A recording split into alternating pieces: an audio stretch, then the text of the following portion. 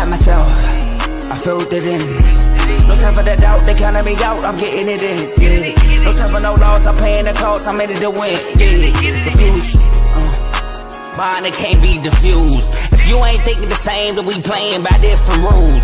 You can't see the vision, we living at different views. Until we complete the mission, keep getting up, never snooze. I walked a mile in my shoes, had the mind of a fool, chasing diamonds and jewels. Trust me, I was confused. Started minding my business and used my mind as a tool.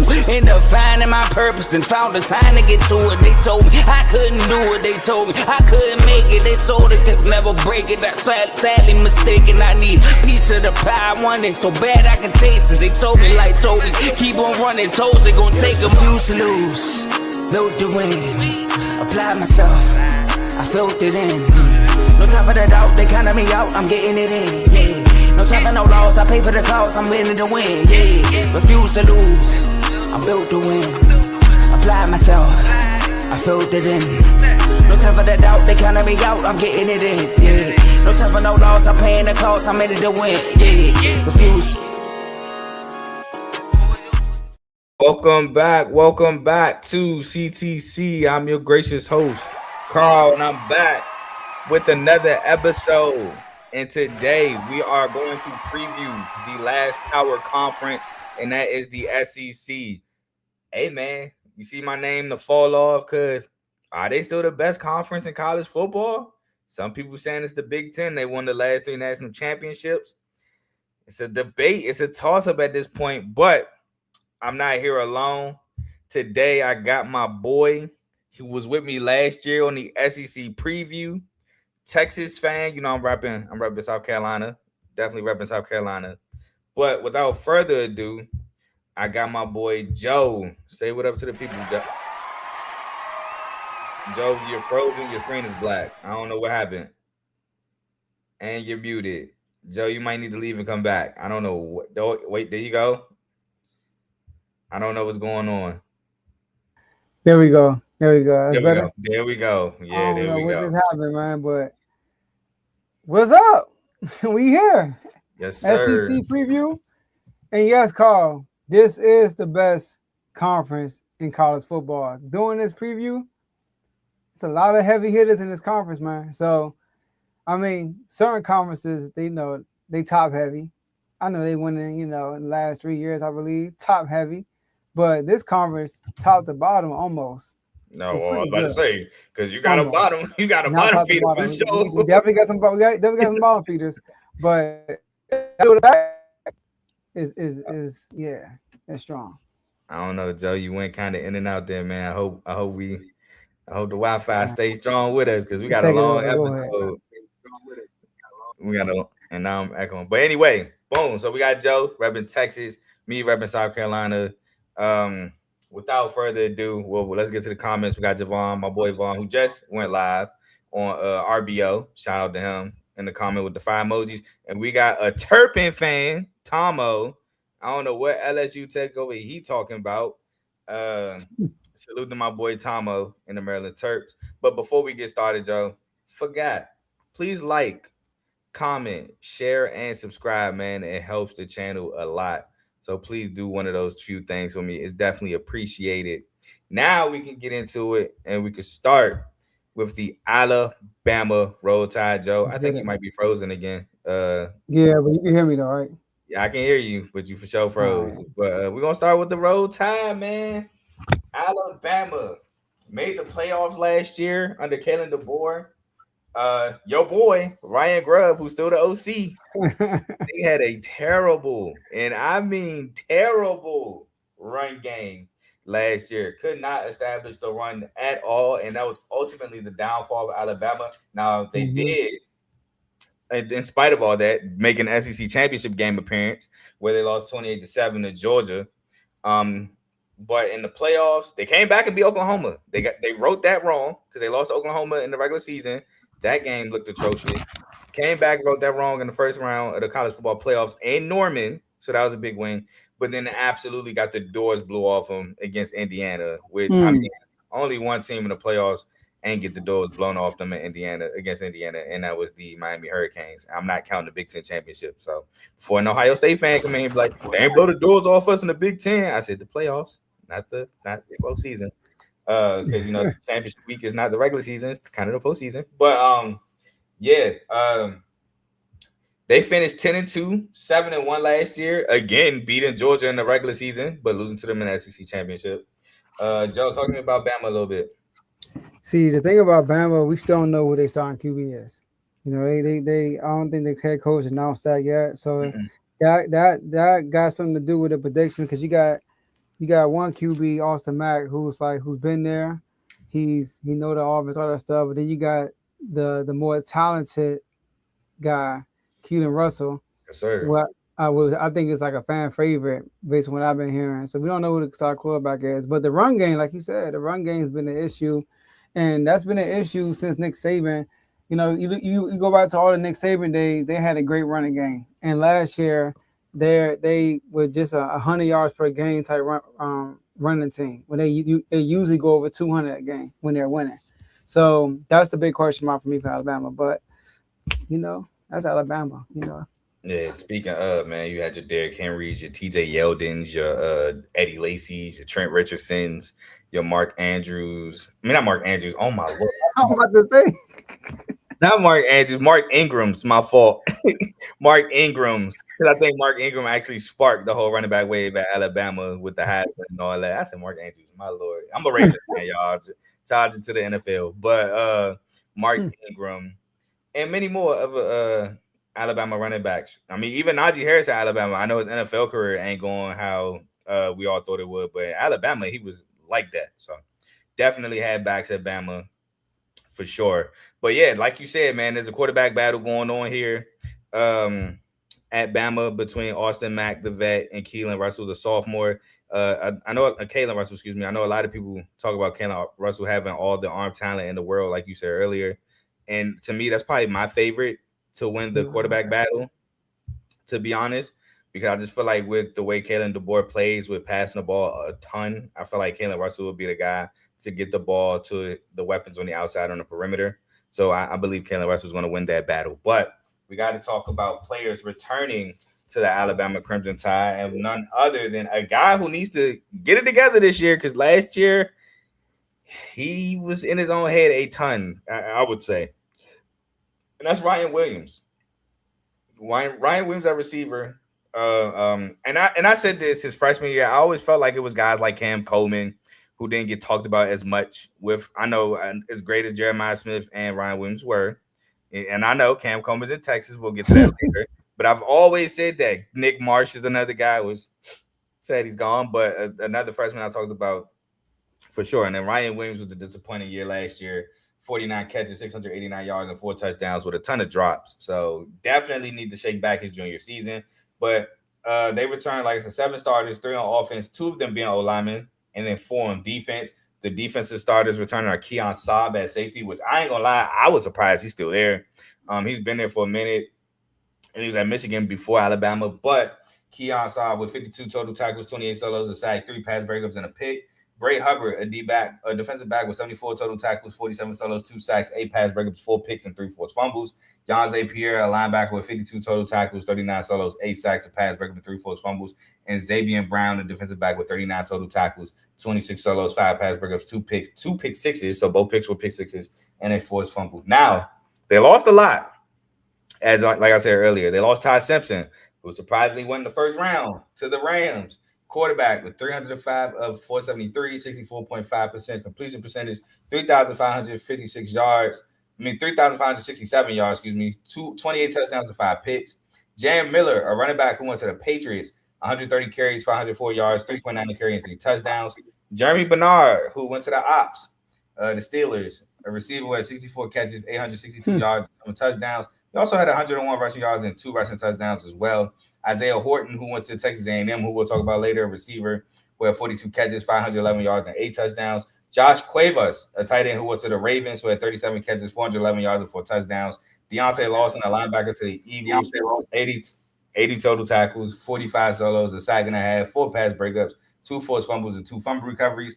Justin Jefferson, a linebacker to the Browns, 79 total tackles, 48 solos, 3 sacks, 5 pass breakups, a pick, and a forced fumble. Nakai Greenhill, a linebacker who went to the Rams, 54 total tackles, 33 solos, 3 pass breakups, 2 forced fumbles, fumble recovery.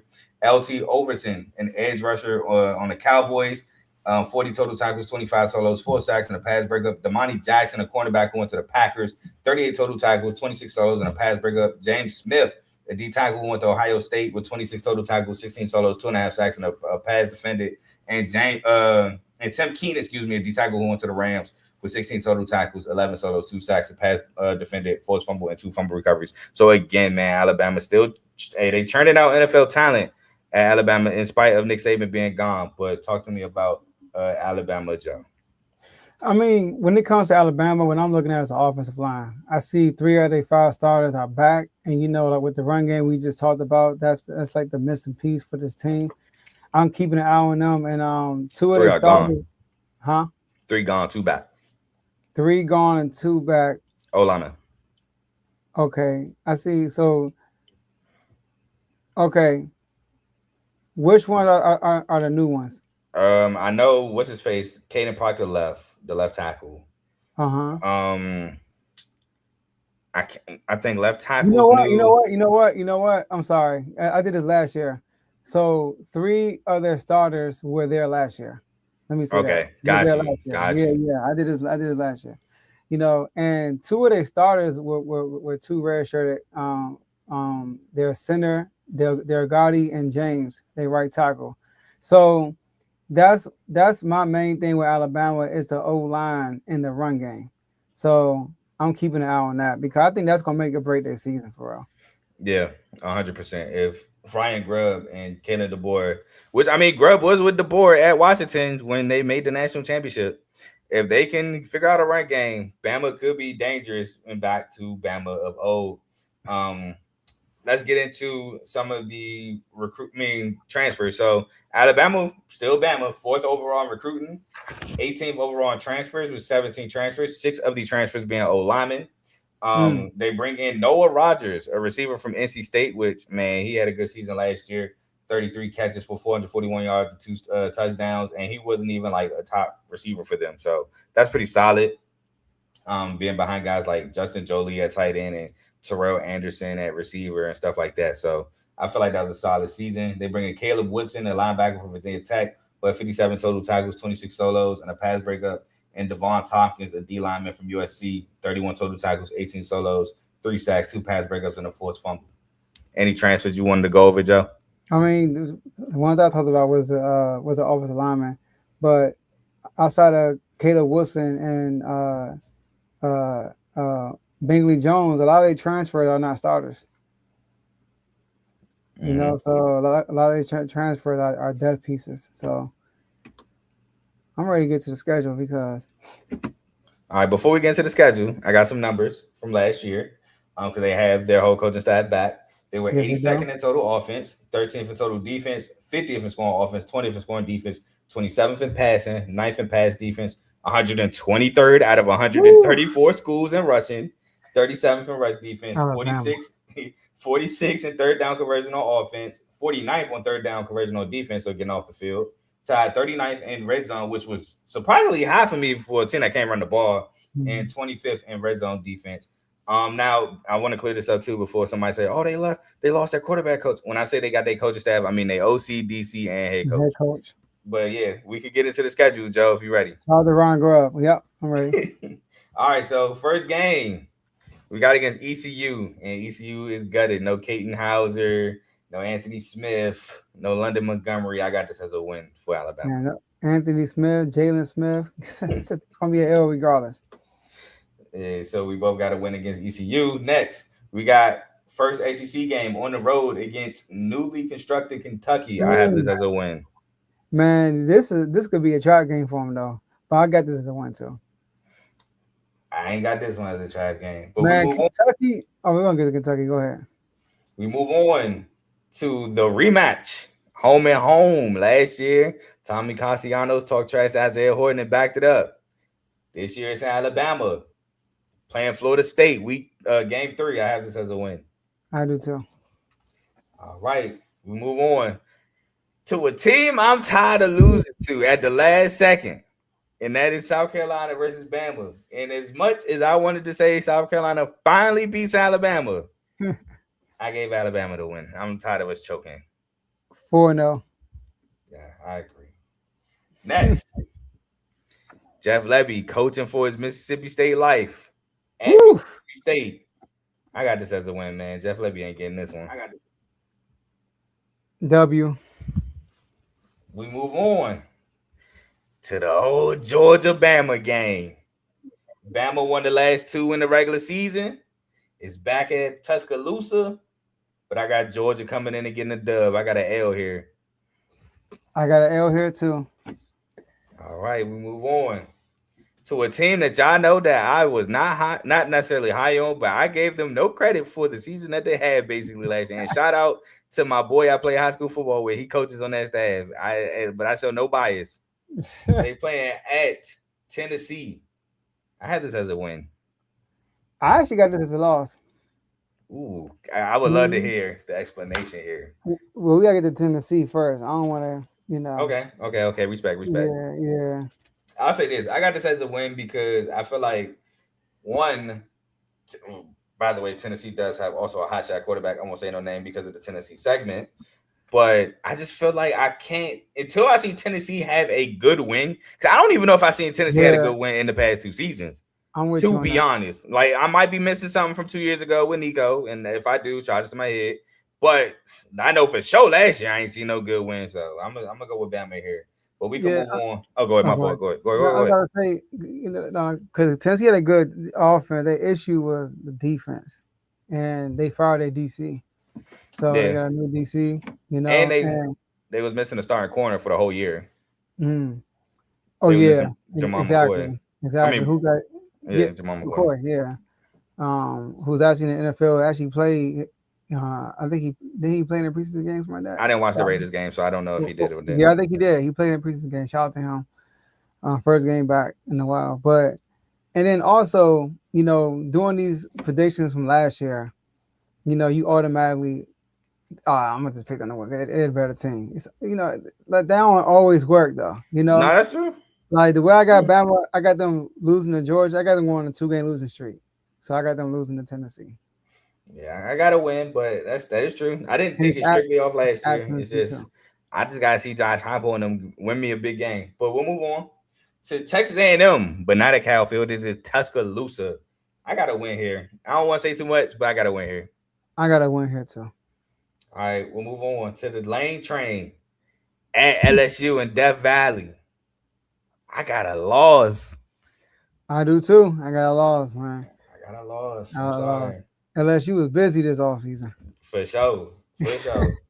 And next, we got back-to-back road games, this time in Nashville against Vanderbilt. Is it Clark Lee? Is it Diego Pavia? I'm going to say this game, it was because of Diego Pavia. I got to win here against Vandy. All right. Well, we ain't going to spend too much time on this next one. Last non-con, Bama about to schedule some BS, and it is Chattanooga. I got to win here. I got to win too. And we move on to the Iron Bowl, which I'm not going to lie, the last couple Iron Bowls have been close. Like Bama, remember Jalen Milroe had to go on 4th and goal, 29 yards out, had to throw up a prayer, and they came down with it to win. Then last year was super close. Bama couldn't really score. Auburn defense was really giving them the business. So that Iron Bowl, no matter how good, how bad each team is, even I go back to when Bryce Young was there and TJ Finley was at Auburn. They went to like double overtime or something like that. That was like a couple years back. That game shouldn't have been that close. But with all that being said, I got Bama taking a dub, even though we'll talk about Auburn in 2 teams. I do like Auburn. But okay. But I like Alabama to win this game. I got Alabama too. All right. So that leaves me with my final record of 10-2, 7-2, taking the over 8.5 win total for the Alabama Crimson Tide.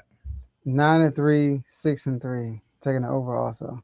Yep, we split. The only difference we have here is the Tennessee game, which if they do it, man. But we can move on.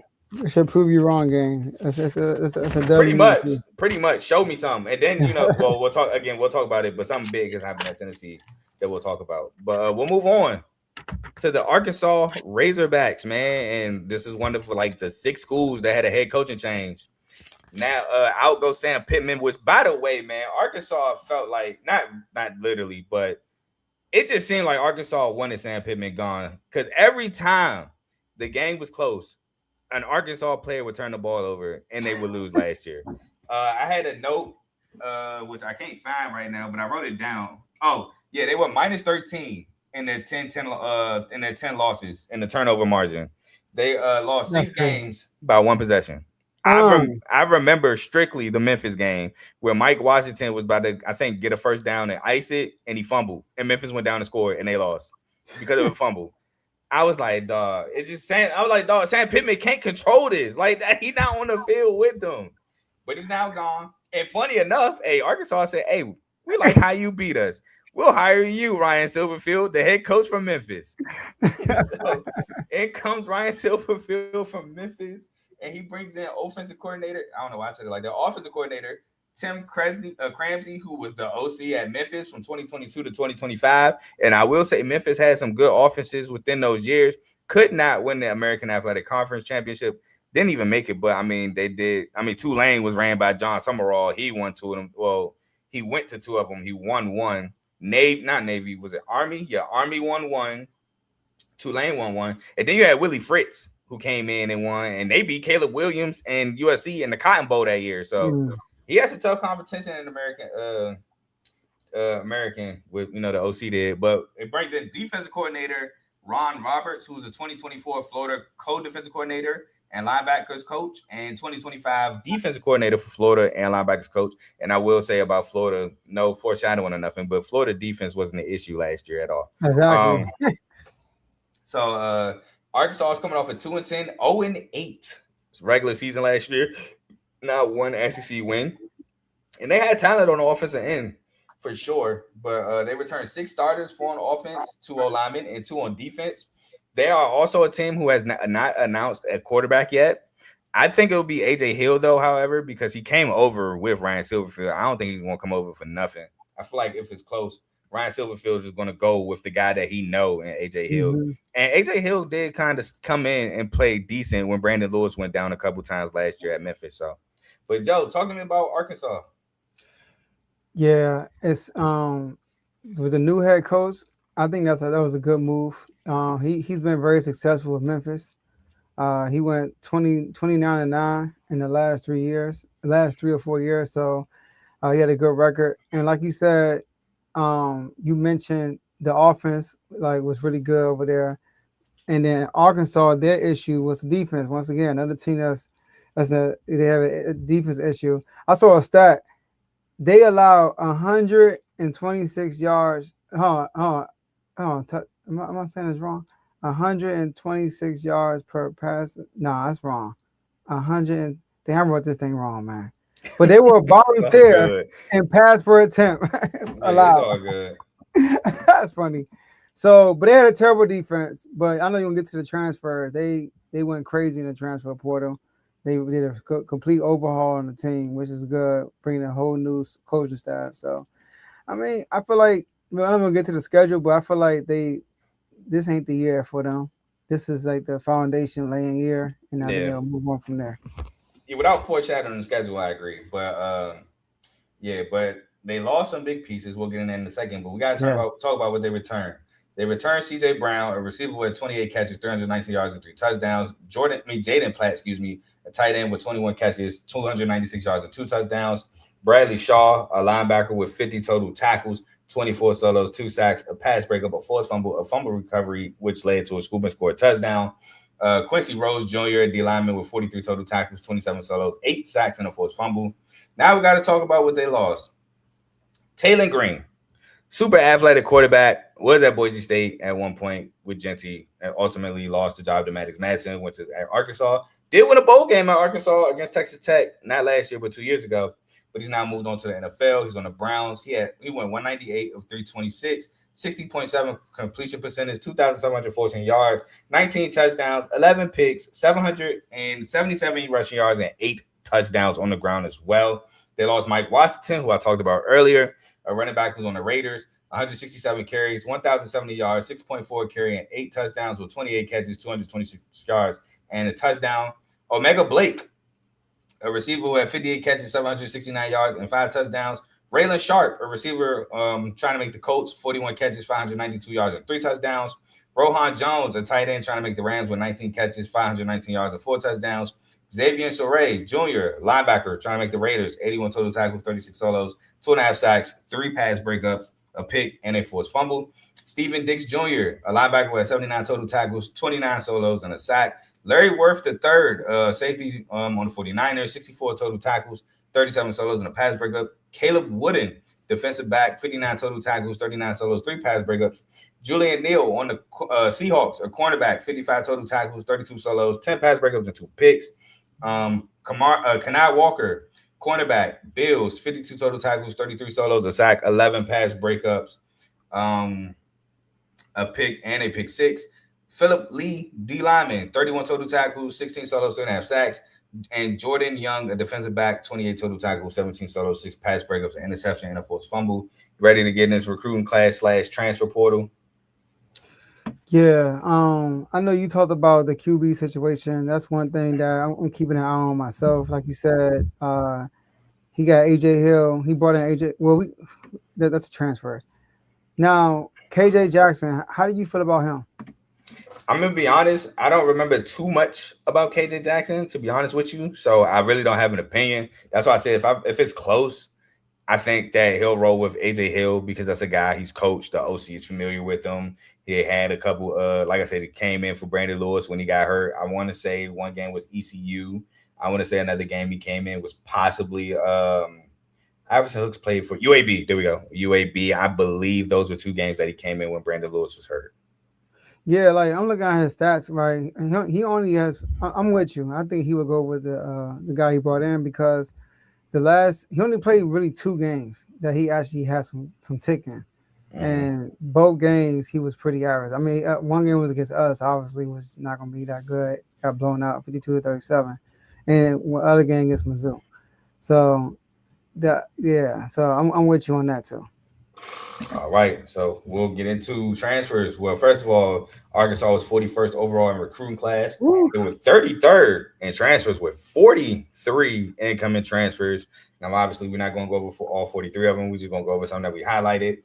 I highlighted Chris Marshall, a receiver. Why did I write from Arkansas? Oh, Lord. I forgot to write. I wrote down the wrong school he came from. But Chris Marshall is a receiver at 30 catches, 574 yards, and 2 touchdowns. I want to say I was about to say I want to say he came from Boise State, to be honest with you. Cool. Sutton Smith, a running back from Memphis.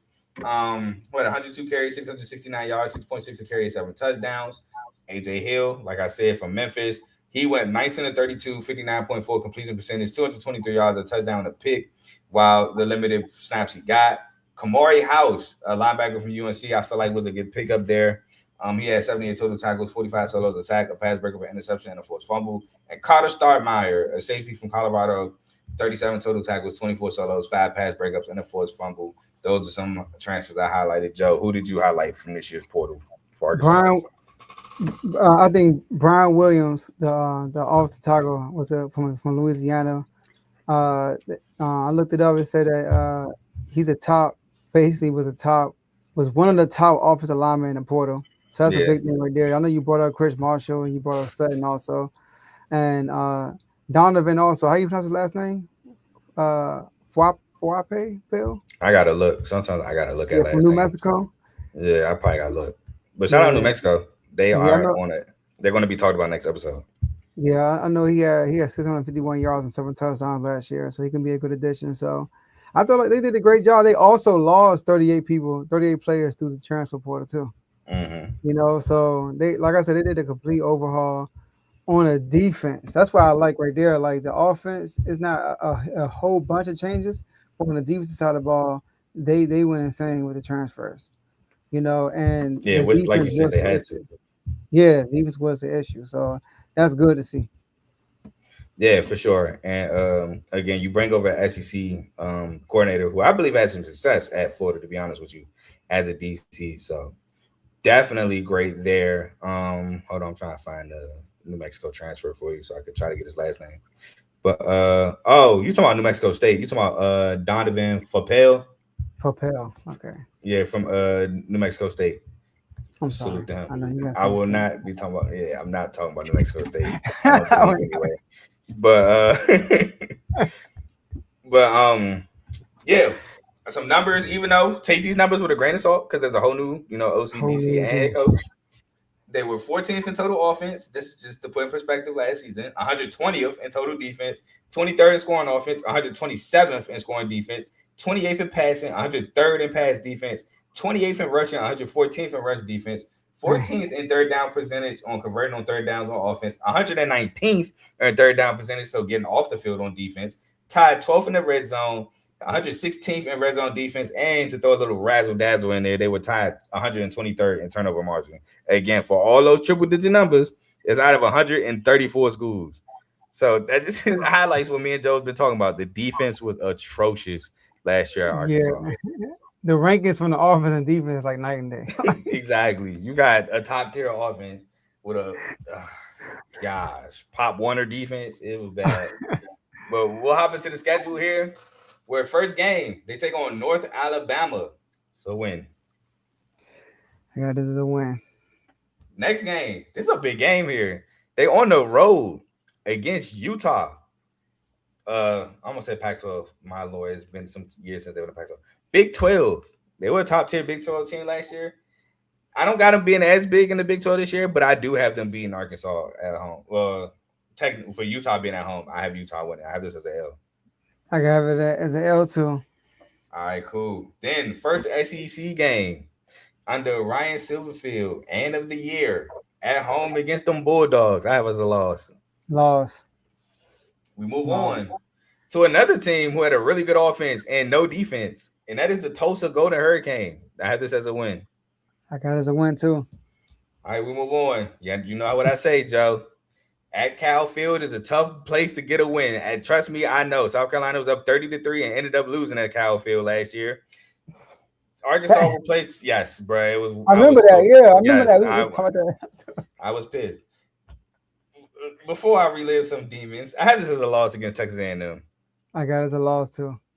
All right, then this is actually a solid game. Arkansas is at home against Tennessee. Unfortunately, back-to-back 2-game losing streaks after the Tulsa. I have this as a loss. Loss. All right. Then they're back on the road against Vanderbilt and Nashville. I have this as a win. I have it as a loss. I'll say this. Again, I don't know if it was Diego Pavia or Clark Lee. And I lean towards it was Diego Pavia at Vanderbilt. I'm with you on that too. I'm with you, but I'm not high on Arkansas this year. I'm not either. But and I'm not, well, Vandy got some situations going on too. I'm not really high on Vandy either. I'm sorry, Vandy. I was higher on you last year than I am this year. That's one spoiler I give you. But we'll move on to another team that I'm not gonna say too much. They back at home against Mizzou, which I believe this is a rivalry game, but I got this as a win. I actually got this as a loss. I don't like Mizzou quarterback. Oh, okay. It's one of the teams you're talking about. I don't like their quarterback. We'll talk about that more in depth when we get there. But yeah, I have this as a win for Arkansas. And then I ain't gonna lie, the rest of the schedule here, I have them losing out the rest of the schedule. I do too. I have them losing at Auburn. I have them losing against South Carolina at home. I have them losing at Texas and then losing in Death Valley in the Battle of the Boot. No, they're at home against LSU. Excuse me.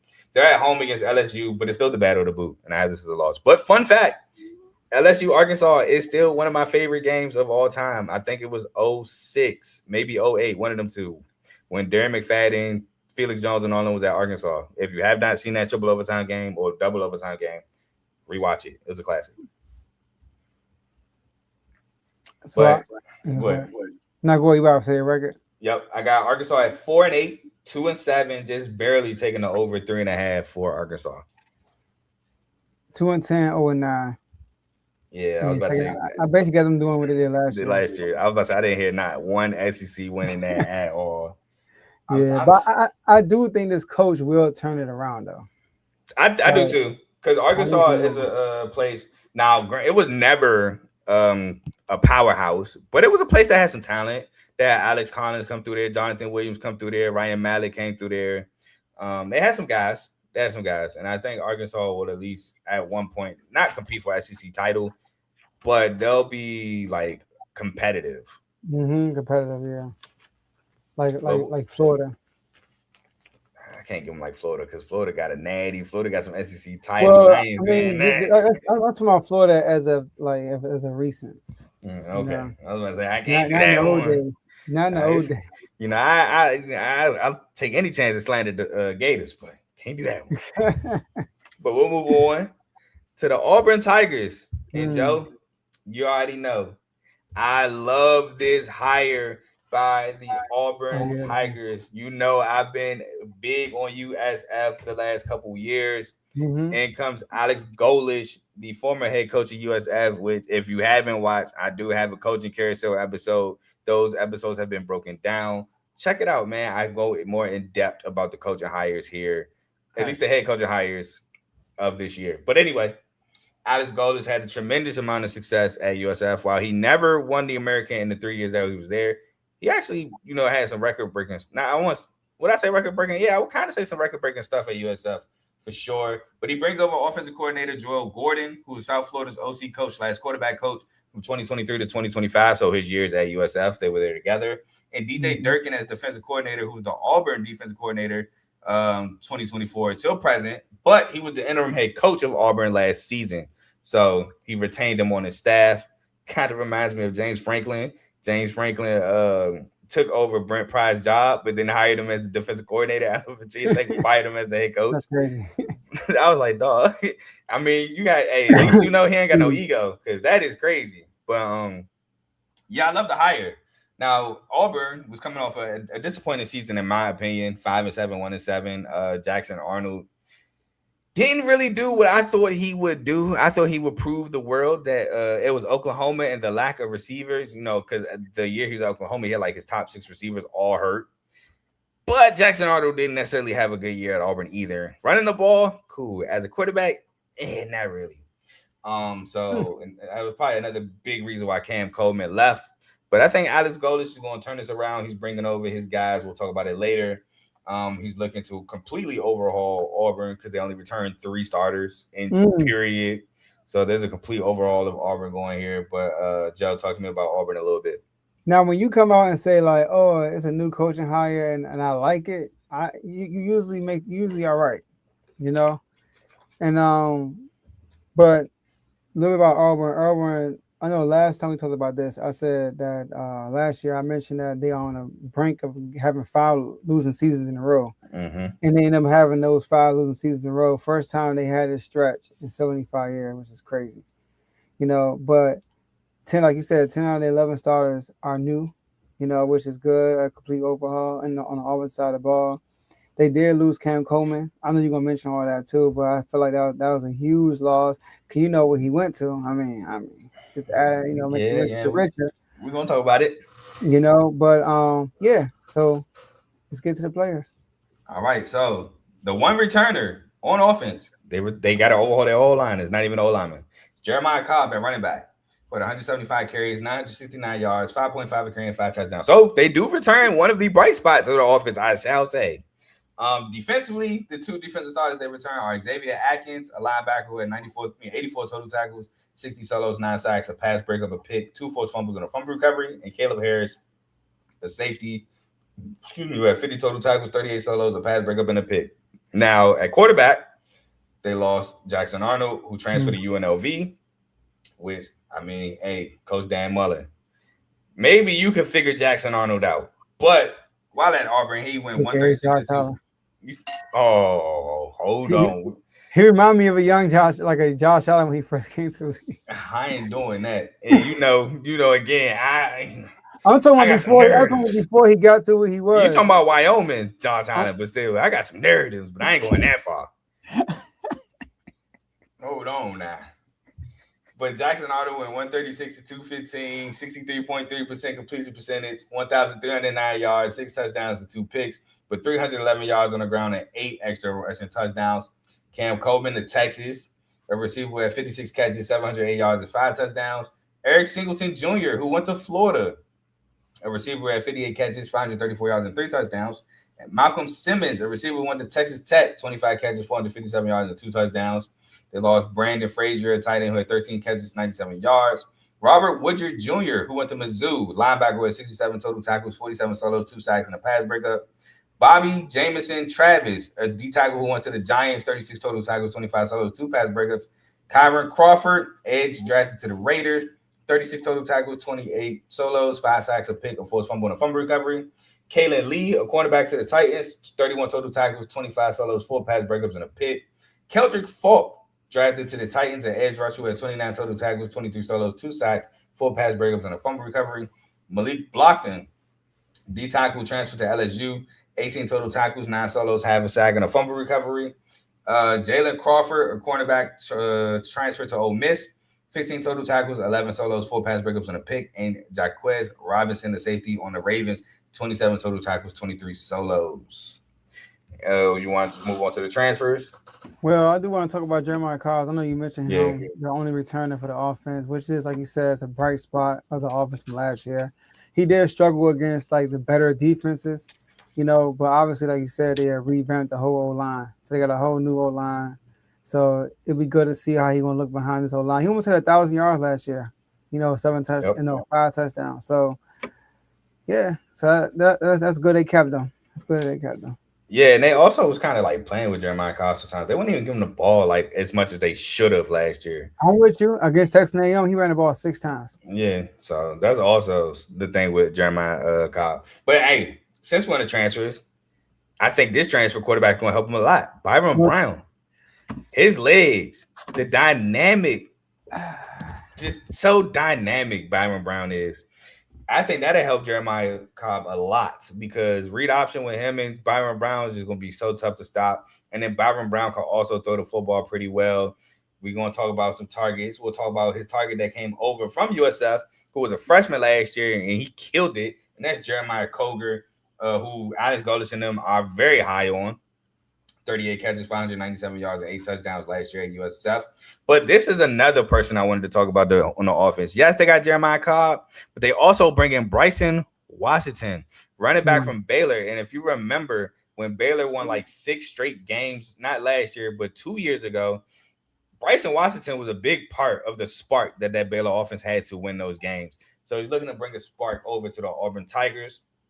Now, last year, he went 154, 788 yards, 5.1 carry, 6 touchdowns. But some defensive transfers I got is Michael Matthews-Canty, a linebacker out of Hampton with 76 total tackles, 37 solos, 2.5 sacks, a pass breakup, and Shamar Arno, a cornerback from Florida State who had 27 total tackles, 19 solos, and a pass breakup. They have the 21st overall recruiting class, 9th in transfers, bringing in 39 transfers. Joe, talk to me about some transfers you highlighted. Yo, like you said, Byron Brown accounted for 42 touchdowns last year. So and then he followed his coach. So he's a familiar situation. And once again, the offensive line, the whole offense. They got new receivers, new everything, but Byron Brown, like you said, with the running back, I think he'll be good with him with the read option, like you said, being a dual threat quarterback. So it's gonna be exciting to see with this new regime. Yeah, and another thing about Byron Brown running the football is he's tough to bring down. He will try to run you over. Like, he's not a super finesse guy. Like, yeah, he can move. He can try to juke you, but he ain't afraid to run through you either. And another thing about Byron Brown, he also had 1,000 yards on the ground while throwing for 3,000 yards in the air. Yeah, 3,100 passing yards.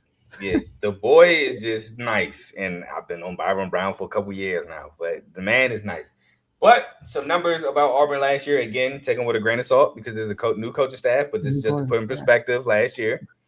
77 total offense, 29th in total defense, 73rd in scoring offense, 34th in scoring defense, tied 97th in passing, 89th in pass defense, 43rd in rushing, 4th in rush defense, 75th in third down conversion on offense, tied 36th on third down conversions on defense, so getting off the field, tied 43rd in red zone offense, tied 103rd in red zone defense, but they were also tied 31st in team sacks. But without further ado, let's get into the schedule and Auburn's new head coach, Alex Golesh, will start the year playing Bryson Washington's former team in a rematch, which they did win last year against the Baylor Bears. But this year it is at I think Atlanta is now the Mercedes. Atlanta's Mercedes, right? Yeah, because it used to be the Saints. Yeah, Atlanta. Yep, the Mercedes-Benz Dome is in Atlanta. I have this as a W against the Baylor Bears. I do too. All right. We go from the Baylor Bears to another team with a new head coach in the Southern Miss, Golden Eagles. But I got this as a W. W. All right. We move on to the first game in the SEC where they take on the Florida Gators. But they are at, is it Jordan Hare? I think Auburn is Jordan Hare. I'll look it up in a minute, but I think it's Jordan Hare. Yeah, I got this as a win. I got it as a loss. Okay. We'll move on to Vanderbilt at home. In Joe's case, looking to bounce back. For me, I got it at 4-0. I think they beat Vanderbilt. I got them beating Vanderbilt. It is Jordan Hare, by the way. All right. We move on to the fifth game of the year. This game is in Tennessee. I do have this as a loss. Oh, okay. You surprised me with that. I got it as a loss, too. Got it as a loss. Dang, you got them. Oh, man, go ahead. From the Tennessee loss, which I hope they win. Prove me wrong. They go on the road to Athens, Georgia, where they take on the Bulldogs. I do have this as a loss. I got it as a loss, too. They got a tough stretch. I was about to say, this is about to start a little streak here. Because they go back home. But this against the LSU Tigers in the Lane Train, man. This is another L for me. Another L. Then they go back on the road. But now they got to go to Ole Miss and Pete Golden and the boys. And yes, he's technically a new head coach. But this ain't his first time rodeo. I got this as another L. L. Yep. So this is a 4-game losing streak for me. For Joe. Oh, no. For Joe, not a 5-game losing streak. No. I got 5 of their last 6. Yeah, they lost 5 of their last 6. For Joe, but for me, it's a 4-game losing streak. But now they back home against Arkansas, and as I previously stated, I got them beating Arkansas at home. W. And then they move on. The stress get a little lighter because now they on the road taking on Mississippi State. And I'm sorry, Jeff Lebby, I got some things to say in your segment. I got this as a win. I actually got this as an L. Slip-up game, yep. I don't know how you slip up after 4 straight L's, but and Mississippi State too. It is in Mississippi State. But I got this as a win, man. We'll move on to Samford. Senior night. Thank God this is senior night. Because I got this as a win on senior night. W. And now you go to Bama in Tuscaloosa. In the Iron Bowl. And I know, like I said in the Bama segment, the Iron Bowl do be close. But I got this as an L. Yeah, L. So my final record, which, by the way, I will say this. I had the Tennessee game as a win at first. But I got to the Tennessee section. I switched it to a loss. So I originally had Auburn 8-4, 5-4. But with the switch, I got them finishing 7-5, 4-5. Taking the over. Still taking the over 6.5. Dang. I got them going 5-7, 2-7. Yeah, the swing games for us is not Tennessee, because you got them Florida. Well, they could definitely lose to Florida. I can see that happening. The Mississippi State. Yeah, the Mississippi State one. They do that. Boy, definitely be going to hear some words from not only the alumni, but the AD might have to talk about they lose to Mississippi State. I know alumni going to be going crazy. They lose to Mississippi State. Joe, you trying to put some bad juju on my boy. But we can move on. Let's get it. To the Florida Gators. Another team. 3 straight teams with a new head coach. As much as I despise the Florida Gators, I love this hire. John Summerall coming off of an AAC championship year where they beat North Texas. Their coach also got hired in the Big 12. Go check that out. But, man, John Summerall at Troy, back-to-back Sun Belt championships. Went to Tulane, got him an AAC championship. Can he possibly win an SEC championship at Florida? Who knows? But the track record shows that where he goes, he gets him a conference championship. And then so he brings over offensive coordinator Buster Faulkner, who is Georgia Tech's offensive coordinator from 2023 to 2025. So the 3 years that Haynes King was there, which is important because his quarterback will be because of that. The defensive coordinator is Brad White, who is defensive coordinator and outside linebackers coach at Kentucky from 2018 to 2025. So, hey man, way to transfer up because boy, I know it was sad in Kentucky for some years. You had some good years though, definitely. And I will say the defense at Kentucky was kind of always solid to me. You know, they just got a tight back quarterback, Will Levis, Devin Leary. I'm just not gonna say nothing else. Oh my god, I can keep going. Cutter Bowley. Oh gosh, Kentucky quarterbacks. But anyway. Florida is coming, but I will say this though: Florida is coming off a head coach who had tons of success in the Sun Belt and Billy Napier, who I was also high on, but unfortunately did not do well. He had one good year with Graham Mertz, not last year, but 2 years ago, and it wasn't even like great. It was like mid. I think it was like 7-5 or 8-4, and they beat the mess out of Tulane in the Gasparilla Bowl because Darian Mensah immediately left Tulane for Duke, which worked out for him because he won himself an ACC championship at Duke. In Tulane won the AAC championship with Jake Reslav. But Florida, man, coming off a 4-8 2-6 season, horrible. Again, fired Billy Napier. They still returned 9 starters though, 4 on offense, 2 of them being O-linemen, and 5 on defense. Now they lost DJ. DJ went to Baylor, which was a big loss because he was their big get under Billy Napier, the big 5-star quarterback that was looking to change things at Florida, but unfortunately did not. But Joe, talk to me about Florida.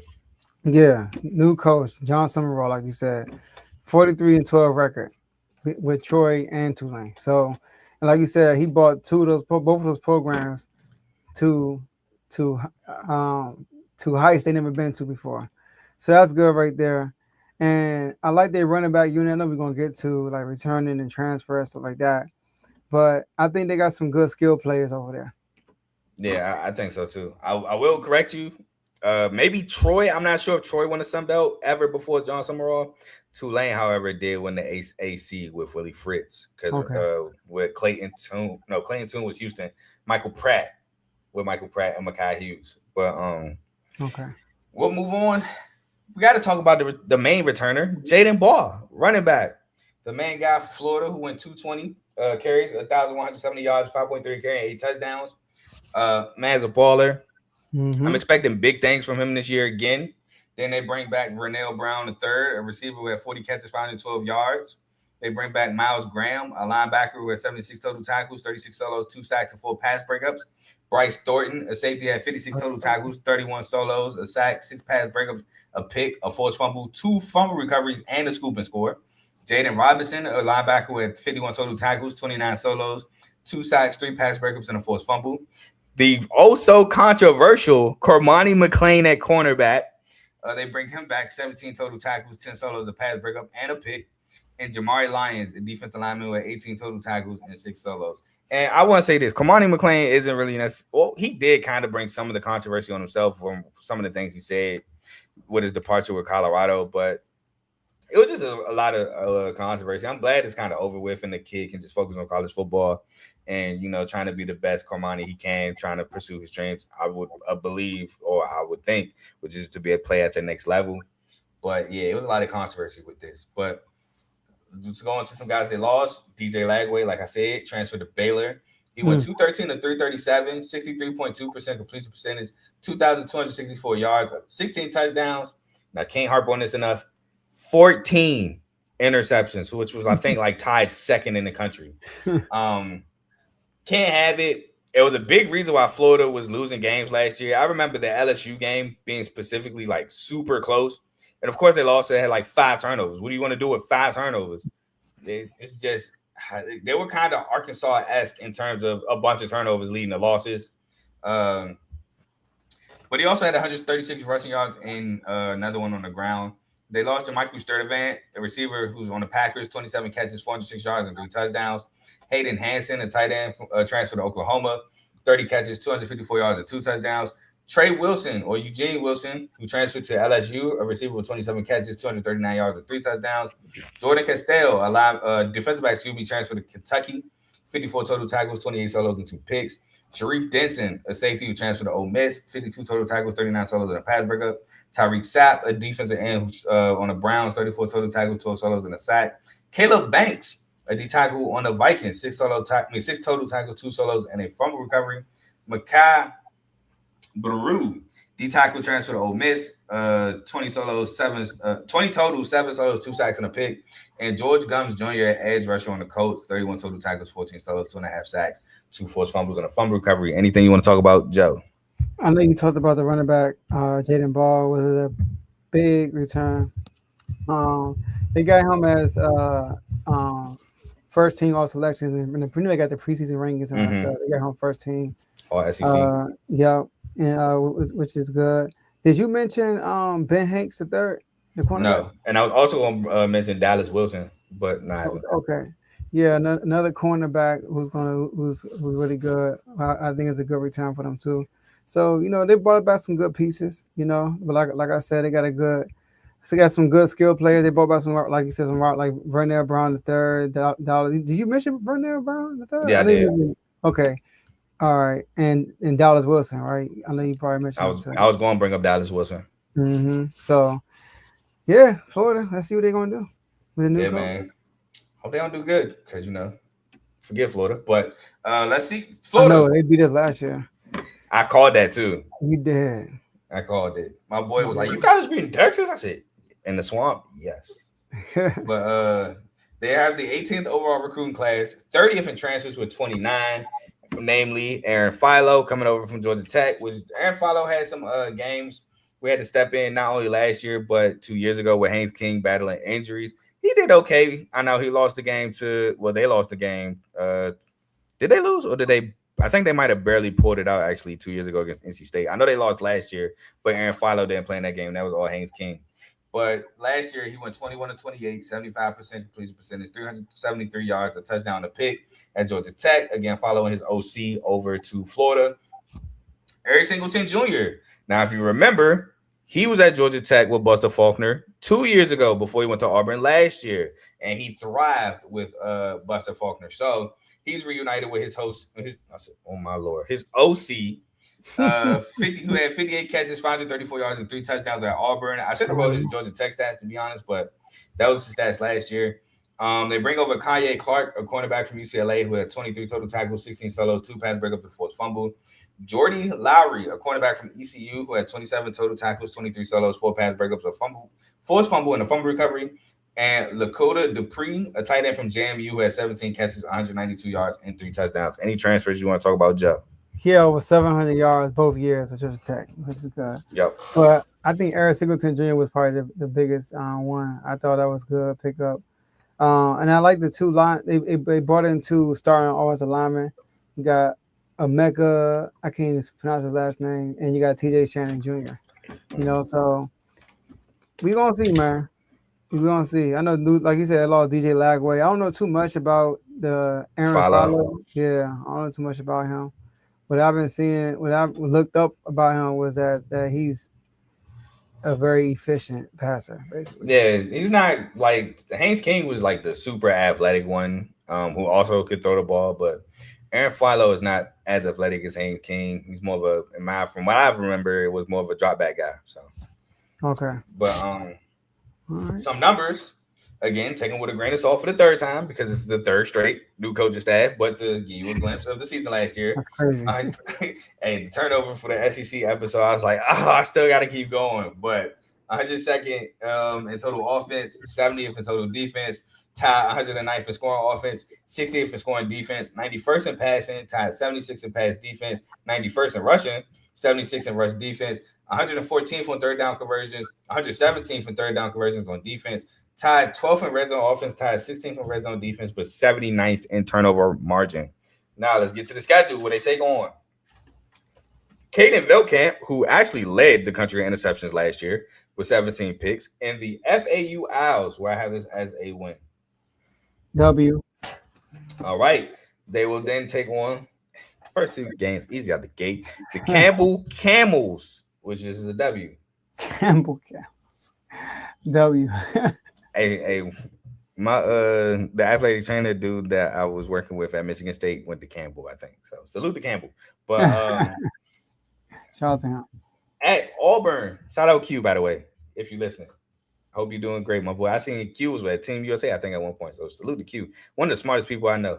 Okay. At Auburn, as mentioned, I have this as an L. Ooh, I got this. Oh yeah, you're right. I got this a W, as mentioned. Yep. Then they go from Auburn to back at the Swamp against Ole Miss. And I got this as an L. I know it's the Swamp, but I got it as an L. I actually got this a W. The Swamp is tricky, but I got it as an L. I got Trinidad and them struggling early in the season against them. So yeah. I don't know. Trinidad and them boys got some Pete Golden, Trinidad, Kewan Lacey, got some chemistry there. But yeah, I got it as an L. But we move on to at Mizzou, where I think Florida gets back on track with a win. I got an L. We want to talk about Mizzou. Because you kind of gave me the spoil, and I don't want to spoil you. I got it as a W against Mizzou. All right, after Mizzou, they back at the Swamp. And I ain't gonna lie to y'all, probably air with fandom on this one. Because I can't give us 3 straight losses to Florida. We ain't played Florida in 2 years. And the last 2 times we played Florida, we lost. One of them with Ricky Pearsall and Graham Mertz. They came back down double digits and beat us. I was sick at South Carolina. Got it as a loss. You probably got it as a win, and I definitely respect it and understand it. But I'm telling y'all now, this is probably a fandom pick. I got an L. I got a W. All right. Hey, look, I already knew it. I just couldn't have 3 straight. I can't do it. Then they go from the Swamp to Austin, Texas. Got an L. I think Texas gets their revenge. Exactly. It's get back right here. L. All right. And then they go from Texas to the world's largest bar party. Or I think it's the world's largest bar party. But this year it's not in Jacksonville. It's in Atlanta. They take on the Georgia Bulldogs. And if you remember last year, that game came down to Georgia having to convert a big third down. This game is always close for whatever reason. I said it last year. For whatever reason, it's always close. I do have this as an L, but I think it's another good game. I got it as an L too. All right. As I look up the name of the Georgia-Florida rivalry, I know it's the world's largest something, but I want to say it's the bar party. But they take on Oklahoma back at the Swamp. I got them beating Oklahoma. I got them losing. Yeah, I think the Swamp get tricky game for me is the Oklahoma game. So we'll move on from the Swamp to on the road to Kentucky. Well, I got this as a win. I got this as an L. We'll have to talk about this Kentucky game too, man. It's the world's largest outdoor cocktail party. That's what it's called. Oh, I like that. Yeah, that's what it's called. World's largest outdoor cocktail party. Yeah, I knew it was the world's largest something. I couldn't remember it. But we take after Kentucky, we back at the Swamp where they play Vanderbilt. I had this as a win. W. And then the last game of the year, a rivalry game against Florida State on the road. W. I got them winning 4 straight to finish the season. So I got Florida finishing 7-5, 4-5. Still taking the under 7.5 win total from the Gators. We got the same record. Yeah, the South Carolina game and the Mizzou game is where we switch, I think. Yeah, 7-5, 4-5. Oh, no, there's another game too, though. Oh, Ole Miss, Oklahoma, because you got them beating Ole Miss. Yeah. And you got them losing to Oklahoma. I got them beating Oklahoma and losing to Ole Miss. So, yeah, it's a 4-game difference. But it all worked out to 7-5. The first time we agreed on the record. Yep. We got the under for sure. But we'll move on. Yes, sir. To a team who didn't have coaching turnover. To a team who actually who's the reigning SEC champs. Crazy. And that is the Georgia Bulldogs. They're the 2-time reigning SEC champs. Who's going to knock them off the throne? I think they won the last 4. I'm about to say, I can't. Yeah, Bama won 1. Bama won the one where Florida State won undefeated and didn't make the the playoff. That was Bama because then Georgia would say, "Oh, we ain't good," blah, blah, whatever. Should have won the SEC. But anyway, the Bulldogs, man, Kirby Smart has been dominating the SEC.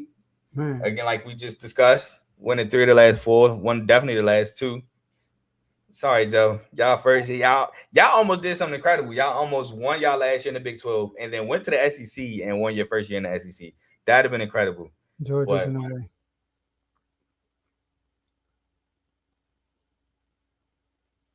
Oh. My headset. I tapped the cord by accident. You called out.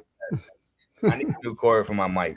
But Georgia's coming off an 11-1, 7-1 season again. What more can you say about last year? The only blemish was the Bama game, which, let's be honest, Bama, if it wasn't for that big start in the first half, they'd have lost that game because Georgia came roaring back in the second half. They went for it on 4th down and didn't get it late in the game, and it kind of cost them late in the end.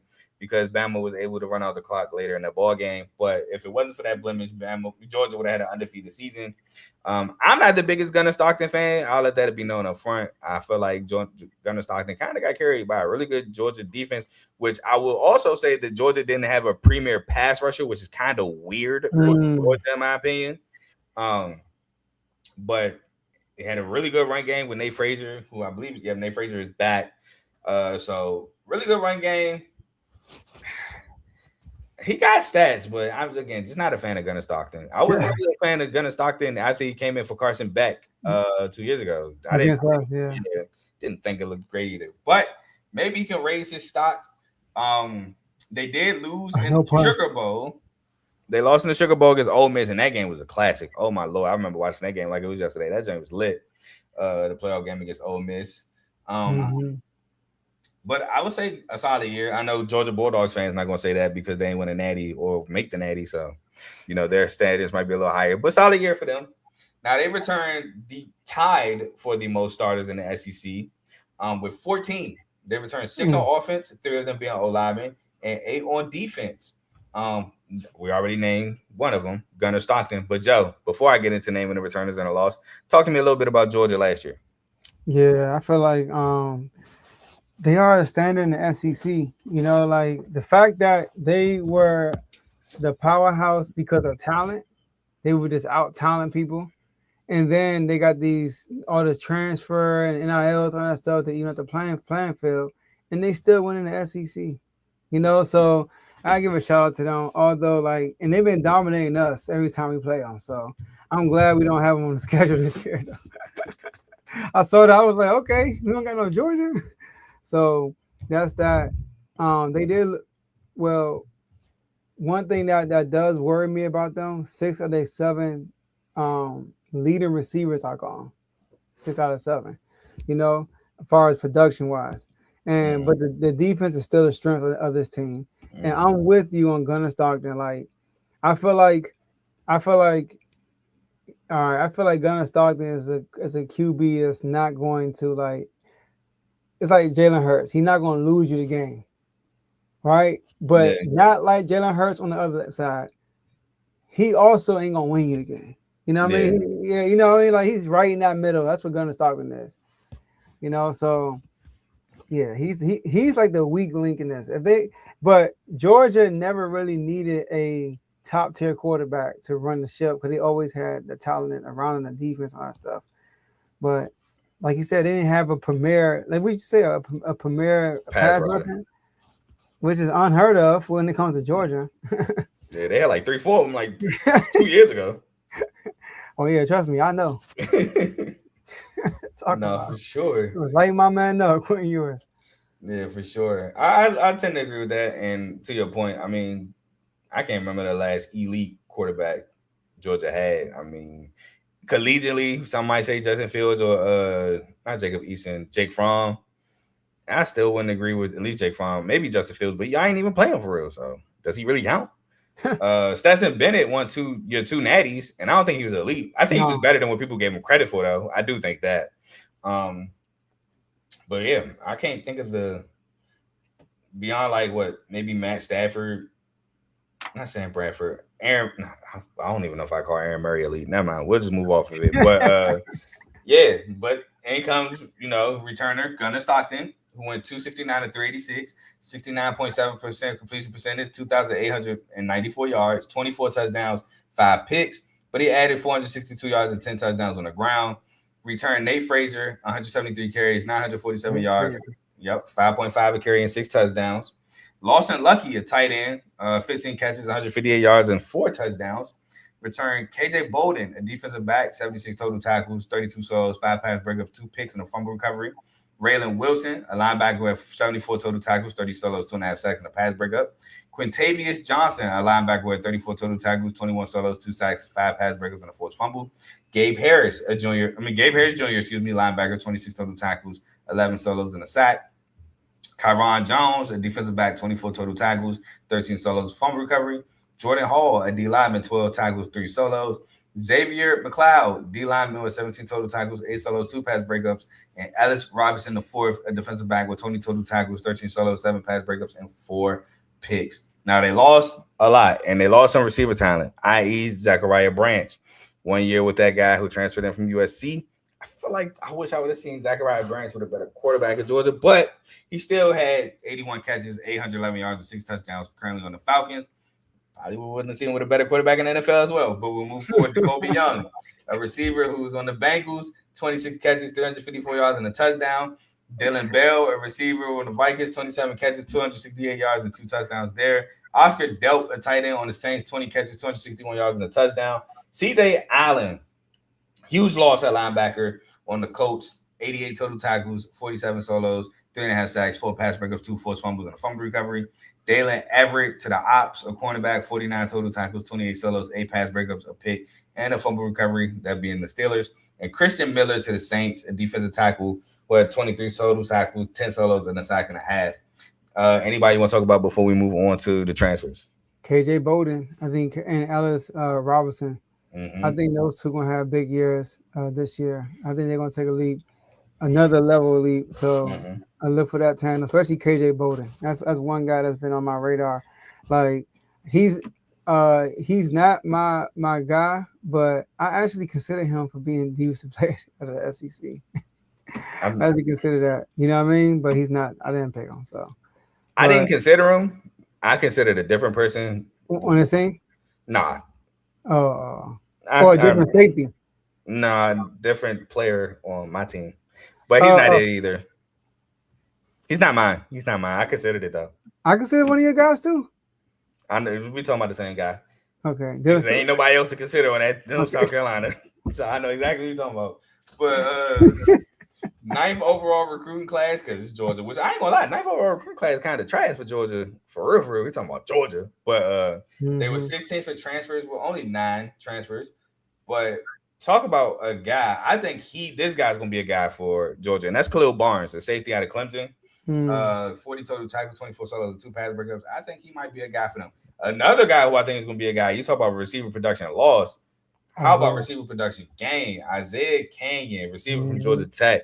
They were big about him at Georgia Tech. His OC left, so he dipped. Now, he didn't follow his OC to Florida, but instead he went to the ops and went to Georgia. I'm tired of losing to Georgia in these close games. I want to win against Georgia in this Georgia Tech rivalry. And he goes to Georgia, where he had 33 catches, 480 yards, and 4 touchdowns.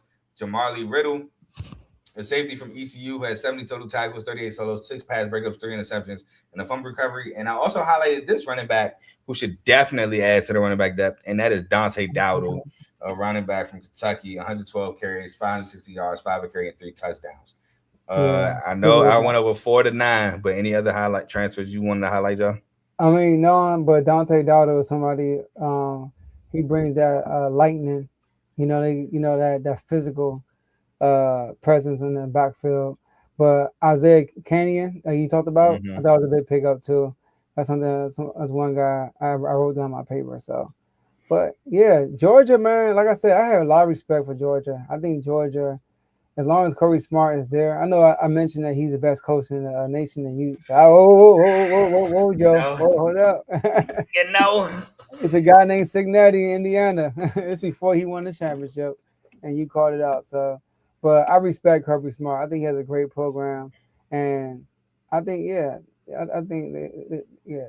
they probably repeat what they did last year, maybe. Yeah, no, I agree. I respect Kirby Smart too. Kirby Smart is in my top 3 head coaches in the country for sure. I think my top 3, if I remember what I said correctly, is Cignetti, Kirby Smart, and Jeff Braun. But some numbers about Georgia last year: they were 50th in total offense, 14th in total defense, 28th in scoring offense, 10th in scoring defense, 76th in passing, 60th in pass defense, 35th in rushing, 4th in rush defense, 32nd in third down conversions on offense, 32nd on third down conversions on defense, 16th in red zone offense, and tied 14th in red zone defense. But without further ado, Joe, you ready for the schedule? I am. And I'm going to keep it short and sweet. I got Georgia winning every game except for at Ole Miss. Oh. I think Ole Miss get them again. Okay. I got Georgia going 12-0. I think Ole Miss get them again, man. Because Ole Miss could have got them last year in the regular season. They scored on their first 5 possessions, all touchdowns. The only thing was they couldn't stop Georgia from scoring. Georgia didn't punt the entirety of the game. And then we saw when, in the playoffs, they got Georgia to punt. They got some stops. They got some big plays. Trinidad back. I think Ole Miss gets them. But I got them 11-1, 8-1, taking the over 10.5. 12-0, 9-0. And that's one thing we didn't mention also. It's the first time it's 9 games in the SEC. But that is true. That is true. Yeah. That is true. I did not mention it. Which, if you didn't, we didn't mention it, but you probably caught along with our conference records. Mm-hmm. But I will tell y'all, everybody who Georgia played, since we did not do that, they played at home against Tennessee State, at home at Western Kentucky, on the road against Arkansas, at home against Oklahoma, at home against Vanderbilt, on the road against Bama, at home against Auburn, at home against Florida, on the road against Ole Miss, my only loss, at home against Mizzou, on the road against South Carolina, which please, I mean, we did all right the first half last time we played Georgia at home, and at home against Georgia Tech, which those games have been classics the last 2 games. This is actually like a good schedule for them.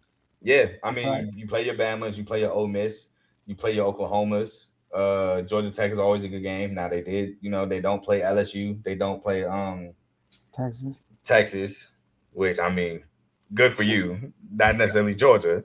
I mean, this year different. We would hope, but we can move forward to the Kentucky Wildcats, which I was this is one of the teams I'm interested to talk about now, Joe. You piqued my interest with Kentucky. Oh, for real? Yes. And we went from one team out of 3 of the last 4 have been coaching turnovers. We had the one team that don't. Now we're back to another team that had a coaching turnover. Will Stein enters as the new head coach. And you know what's crazy? This happens after I told Joe, Mark Stoops, he's at Kentucky. They don't necessarily, I'm not going to say they don't care about winning, but they're not a stickler like the other schools. And he got it kind of sweet at Kentucky. Then he lost his job. I was like, dang, I did all that. And now Mark Stoops lost his job. But in steps Will Stein, which, he's excited. He's I've seen him chirping a little bit about his how he thinks Kentucky's going to be, which, salute to you. Had all the confidence in the world. I'm not mad at the guy for that. But I believe Will Stein was the DC of Oregon. No. Tosh, I'm about to say Tosh LaPoy was the DC. He went to Cal. Will Stein was the OC. He went to Kentucky. I had him confused. But I mean, you seen them Oregon offenses. You seen Bo Nix at Oregon. You seen Dylan Gabriel at Oregon. Excuse me. You seen Dante Moore. I may or may not have a reel coming out about Dante Moore. But anyway, see Dante Moore at Oregon. But Joe Sloan is his OC. He brings him over from LSU, where he was the 2024-2025 offensive coordinator and quarterbacks coach.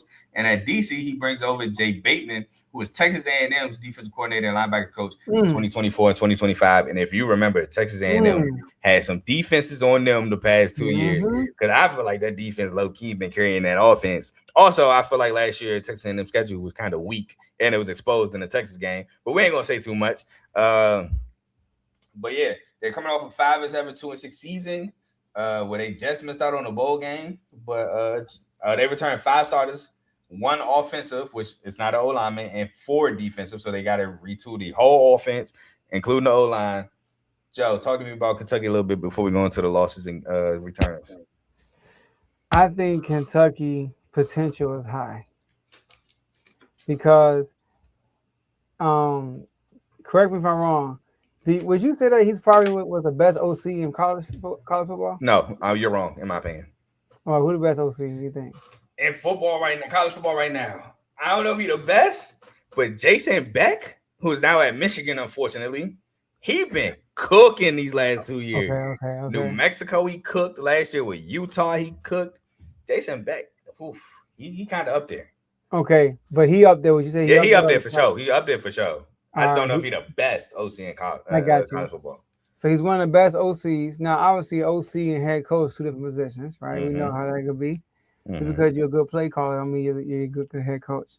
But think about this. Now, I know they got a new DC, but Kentucky last year, when they scored 21 points, they were 4-1. That's it. They the scored. Only loss was what, Ole Miss? I'm not sure I forgot who the only loss was. But they were 4-1 when they scored 21 or more points. And bringing in an offensive-minded coach like this is gonna drastically hold them. In the trenches, they should be good in the deep. I know you're gonna talk about it, but the offensive line and D line should be good on both sides of the ball. Now they got some question marks, obviously. We're gonna get to that. But I like this head coach hire. Now, obviously, he's a first-time head coach, so it's always that what-if factor when it comes to stuff like that. But he's been a great offensive coordinator all these years, so he's good at it. And like you said, he's talking confident. Yeah, it was Ole Miss. They lost 30-23, which that kind of loops into a different team. So I'm not going to say too much. But the times they played, all right, these are the schools where they scored 21 or more against last year and won. Toledo, Eastern Michigan. Actually, they scored 21 against Tennessee and lost. They scored 34. They lost 56-34 to Tennessee. Yeah. Okay. They lost 30-23 to Ole Miss. They beat Tennessee Tech when they won 42-10. And the last one where they scored 21 points or more was Florida. They won 38-7. So they only won one SEC game. They won one SEC game. The rest is 3. An FCS school, a MAC school, and 2 MAC schools actually are part of that record. So it's a great record, Joe, but in context, it sounds horrible. That man is dissecting my whole take. Sounds horrible in context. But I will say I do like the hire. I think Will Stein, I think he could possibly change some things in Kentucky. We've seen Kentucky be competitive especially with good running backs, i.e. Ray Davis, i.e. Chris Rodriguez. We've seen Kentucky be competitive. I just don't know if it's going to be this year. But we'll talk about the returnees and some losses where they returned Willie Rodriguez, the tight end who had 23 catches, 310 yards, and a touchdown. So not really too much production returned offensively. Defensively, they returned Ty Bryant, a defensive back with 76 total tackles, 46 solos, a pass breakup, and 4 picks. McKees Grace, D lineman who had 31 total tackles, 18 solos, 3.5 sacks, 2 pass breakups, and a forced fumble. Sam Green, a linebacker who had 25 total tackles, 15 solos, a sack, and a pass breakup. Terrion Nichols, defensive back, 18 total tackles, 11 solos, and 4 pass breakups. And they lost Cutter Boley, which, but he was a quarterback who had 198-301, 65.8% completion percentage, 2,160 yards, 15 touchdowns to 12 interceptions, who transferred to Arizona State. I will also say this. I told y'all, man, I'm not buying Zach Calzada last year. People try to make people buy into Zach. Get him out of here. But they lost Seth McGowan, who's on the Colts, a running back, 165 carries, 725 yards, 4.4 carry, and 12 touchdowns. Kendrick Law, a receiver on the Lions, 53 catches, 540 yards, and 3 touchdowns. Jamari Macklin, a receiver on the Bills, 13 catches, 189 yards. Devin Rayner, a linebacker on the Falcons, 69 total tackles, 32 solos, 2 sacks, 4 pass breakups, and 2 picks. Alex Afari Jr., which is a maybe because of this whole 5th-year thing going on where some players are allowed to come back even though they've been on NFL rosters and played in preseason games. He might be one of them allowed to come back. So it's a maybe. Maybe he's coming back. Maybe he's lost. Again, I really don't even like this. They shouldn't even – once you touch an NFL roster, you put on the NFL jersey, you should not be allowed to come back to college. You should be cooked. Yes. But it's the world we live in. He is a linebacker with 61 total tackles, 33 solos, 2.5 sacks, and a pass breakup. J.Q. Hardaway, a cornerback who had 58 total tackles, 40 solos, a sack, 5 pass breakups, and a pick. Jordan Levitt, a defensive back who had 44 total tackles, 30 solos, and 2 picks. Quashid Scott, who transferred to South Carolina, defensive back with 39 total tackles, 26 solos, 2 pass breakups, and a pick. And Khalil Saunders, a D lineman for the Saints, 29 total tackles, 15 solos, a pick, forced fumble, and a fumble recovery. Joe, anybody you want to talk about for Kentucky? I mean, Ty Bryant, you know what I mean? Former all SEC selection, you know? And then you got Willie Rodriguez, the tight end, like you mentioned, who is the preseason all SEC selection, right? So having those 2 returns is pretty big, you know, on both sides of the ball. So, yeah, those are the only 2 people I want to mention right now. Yeah, I was thinking about Texas Tech and Terrence Carter. I'm like, hold on, really? But then I'm like, hold on, wrong Texas school. But yeah, so they had the 38th overall recruiting class, 10th for transfers, which is really good for Kentucky. 30 transfers incoming for Kentucky. Now, some I highlighted was Nick Anderson, which Nick Anderson better days was at Oklahoma. But he transfers in from LSU. 12 catches, 106 yards, and 2 touchdowns while at LSU. Sorry, Joe. CJ Baxter, man. This is a good pickup for them, Joe. I can't lie. Running back from Texas. Now I believe CJ Baxter dealt with a ton of injuries at Texas, why he never really flourished. But he had at Texas 54 carries, 196 yards, and 3.6 a carry. If he can stay healthy, I think this is a really good pickup for Kentucky. Now, this quarterback right here from Notre Dame, I think I don't think too much of him because he really has limited playing time. Mm-hmm. I know he was supposed to be highly touted coming to Notre Dame, and this is Kenny Minchie. He went 20 of 26, 76.9 completion percentage, and 196 yards with 2 rushing touchdowns. No, maybe 2 touchdowns. But the way I wrote this is anyway. It was 2 rushing, right? Yeah, 2 rushing touchdowns from Notre Dame. Not too sure how good he's going to be. Again, limited tape, but I mean, Will Stein brought him in, and I feel like Will Stein might got an eye for what he like at quarterback. So, got to trust Will Stein here. They bring in Jordan Castell, like I said in the Florida segment, from a DB transfer DB who had 54 total tackles, 28 solos, and 2 picks. Jamarian Harkless, a D lineman from Purdue, which I know he's like, man, look, give me an out of Purdue. 13 total tackles, 4 solos, and 2.5 sacks. And Ahmad Brielle, a D lineman from LSU, had 19 total tackles, 8 solos, and half a sack, which not 8 solos, but well, I think that's solid for D tackles. But any transfers you highlighted, Joe? Yeah, they got 3 new offensive linemen who all were starters in the SEC. And then you got, like, you talked about Kenny Minchie. That's big question mark. That's my big question mark for them right now. It's the quarterback position. Like, with the offensive mind that they have at head coach, I mean, you got to have the quarterback to match that. So that's my big issue with that. Like you said, CJ Baxter, I mean, I saw that. I was like, yeah. You know? I mean, y'all lost him, Quintravion Wisener. Like, I was like, dang, Texas. Yeah, but we got some dogs though. Yeah, for sure. We're gonna talk about them. For sure. You know what I mean? So, but yeah, man.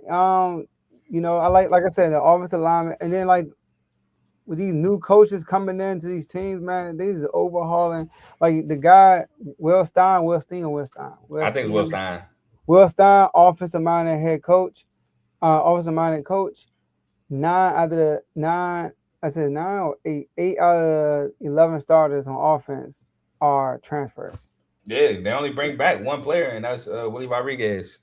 You know, so yeah. So I'm not surprised. And defense is not the same. Defense only got 5 transfers. So, yeah. Like, it's up to the quarterback, literally. Hey, shout out my boy Kev being up late with us. He said Carl got Joe talking college. This year number 2, I got Joe talking college, my boy. This ain't nothing new. We appreciate you being up with us. And we'll say, first of all, Archie is not in college football. I don't know who Archie is. But Arch, we'll talk about in the Texas segment. But we'll move on to some numbers again for the 4th out of 15. New head coach, new overhaul. So take these numbers with a grain of salt. And we're not done. There's also more new coaches, but take these numbers with a grain of salt. Well, they were 103rd in total offense, 67th in total defense, tied 99th in scoring offense, 75th in scoring defense, 94th in passing, 104th in pass defense, 86th in rushing, 45th in rush defense, 59th in third down conversion percentage, 77th on third down conversion percentage on defense, so getting off the field. Tied 107th in red zone offense, tied 92nd in red zone defense. Just terrible last year. Still got some wins, though, but they were terrible. Florida should be ashamed of themselves for losing to Kentucky the way they did last year. That was probably the game that got Napier up out of here. But we'll move on to the schedule, Joe. And I got a feeling we about to be on the opposite end of the spectrum. I don't know. First game of the year. Maybe. This used to be Michigan State's kickoff game. And they take on Youngstown State. I got this as a win. FCS school. W. All right, we move on to, again, first SEC game at home against Bama, where I got this as a loss. L. Then, after Bama, on the road to Texas A&M, L. I got an L, too. Dang, kid. I was about to comment right when I was about to put your comment up. Now, back home against South Alabama, which I will say South Alabama. No slouches now. But this is a W. Okay, W. All right, then. I will also say that South Carolina can lose to this team. Unfortunately, I seen it. They are on the road in Williams-Brice Stadium. I got South Carolina with the W. I have an L for Kentucky. L for Kentucky.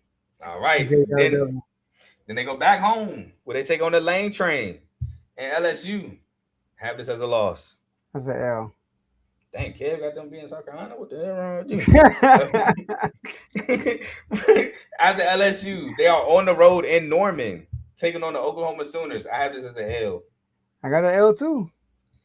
That's where we might disagree, Joe, because they back at home, but they taking on the Vanderbilt Commodores. And I know I said I think it's Diego Pavia over Clark Lee, but I do think Vanderbilt is going to beat Kentucky. In Kentucky too. Yeah, in Lexington. I have this as an L. I got it as a W. I'm not. That is a swing game though, because I did have this as a W at first, and I changed it to an L. But next at Tennessee and Knoxville, I have this as an L. I got it as an L too. Then they go back home, where they did beat Florida last year, but I don't think John Summerall going for that. I got this as an L. I got it as a W. I don't think Summerall going for it, man. if they lose to Kentucky in back-to-back seasons, Summerall might get fired his first year. I'm joking, obviously, but Florida fans will be pissed. All right, so then they go on the road to, I think they play in Columbia, Missouri. I want to say it's Columbia, but anyway, at Missouri. That might shock you, Joe. I got to win here. Oh, you do? Yeah, I know you know how Mizzou. I got L. I think Mizzou's next. No, dang it. All right, and then the last game of the year is the Battle of the Blue. Is the Blue? I think it's called the Battle of the Bluegrass. It's the rivalry game against Louisville. They have big games. They just been losing this rivalry game so crazy of lately. I got an L against Louisville. You got an L. It's funny because I watched your Louisville preview, and I saw that you had as a W for Louisville. So I went with a W with Kentucky. Cause they are home. And he just went against me just because I wanted the W. He said, all right, you want to pick Louisville? I'm going to pick Kentucky. Hey, man. Hey, my top 3 head coach. I don't think that he's going to beat my top 3 head coach, Jeff Brom, Louisville. Oh, yeah. Quarterback whisperer. Uh-oh. But, man, Kentucky. So I had 4-8, 2-7 until I changed the Vanderbilt game. Dang. I got Kentucky going 3-9, 1-8, taking the under 4.5. I got them going 5-7, 2-7. So you got it by the hook, the over. See, my thing is, again, a swing game being my only swing game is Vanderbilt. South Carolina better not lose to Kentucky. Ooh. Yeah, my only game I would change from an L to a W is Vanderbilt. Will Stein, I think, huh? You said Florida, nah. Nah, I think Florida better not. John Summerall better not. I just feel like Will Stein's going to eventually make Kentucky competitive. I just don't know about this year. Again, quarterback for me is a real big question mark. I haven't really seen much of him. But I think this is kind of. Well, I don't think. I was about to say this is a tough schedule.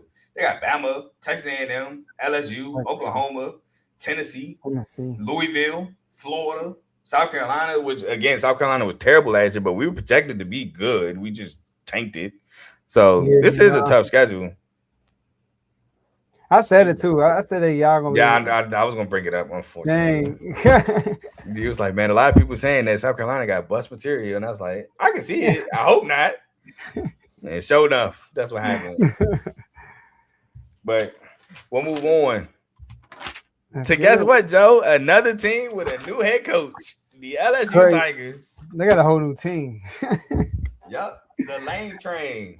Lane Kiffin left Ole Miss and said, hello, LSU. And on his way out, he started some controversy. You know, you had the whole, I don't know if I can say that word on Twitter, but we'll just say the disliking of a certain people for a certain color thing going on about Ole Miss, which he wasn't wrong, but I know that wasn't the reason why he left Ole Miss. He left Ole Miss because LSU is a more prestigious job. Just tell the truth. Like, it's okay. People do it all the time. You ain't the first.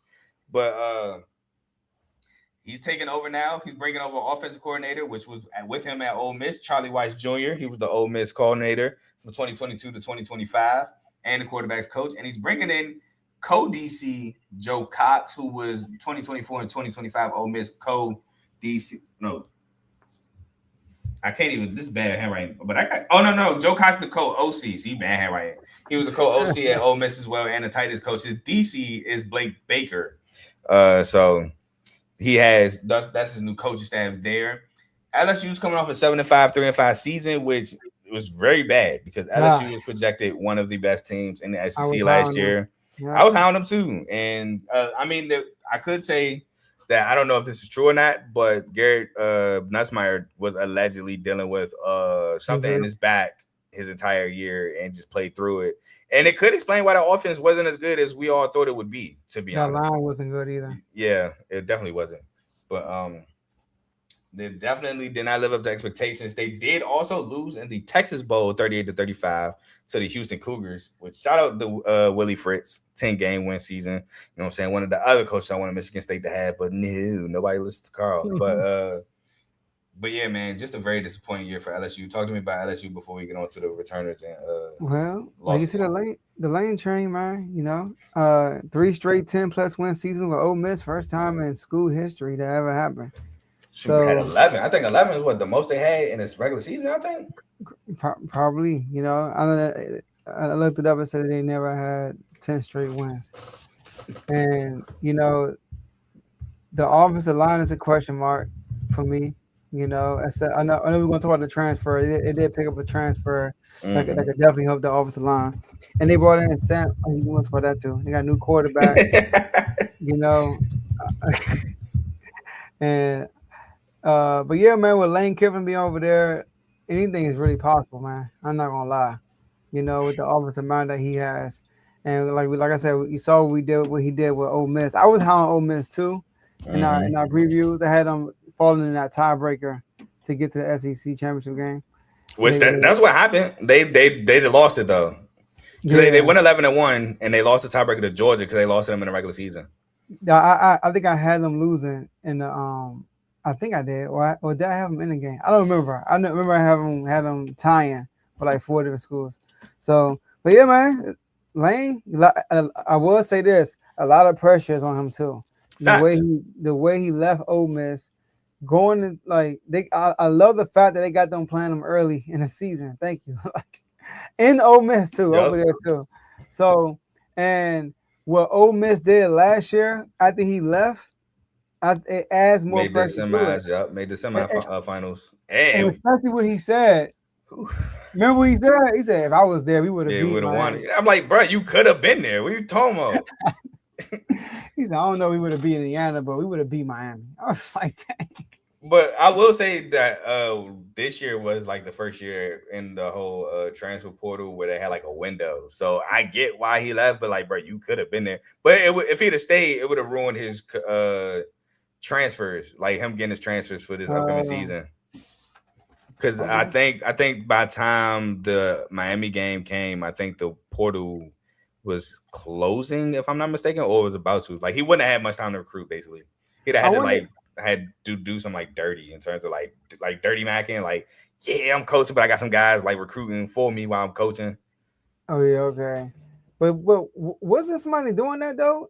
Not that I know of. Maybe then somebody from the you talking about Washington? You talking about Damon Williams? How he was getting recruited by LSU and then he didn't go? No, it's not from a Power 5 school though. It's from another. He won the conference championship game. And they got into the.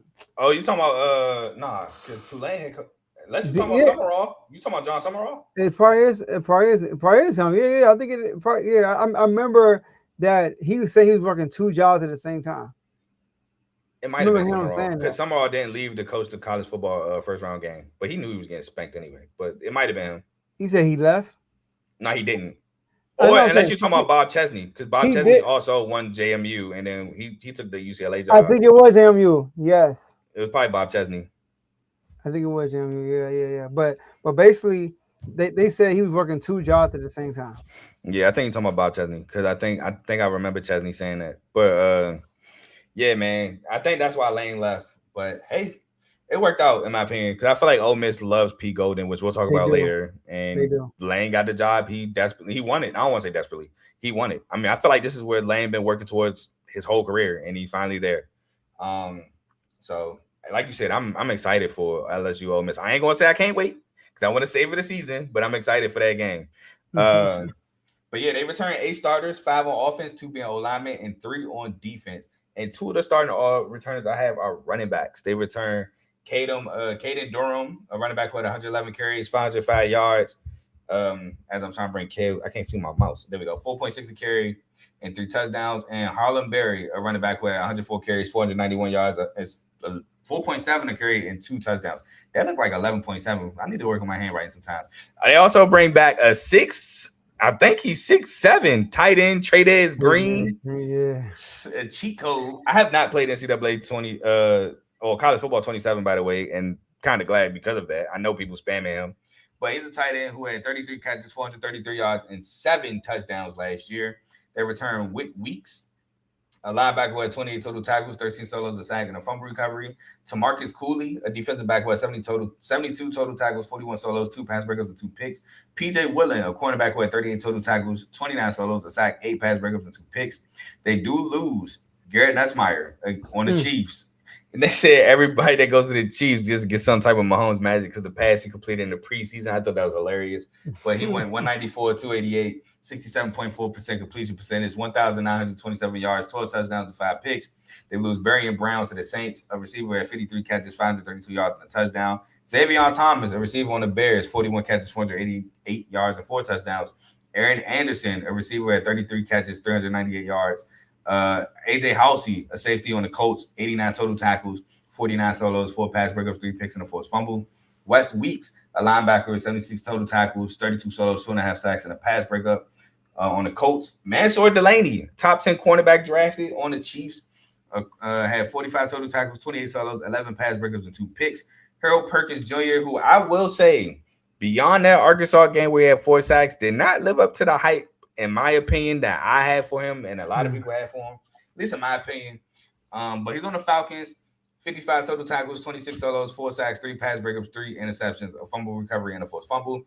Now, this is one of the guys, again, who may be lost in Jack Pyburn because they are saying that it's rumored that he's asking to be let out of his NFL contract to come back to LSU. The edge rusher with 51 total tackles, 15 solos, 2 sacks, 2 pass breakups, and a fumble recovery. And Patrick Payton, a guy who I feel like was super overrated. Edge rusher had 34 total tackles, 17 solos, a sack, 6 pass breakups, and a fumble recovery. Jacobian Guillory, a deep tackle that's on the Chargers. Jacobian Guillory Jr., 21 total tackles, 7 solos, and a sack and a half. And Bernard Gooden, a deep tackle at 21 total tackles, 7 solos, 2 sacks, and a forced fumble. Joe, anybody you want to talk about before we go to the transfers? You mentioned that Caden Durham, like that was a big keeper because he went into the transfer portal and he withdrew from it. So he could have left, which is good. And you mentioned him, 6'7", 232, Trades Green, red zone target. He had 7 TDs last year as a tight end. So with Lane, I know he's going to use him well, especially in the red zone. 6'7", that's on that's on crazy. 20. I know that's on 20. How tall are Tony Gonzalez and Graham and all them? I want to say Graham and Gonzalez were 6'6". I can look them up individually. I want to say for sure Graham was 6'6". Yeah, Graham was 6'7". There you go. And Tony Gonzalez, He probably 6'7", 6'6" too.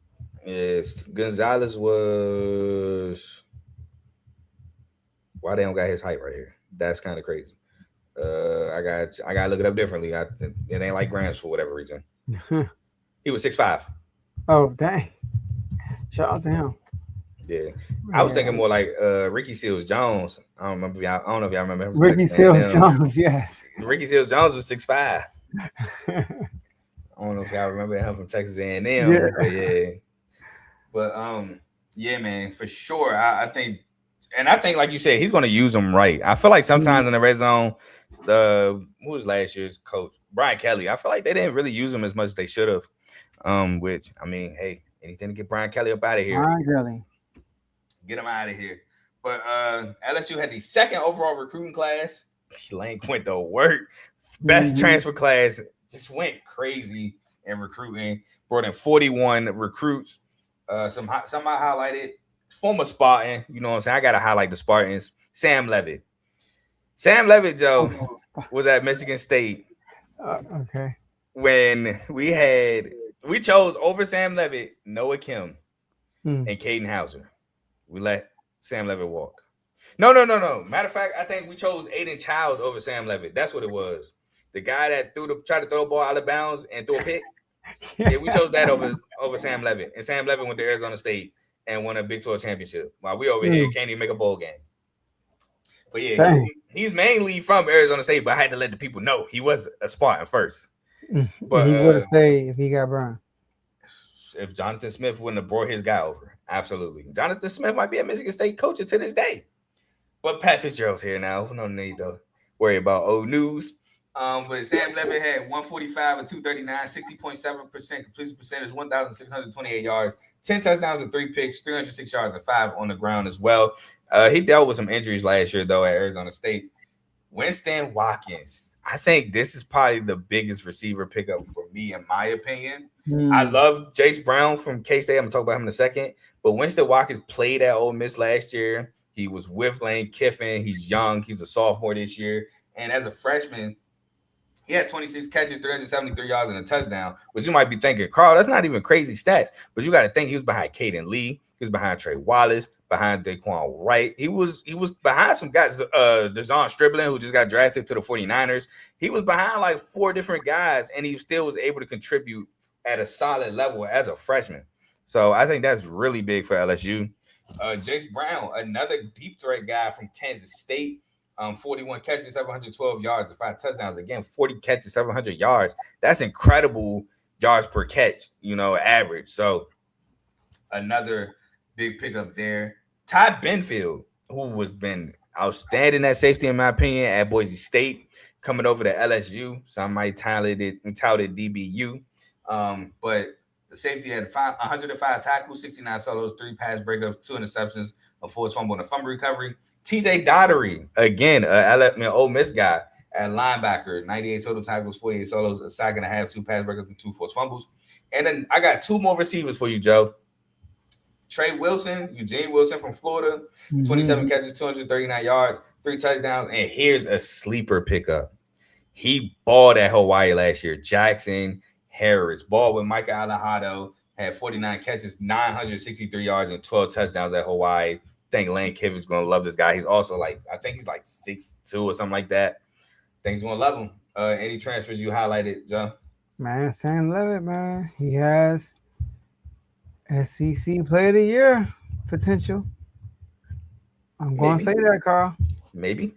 I'm going to say that. He even have Heisman, potential. Hey, that episode comes out next Wednesday. So that's what I would say. I thought, like you said, he went to work this offseason with the transfers, and getting Sam Levitt was a big pickup. Big pickup. And now I know I mentioned the offensive line is a concern with me, but they did pick up Jordan Seaton. Facts. And they picked up Jordan Seaton, was from Colorado, which was a big pickup for them for the O-line. So I think they get the O-line straight, and because Sam Levitt is very talented, I think the O-line straight. I think LSU could be super dangerous in the SEC this year. Facts.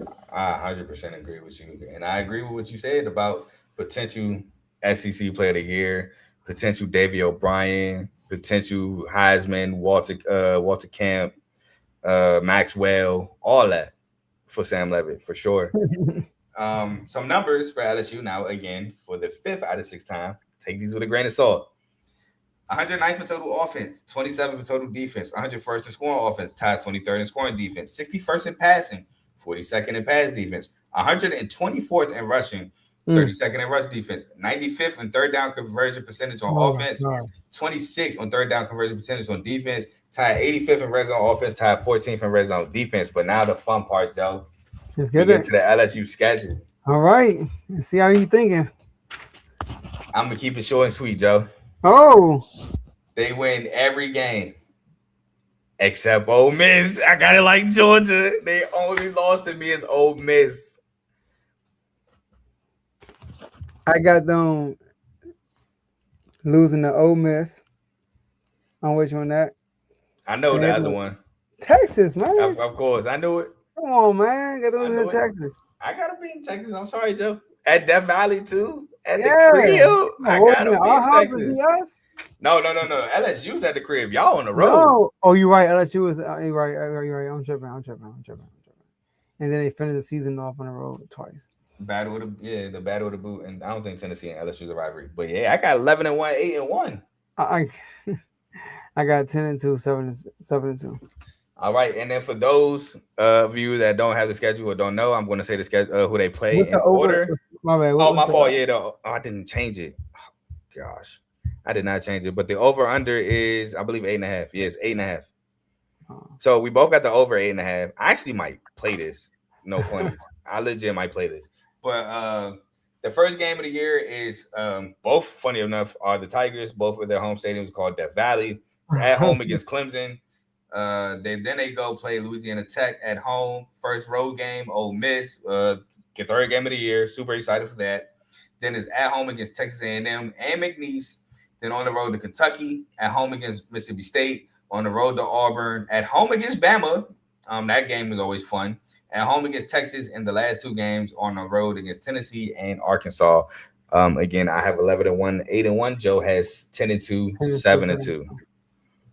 So we have a big year for LSU this year, and we'll move on to Mississippi State, man. No new head coach this year, but maybe one, depending on how we feel about Mississippi State. Might be a new head coach next year. But Jeff Lebby is coming off of a 5-7, 1-7 season where he did make a bowl game. Not the traditional route, however. He made it because Iowa State couldn't be in a bowl game. They had a ton of injuries. Then their head coach left, so like they couldn't play in a bowl game. Kansas State, for whatever reason, didn't play in a bowl game. I don't know why. They didn't have the injuries. I know they coach left, but they didn't have the injuries. They could have had an interim head coach step in and just play the bowl game, but they chose not to play. Notre Dame took their ball and went home because they didn't make the playoffs, which was weak as a mug. So teams didn't play in bowls, so they gave Mississippi State a bowl game, and they got spanked 43-27, 29 against Wake Forest. And I ain't gonna lie, it says the 2-touchdown game. That game wasn't a 2-touchdown game. It really wasn't. But they do bring in a new defensive coordinator. They bring in Zach Arnett, who was the defensive coordinator at Mississippi State from 2020 to 2022. He was also the head coach of Mississippi State in 2023. So he's back at Mississippi State, but this time as a DC. Mississippi State had some close games. I remember, I want to say they won the OT. Was it Tennessee? I know they had some close games this year. They beat Arizona State. They should not have beat Arizona State last year. Brennan Thompson burnt them late in the ball game on a deep ball, which I don't know what Arizona State was thinking. He got behind the defense after Sam Levitt led a drive to put Arizona State on top after Arizona State went scoreless in the first half. And they won that game. I know Mississippi State was in some ball games. The Egg Bowl was closed for some time before Ole Miss just ran away. Yeah, that's Mississippi. Mississippi State's called the Egg Bowl. Don't blame me, blame them. But they were in some games. Now it kind of got away from them later in the ball game because Ole Miss was just quite clearly the better team. But I mean, Mississippi State didn't get blown out every game for whatever that's worth. But Jeff Lebby, sympathy only lasts so much. You ain't got that many. I think he has one SEC win in the last 2 years, which was last year. They beat Arkansas, and Arkansas beat nobody in the SEC last year. So was that? I mean, how do you think the higher ups are looking at that? It was Tennessee. They won the overtime with last year. They won the overtime with Tennessee. They went to overtime with Texas, and that was it for the close game. And they beat Arkansas in a close one. Florida was close, 23-21. They lost. So they had some close games, like I said, but Texas A&M was a blowout. Georgia was a blowout, but that's Georgia. Mizzou was a blowout, and then, like I said, Ole Miss ran away with it late. But anything you want to say about Mississippi State? Not really. I am not high on Mississippi State at all. You want me both? Yeah, he went. Yeah, my fault. He went winless in 2024 in the SEC, and then won one game against winless Arkansas last year in the SEC. Yeah, I'm not high on him at all. I mean, his secondary is pretty good. Sorry, Jeff, man. Might be your last year, man. I don't like saying that, but it's just unfortunate. You're on a hot seat, yeah. But they returned 7 starters, 2 on offense, one of them being an old lineman, and 5 on defense. They returned Anthony Evans III, a receiver who had 67 catches, 831 yards, and 4 touchdowns. Isaac Smith, a safety who had 64 total tackles, 14 solos, a sack, 3 pass breakers, a pick, and a fumble recovery. Zachary Tillman, a linebacker who had 47 total tackles, 15 solos, a sack, a pass breaker, a pick, and a forced fumble. Calvin Dinkins, a D lineman who had 27 total tackles, 5 solos, and 2 sacks. Kelly Jones, a cornerback who had 34 total tackles, 20 solos, 11 pass breakups, and 2 picks. And Travion Williams, a D lineman with 20 total tackles, 4 solos, a sack, a pass breakup, and 2 forced fumbles. They lose Blake Shapen, who I never thought was that good at quarterback. 180, 195, a 303, 64.4% completion percentage, 2,433 yards, 15 touchdowns to 8 picks. Devon Booth, a running back on the Browns, who had 136 carries, 553 yards, 4.1 a carry, and 7 touchdowns. Brennan Thompson, a receiver on the Chargers, who had 57 catches, 1,054 yards, and 6 touchdowns, who was the lone bright spot of Mississippi State last year. Seydou Traore, a tight end on the Dolphins, 35 catches, 369 yards, and 4 touchdowns. Jerron Madden, safety, who had 91 total tackles, 36 solos, 5 pass breakups, and a pick. Nick Mitchell, a linebacker, who had 78 total tackles, 17 solos, 2.5 sacks, a pick, and a fumble recovery. Brylan Lanier, a safety, who had 67 total tackles, 37 solos, a sack, 2 pass breakups, and 4 interceptions. Kendrick Bingley Jones, a D lineman who transferred to Alabama, 25 total tackles, 3 solos, and a pass breakup.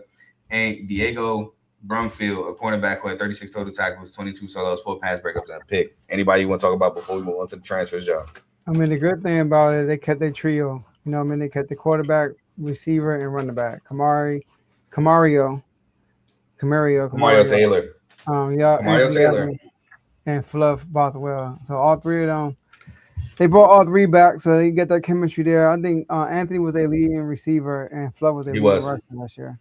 So yeah, and Camario Taylor, boy, is that man fast. Yeah. He's fast. That boy is, hey, he made fast people look not so fast. And Camario's athletic. Now, I got some questions with him throwing that ball now, but he's an athlete for sure. Yeah. And I like Fluff Bothwell. I think Fluff Bothwell run well between the tackles. He's a guy that does well in open space. And like you said, they returned their leading receiver, and Anthony Evans. So that's good. That is solid, but is it enough? They were the 27th overall recruiting class, 40th in transfers, bringing 27, and I have 9 O-linemen that they brought in from the transfer portal because, again, they have to retool that whole line because, man, that is big. If you want to win games in the SEC, you got to win the trenches. Got to have the trenches, yeah. So some transfers I hired. I mean, I highlighted. I highlighted AJ Swan, but again, they have Camario Taylor, so he's more so of a backup. From App State, 130 of 222, 58.6 completion percentage, 1,495 yards, 10 touchdowns, 8 picks. I highlighted him because I believe in the bowl game, Camario Taylor ended up getting hurt. So I did see him get, if I remember correctly, I did get to see him get hurt. So just in case, not wishing injury upon nobody, I actually wish he has a healthy season. But just in case, they do have a guy with some experience. Quentin Taylor Jr., cornerback from Iowa State, 27 total tackles, 21 solos, and 5 pass breakups. Marcus Williams, that name haunts me, but a safety. So again, another haunting thing. But from Rice, 67 total tackles, 46 solos, 5 pass breakups, and a forced fumble. And Jason Jenkins, a D lineman from Florida State, who had 17 total tackles, 5 solos, and a sack. Anybody you want to highlight in the transfer portal, Joe? I mean, they didn't go too crazy in the transfer portal for real. I mean, just Marquise Johnson. That's the only person but I did have him highlighted too. I didn't say it, but they added him as a receiver starter. But they didn't really go too crazy in the transfer portal. So and that's what I was surprised about. You know, I feel like when you're a bad team, I mean, with the transfer portal being here, you got to kind of like go to work and try to revamp the team. But they brought back a lot of guys. You know, that's true. But people also got to want to come to your school too, though. Yeah, that's true. Because I got Mississippi State on one hand, but I might got, let's just say, Auburn, Arkansas. Like I might choose those 2 over Mississippi State. I'm not gonna lie. But I did have Marquise Johnson run down receiver from Mizzou. But these are some numbers, and you can take these. You can take these because not a new coaching staff, but 55th in total offense, 105th in total defense, 42nd in scoring offense, 106th in scoring defense, 53rd in passing, 78th in pass defense, 68th in rushing, 45th in rush defense, 43rd in third down conversion percentage on offense, tied 92nd on third down conversion percentage on defense, 42nd in red zone offense, but 52nd in red zone defense. So again, the DC hire makes a ton of sense because last year defense was the weak link of the team. But we can move on to the schedule. First game of the year. At least you start off 1-0. You play UL Monroe. I have this as a win. W. Not gonna lie, y'all. After that, I have them losing every game except for against Tennessee Tech. I have them beating Tennessee Tech. Other than that, I have them losing every SEC game, and I have them losing Minnesota. I don't know if you remember, but I got them losing every game after that, except Texas Tech, Tennessee Tech. And remember, I got them beating Auburn. Yes. So I have Mississippi State at 2-10, 0-9, and for sure Jeff Levy gets fired after that, taking the under 4.5 win totals. I actually got them 3-9, 1-8. And you said the over and under is what? 4.5. Oh, okay. Okay. And I'm going to say everybody they play for those that's out there listening. So they play at home against UL Monroe. This is in order. At Minnesota, at South Carolina, at home against Mizzou, at home against Bama, on the road against LSU, at home against Oklahoma, on the road against Texas, at home against Vandy, at home against Auburn, at home against Tennessee Tech, and on the road against Ole Miss. Which, hey, the SEC must not like Jeff Levy because there's a tough schedule for Mississippi State. You play Bama, you play LSU, you play Oklahoma, you play Texas. Ole Miss is your rival, so you got to play them every year. It's like, dang, that's a tough schedule. But you SEC team got to figure it out. And we'll just move it right along. This is who I was excited to talk about right here. Joe, what the world just happened? I got too excited and pulled StreamYard out of my my tabs, and now it's not going back. Here we go. We back. We back. Mizzou, the Missouri Tigers. Man, Joe, I will say this. I might not be the greatest source of information when it comes to Mizzou because I don't think I really nailed down Mizzou greatly of late. I don't remember what I had them last year. I don't know if I had them doing really well or not, but I mean, they went 8-4, 4-4, which is solid. They had a new quarterback in Bo Perbula who now dipped and went to Virginia. They do bring in an OC this year. They bring in Chip Lindsey, who was Michigan's OC last year, which Michigan offense kind of sucked last year. So I don't know how I feel about that. So yeah, there's that. They did lose their bowl game. I don't know how UVA and Mizzou became a defensive battle in the Gator Bowl. That took me by surprise. Mizzou only scored one touchdown, and I think it was late in the ball game. They got shut out in the first half. I was very surprised about that. But Eli Drinkwitz has been he's been stacking good seasons at Mizzou. I will give him that. But I kind of want to rush it because I'm so excited to see why you're so high on Mizzou, but I'm going to chill. They returned 7 starters, 6 on offense, 3 of them being O-line, and then only 1 on defense. So complete retoolment basically of the defense. But I will say this, they were solid. They had a solid defense. They had a great run game, and the running back does return, which we'll talk about in a second. But quarterback, it's very that's your boy, right? To me. And we'll talk about it, but talk to me about Mizzou. I mean, it's crazy. I'm trying to look at my record from last year. Oh, here it goes, right here. I had them going 8-4 last year. Okay, salute. Yeah, and they end up going 8-4, right? 8-4, 4-4. Yeah, I had them going 8. Yeah, 8-4. I had them going 8-4 and 5-3. Hey, that's that's as close as you can be without being perfect. So yeah, but and the over was 7.5. It was 7.5. I had the over. So I think I had the under. I'm pretty sure I had the under on Mizzou last year. I might have had like 6-6 or something like that. It's funny because I do think they run game, with Amon Hardy is a big thing. But I know he's dealing with an injury right now. I'm not sure. He's dealing with he got. I don't know if I can say that on YouTube. Bang bang. Okay. Because I don't know if you can say that word on YouTube because of guidelines. Okay, that's cool. Well, but you get what I'm saying, right? Yeah. I say it. But like he so I'm not sure when is he supposed to start. I think he's supposed to be good, but I know Yes. it's kind of you can't really tell with those types of incidents. But I think he's supposed to be good. With salute, man, I wish him nothing but the best because it's crazy what the story behind that was. Allegedly, I don't know the reason why. I just know it was allegedly a former high school teammate. What? Yeah, Okay, I'm gonna look into that. But um, but Austin Simmons, right yeah. now, This is what I I wanted to don't talk know. about right I don't here. know. If you remember last year, I had him as a potential SEC Player of the Year. I don't know if you remember this. I didn't actually.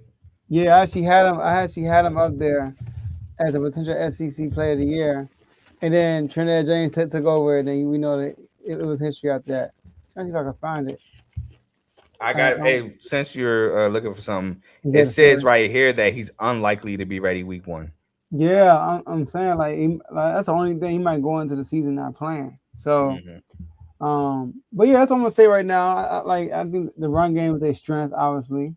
Um, and Austin Simmons, like he kind of got stuff to prove without having done nothing yet. Nah, Because he did something. He did something all right. We talk about it in the transfers.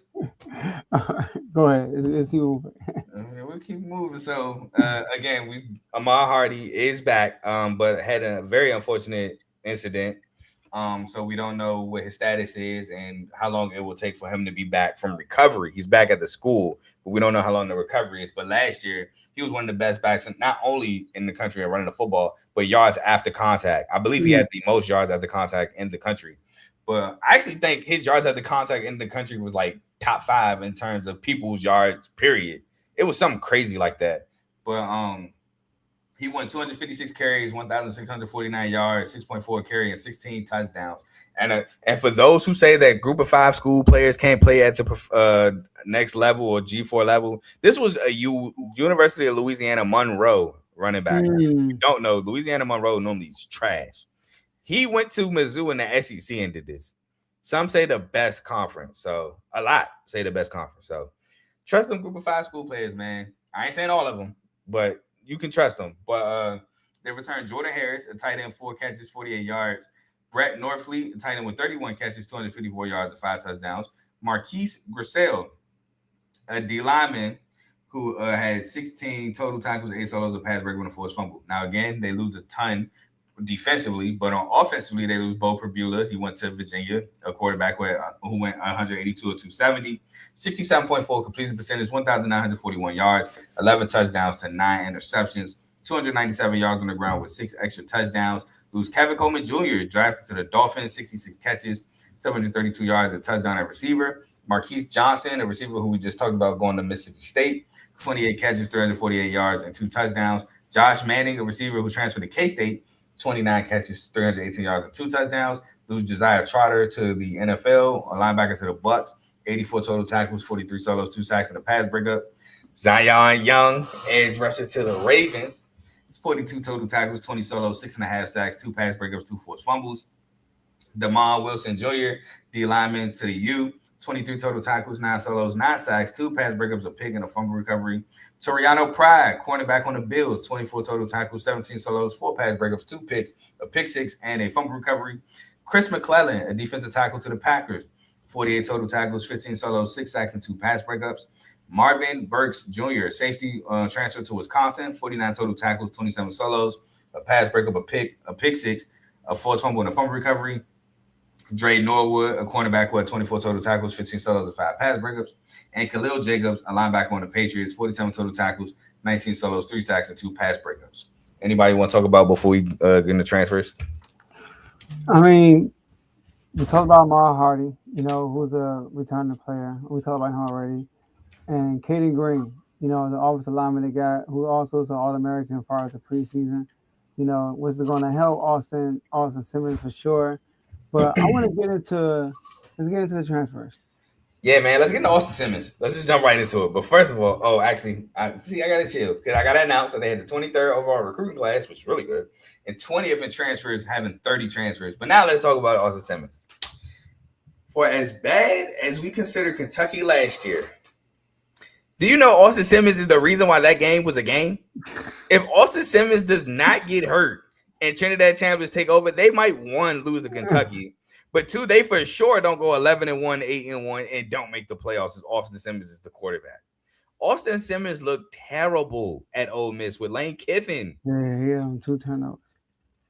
He had 5 picks to 4 touchdowns in 2 games, 2 or 3 games, and I don't even think they were complete games. I seen the little bit that I saw from Austin Simmons, and I was good off it, which leads me to believe what the heck was Trinidad Chambliss doing in that camp that year to not win the starting job over Austin Simmons? Was Austin Simmons promised the job? Like I don't get.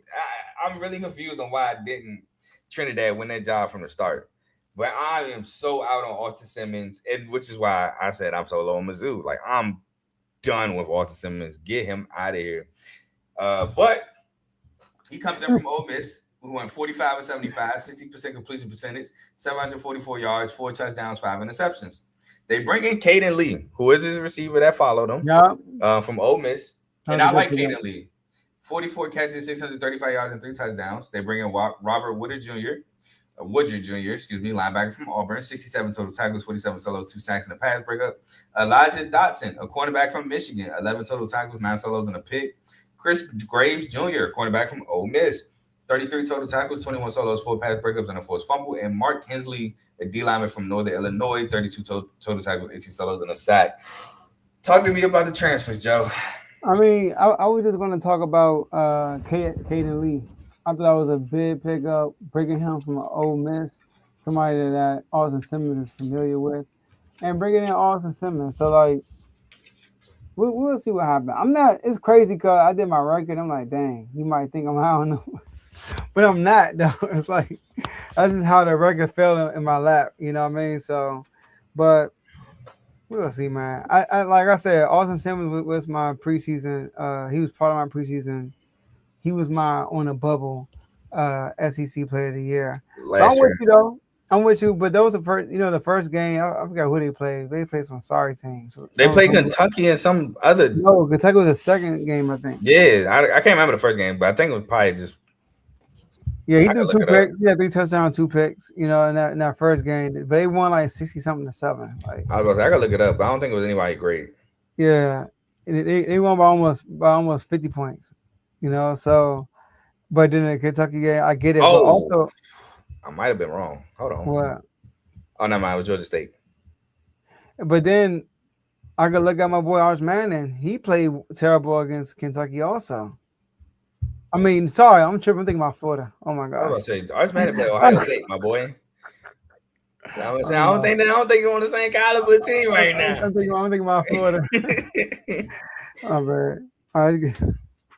But yeah, man. So, first game of the year. Hey, man. You're going to start with a dub, but don't throw 3 touchdowns, 2 picks. Arkansas Pine Bluff. I do have this as a win. I got a dub. Then they play at Kansas. And I love me some Lance Leipold, man. But Lance Leipold has not recaptured that magic of the first year. That is the head coach of Kansas, by the way, Josh. So you look at me crazy. I do have this as a win.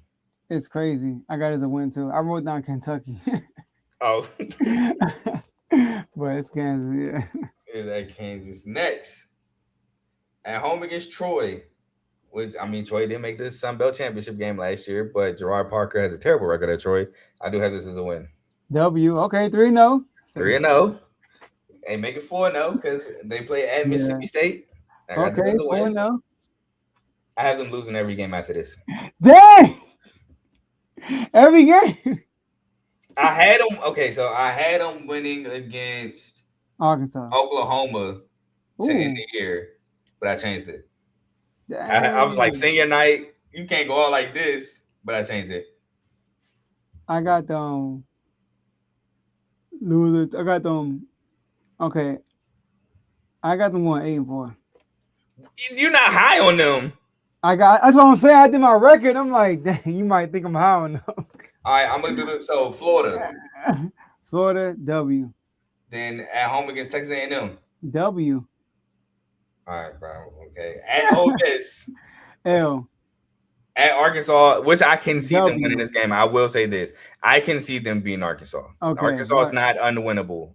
I just have it as an L because I just feel like Austin Simmons. I'm cool off him, but I can see them beating Arkansas.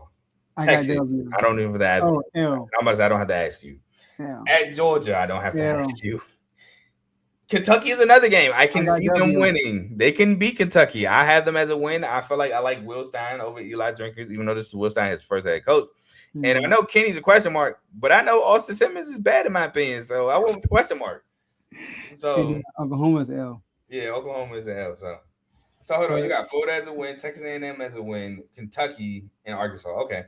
So I will say this: 2 of your 4 wins in the SEC, I can see as wins. So I won't like. I can see my record flipping to 6-6, 3-6, and I'd be like, all right, cool, that's understandable. Yeah, I don't see no world where they beat Texas A&M, and I'm not even high on Texas A&M. What's the over and under on this? 6.5. You got the over. I got the under. Yeah, I got them 5-4 in the conference. So. I'll say this: you're higher on Mizzou than I am on Texas A&M. I don't see a world they beat Texas A&M. Florida, I feel like Florida John Summerall can't go like that. Oh yeah, new head coach. Yeah, I can't go like that. Like I said, I got 2 swing games that I can see happening. I can see Arkansas and I can see Kentucky happening for sure. Just works out that I don't have them as wins, like in terms of solidly, but I can see them. I can see 6-6 and making a bowl game. Yeah, yeah. You know, I mean, it's funny because Mizzou, I don't know why, but I don't know, this was an accident. I didn't look at last year, and I got them going 8-4 again, and 5-4. No, I said 5-3 last year. Yeah, because it was 8 games, they went 4-4. Yeah, but no. We'll see. I mean, yeah, we'll see. And like I said, recap, you know. And like I said at the top of the Mizzou segment, I might not be the greatest beacon of information for Mizzou. Yeah. So, but yeah, I'm just so out on Austin Simmons as a quarterback. It made me look at Mizzou in disgust. I'm sorry. Dang. I'm sorry. And he can prove me wrong, and I would be happy. I mean, I'm not rooting against the kid. Just saying from what I saw, it is. That's all it is. But we can move forward to Oklahoma. Norman, Oklahoma, your rivals. Yes, it is. Who we be spanking though? I did beat them last year. They're coming off a 10-2, 6-2 season where they did lose in the college football playoff first round, 34-24 at Bama. I mean, not at Bama versus Bama. They were in Norman. I think they brought out 50 Cent, and they was like, man, they charged up Texas bringing out 50 Cent playing Mini-Men. That's exactly what happened. And then they lost. They charged up Bama playing Mini-Men. But anyway, they returned, tied with Georgia, 14 starters, 8 on offense, 6 on defense. So they bringing back a lot from the team that made the playoffs. And I will say this, Oklahoma, they were good. I feel like John Mateer rushed back from that injury, though. I think he rushed back because of the Red River rivalry game against Ja. He wanted to play in, and I think it kind of hurt him in that offense. Also, I don't think the running game was that good last year either, from what I remember. So, offense sucked last year. Yeah, but I think that was in large part due to Mateer rushing back, because Mateer had a hand injury, and I want to say it was in his throwing hand. And I remember making a video about how he could come back and possibly still win the Heisman, but he rushed it, and they still went 10-2 though. Bama, that was because Bama offensively was terrible in that Bama-Oklahoma game. They're looking to bring back their guys and elevate the offense. But anything you want to say about Oklahoma before we talk about returnees and losses? Elite defense. I mean, we're talking about a unit carrying the whole team. That's what happened with Oklahoma last year. You know, their offense was not good at all. The offense struggled, and the defense carried them. But they also got a potential SEC player of the year. Defensive player of the year. Oh, okay. So I'm going to say offensively. I don't know. Who you talking about? Hold on. Is you talking about not Kip Lewis? Not Eli. Who you talking about defensively? Kip Lewis. Is that what you're talking about? No, go ahead and name the return players and transfers in there. I'll let you know. All right, cool. So they returned John Mateer, quarterback, who went 247 to 397 last year, 62.2% completion percentage, 2,885 yards, 14 touchdowns, 11 picks. 431 rush yards and 8 more rushing touchdowns on the ground. Torrey Blaylock, who I believe Torrey Blaylock showed some explosiveness last year. If you can get him some open lanes, he could do some work. 120 carries, 480 yards, 4 carries for 4 touchdowns. Isaiah Santanga, the third, a receiver who I think he was a leading receiver last year. 67 catches, 965 yards, and 8 touchdowns. Return Kip Lewis, a safety. Hold on, I wrote safety / linebacker. I don't know why I did that, but 76 total tackles, 38 solos, 4 sacks, 4 pass breakups, and 4 fumbles. Jaden Jackson, D lineman, who had 28 total tackles, 12 solos, and 3 sacks. Eli Bowen, defensive back, 24 total tackles, 19 solos, 3 picks, 3 pass breakups, 2 picks, and a pick 6.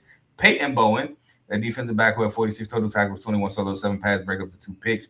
Cortland Guillory, a defensive back who had 41 total tackles, 28 solos, and 7 pass breakups. And Taylor Wayne, a D lineman who had 39 total tackles, 22 solos, 7 sacks, a pass breakup, a pick, and a forced fumble. They lost Deion Burks, who had 57 catches, 620 yards, and 4 touchdowns for the Colts. Lost Jaren Kanak, tight end for the Texans, 44 catches, 533 yards. Keontae Lewis, a receiver, 21 total catches, 243 yards, and 2 touchdowns. Robert Spears Jennings, who I really liked last year, and he's already making plays in the preseason to the Steelers, unfortunately. Safety had 59 total tackles, 33 solos, 2 pass breakups, a pick, and a forced fumble. Kendall Daniels, an edge rusher for the Falcons, 53 total tackles, 28 solos, 3 pass breakups, and a fumble recovery. They lost my boy R. Mason Thomas to the Chiefs, which I hated that happened. Edge rusher had 26 total tackles, 18 solos, 6.5 sacks, a pass breakup, 2 forced fumbles, fumble recovery, and the scoop and score. That was against Tennessee. He also got hurt last year. And Marvin Jones Jr., DN on the Seahawks, but 20 total tackles, 10 solos, 2 sacks, and a pass breakup. Joe, anybody you want to talk about? Okay, so the person I'm talking about now, does he have like in the past where he's had like threads of success? I look like, oh yeah. I don't think he's like a top pick, but he's like my sneaky pick for a potential defensive player of the year, and that's David Stone. Okay. The D tackle. Okay. You know, so I had wrote him down as a potential person too. So he's like on my list of potential SEC player of the year. But yeah, that's the guy I want to talk about for far as returning players. Okay, respect. So in the transfer portal, they had 16th overall recruiting class, 17th for transfers, bringing in 16. And we got to start with the guy who crossed the river, Parker Livingstone, receiver from Texas. He had 29 catches, 16 yards, and 6 touchdowns. Joining the opposite side of the river rivalry. Then you got name favorite Rocky Beers, tight end from Colorado State, who had 31 catches, 388 yards, and 7 touchdowns. Trell Harris, a receiver from Virginia, 59 catches, 847 yards, and 5 touchdowns. And Cole Sullivan, a linebacker from Michigan, 44 total tackles, 28 solos, 2 sacks, a pass breakup, 3 picks, 4 fumble, and a fumble recovery. Anybody in the transfer portal you want to talk about, Joe?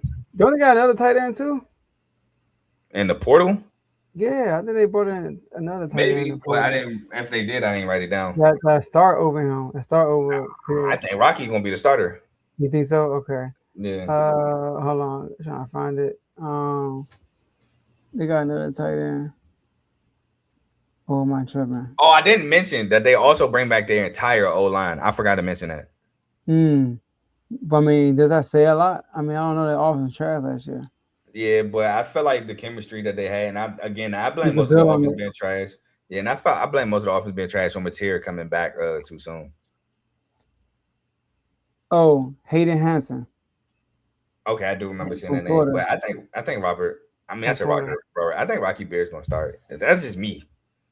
Hey, I'm following your lead, you know. But shout out to my boy Livingstone though. Yeah, man. I forgot he gave some lame reason why he went to Oklahoma. Oh, for real? I think he said something about being out the depth chart. It was something lame. People ain't buy it. But salute, man. Hopefully it works out.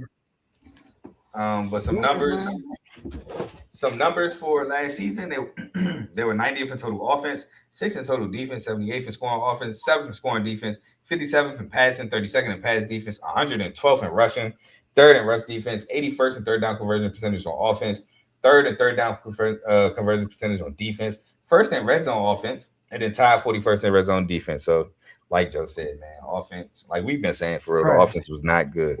But again, I blame Mateer for coming back early. But we can top right into the schedule. Where they faced a team that's been trash for a while now. The UTEP Miners. I have this as a win. W. Also known as Texas Southern. Shout out Glory Road. Next, at Michigan. I have this as a loss. I do too.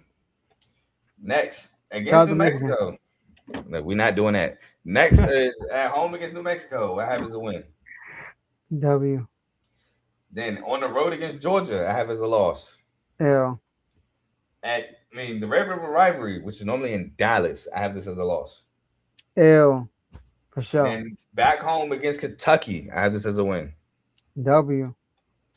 On the road against Mississippi State, I have as a win. W. In Norman against South Carolina, I have as a win. Oh, okay. I got to win too. I can't wait till we get to y'all. We close. In the Swamp against Florida, I have as a loss. I think you got this as a win, right? So look, I think this is going to be a really good game, though. Me too. I think it's going to be a very defensive, gritty type battle. You know what I mean?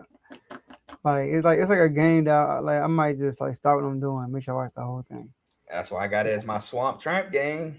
Yeah. So and then in this game I was like LW. I went with the W. I went with them beating Florida in the Swamp. I got this Swamp game, but I got them winning out. I got them beating Ole Miss. Ooh. I got them beating Texas A&M, and I got them beating Mizzou. Same. You got them at 7-5, 5-4, right? I got them at 9-3. Hold on, where else we disagree?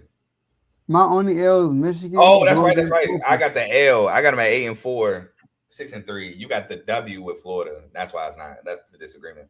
Yeah, I got them at 8-4, 6-3, taking the over 7.5. Y'all 9-3, 7-2. And you said what's the over? 6.5? 7. Oh. 7.5. Yep. So I we might both got the do over that. 7.5. Yeah, I got them going 9-3. Yep, I got to switch notebooks. Ran out of space in this one, but yeah, I'm like you today. We move on to Ole Miss. Ole Miss, let's go. Come on, Ole Miss, man. Because I believe this is the last team that had a new coach. So Ole Miss, as we talked about earlier, Lane Kiffin left Ole Miss to go to LSU, and they didn't go outside of Ole Miss. They went within and promoted Pete Golden to the head coach, which at the time when that was announced, Ole Miss was excited. Players was amped. They were cheering. I believe they was like in a circle throwing water on them, celebrating. And they made the college football semifinals. Had a great year last year. Again, like I said in the LSU segment, the most wins in the regular season last year ever at Ole Miss with 11, going 11-1, 7-1. Did not make the SEC championship game, which dang, SEC, you crazy. 11 wins and I can't even make the championship game. Might be some foreshadowing in my predictions later. But again, they made the college football playoffs semifinals. They beat Tulane, who they also beat in the regular season. Then they beat Georgia, but lost to Miami Hurricanes in the semifinals. But a great year for Ole Miss nonetheless. And Pete Golden brings in offensive coordinator John David Baker, who was ECU's offensive coordinator / quarterback coach in 2024 and 2025. And I will say ECU had a really good offense, albeit different competition level, but a really good offense in the American Conference under Caden Hauser and the boys for those 2 years. And they bring in defensive coordinator Brian Brown, who was a co-DC at Ole Miss in 2024 and 2025. So he's just promoting this guy. And I think him and Pete Golden are going to be collabing on defensive schemes and stuff like that. I want to say Pete Golden is still calling plays, but I'm not sure. I want to say Pete Golden is still calling the defense, though. But they returned 10 starters, 5 on offense, 5 on defense, 3 of them being O-linemen. Joe, talk to me about Ole Miss. They lost 2 of their starting tackles, which is like big. So the O-line is something I'm worried about with them. But they got a lot of talent, though, Ole Miss. So that's one thing I will say. Trinidad James, I know you're going to mention it, but Trinidad Chambers. Yeah, man. This is not 2013, my boy. 2012, 2013. Woo! But yeah, him returning was big. Was huge because, especially with the head coach, him being the first time head coach, uh, in a full season, having your quarterback come back and you can kind of run it back, which is big. But Ole Miss, man, they got a high ceiling. They got a high ceiling. That's all I gotta say. A high Nah, ceiling. I 100% agree. Um, we'll talk about the main big name starter coming back, Trinidad Chambliss. He won the court case or whatever to allow him this year coming back, which I ain't gonna lie, I thought he should have went to the draft. He'd have been easily a first round pick in my opinion, especially if Ty Simpson won in the first round. Trinidad Chambliss won in the first round, but that's just me. But he gets an extra year of college. He went 294, 445, 66.1% completion percentage, 3,937 yards, 22 touchdowns to just 3 interceptions, 527 yards on the ground, and 8 more touchdowns on the ground. Again, what were you doing in camp to not win this job? They returned Kwan Lacey, a running back who had 360 carries, 1,567 yards, 5.1 a carry, and 24 touchdowns on the ground, which is incredibly insane. They returned Centering Perkins, a linebacker who had 81 total tackles, 41 solos, 4.5 sacks, 5 pass breakups, a pick, 3 forced fumbles, and 2 fumble recoveries. Will Eccles, a D tackle with 68 total tackles, 32 solos, 5 sacks, and 3 pass breakups. Cam Franklin, a DN who had 69 total tackles, 33 solos, 5 sacks, 5 pass breakups. Jalen Braxton, cornerback, 24 total tackles, 14 solos, 3 pass breakups, and a pick. And Antonio Kite, a cornerback with 34 total tackles, 25 solos, and 5 pass breakups. Now, before I get into the losses, there is allegedly they're going to allow Daquan Wright, who's currently on the Eagles, his eligibility to come back. I disagree just like you, Joe, but allegedly they are allowing him to come back. They're also allegedly allowing Wendell Williams, who's on the Cardinals, and Xavier Harris, who is currently not on a team. So at least he's not on an NFL roster. But those 3 guys are allegedly allowed to come back to Ole Miss. So I will name them as losses for the moment, but I will asterisk maybe because they may be back. But they for sure lost Harrison Wallace on the Cardinals, a receiver on the Cardinals with 61 catches, 934 yards, and 4 touchdowns. DeJon Striblin, a receiver on the 49ers, 55 catches, 811 yards, and 6 touchdowns. Caden Lee, a receiver on Missouri, 44 catches, 635 yards, and 3 touchdowns. Maybe lost Daquan Wright, a tight end on the Browns. I say Eagles, but Browns. 39 catches, 635 yards, and 5 touchdowns. TJ Dottery is gone for sure. A linebacker transferred to LSU. 98 total tackles, 48 solos, a sack and a half, 2 pass breakups, and 2 forced fumbles. Wendell Williams is a maybe loss. On the Cardinals, safety who had 73 total tackles, 42 solos, 9 pass breakups, 3 picks, and a fumble recovery. Xavier Harris is a maybe loss. A D tackle at 58 total tackles, 27 solos, 3 sacks, 3 pass breakups, and a pick. They did lose Prince Will, Yemeni. Oh my God, I always struggle with this.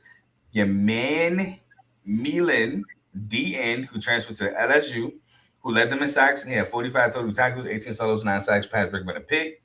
And they lost Kapina Gushikin, a defensive back on the Eagles, 55 total tackles, 38 solos, 5 pass breakups, a pick, and a fumble recovery. Anybody want to talk about before we get into the transfers?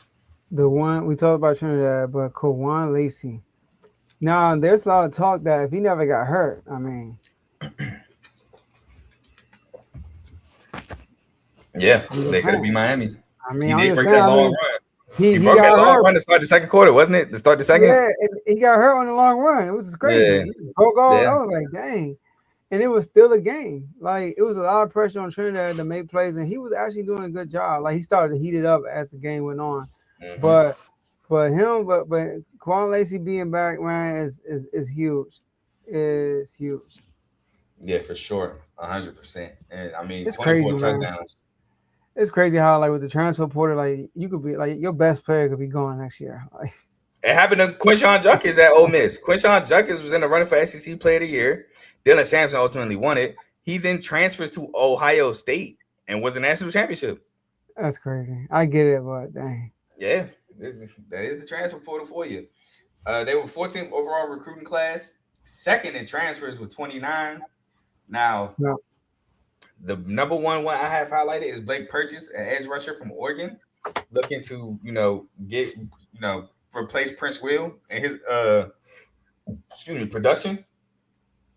He had 32 total tackles, 13 solos, 2 sacks, a pass breakup, and a pick at Oregon. Jalen Crawford, a cornerback from Auburn, who had 15 total tackles, 11 solos, 4 pass breakups, and a pick. Keaton Thomas, a linebacker who had 99 total tackles, 62 solos, a sack, 3 pass breakups, a pick, and a fumble recovery at Baylor. Jonte Cook, a receiver at Syracuse. Now take these numbers with a great assault. Syracuse quarterback situation was horrible last year. But 45 catches, 549 yards, and 2 touchdowns. And Luke Farrelly, a linebacker from Cal, who had 91 total tackles, 38 solos, a sack, a pass breakup, and a pick. Any transfer you wanted to talk about? Yeah, Jonte Cook, the second one I was looking at right there. Very explosive for that. What I saw, very explosive player. And hear what you said also. He had 600 passing yards, 45 receptions with a terrible quarterback situation. So with Trinidad, they gonna throw the ball. Yep. They're definitely gonna throw the ball. He's gonna get opportunities. So yeah, that's the one guy I wanted to talk about. And that's why I said that, because his quarterback, he got a major upgraded quarterback, and Trinidad is great at expanding plays and extending them. There we go, extending plays. So definitely he's going to have room to work with that. They were second in total offense, 48th in total defense, tied 10th in scoring offense, 37th in scoring defense, 3rd in passing, 37th in pass defense, 44th in rushing, 69th in rush defense, 37th in third down conversion percentage on offense, 50th third down conversion percentage on defense, tied 56 in red zone offense, tied 60th in red zone defense. But let's get into the schedule, Joe. First game should be a banger in Nashville against Louisville. I have this as a win. I got this as a win too. All right. Then they move on to Charlotte. I think his name Brian Albin, the former coach of Ohio. Anyway, I got this as a win. W. It's Tim Albin, by the way. Next, like we said, the battle of Lane leaving. I got this as a W. At home against LSU. Yeah, it's gonna be an emotional win right here. W. I wouldn't be surprised if Lane Kiffin get booed. What? You be surprised? I he wouldn't. Is getting booed. That's what I say. I wouldn't. Oh yeah, he's definitely getting booed. Would not be surprised. Then we go on the road in the swamp against Florida. I do have this as a win. I got it as an L. On the road against Vandy and back in Nashville, got this as a win. W. At home against Mizzou, I have this as a win. W. On the road in Austin, Texas, I have this as a loss. My man. Yeah, I got it. Loss. I just need the people to know. At home against Auburn, I got it as a W. W. At home against Georgia, I have this as a W. That's right. Okay. I got an L here. Yeah, that's right. You went undefeated. Georgia going undefeated. Uh-huh. On the road in Norman, got this as a loss. Me too. Then at home against Wofford, I have this as a win. W. Yep. And then in the Egg Bowl against Mississippi State at home, I have this as a win. W. So I got Ole Miss finishing 10-2, 7-2, taking the over 8.5 win total. I got them going 8-4. 5-4. Yeah, I'm about to say 8-4, 5-4. So you got the under 8.5. I got them taking a dip this year. Not making the playoffs, not making nothing. Yeah. Enjoy a bowl game. I definitely have them making it. It's crazy because I still think they're very talented, but like the SEC is a monster, man. Yeah, I mean they could lose that game to Georgia, and I'm already at 9-3, 6-3 right there. You're not making the playoffs at Ole Miss at 9-3. So I can see that. I don't see the Florida game. But, I mean, it is the swamp, so crazy things happen in the swamp. I know. I know personally. Yeah. So, but we'll move on to my boys. Let's go. South Carolina. Well, I was very disappointed in South Carolina last year.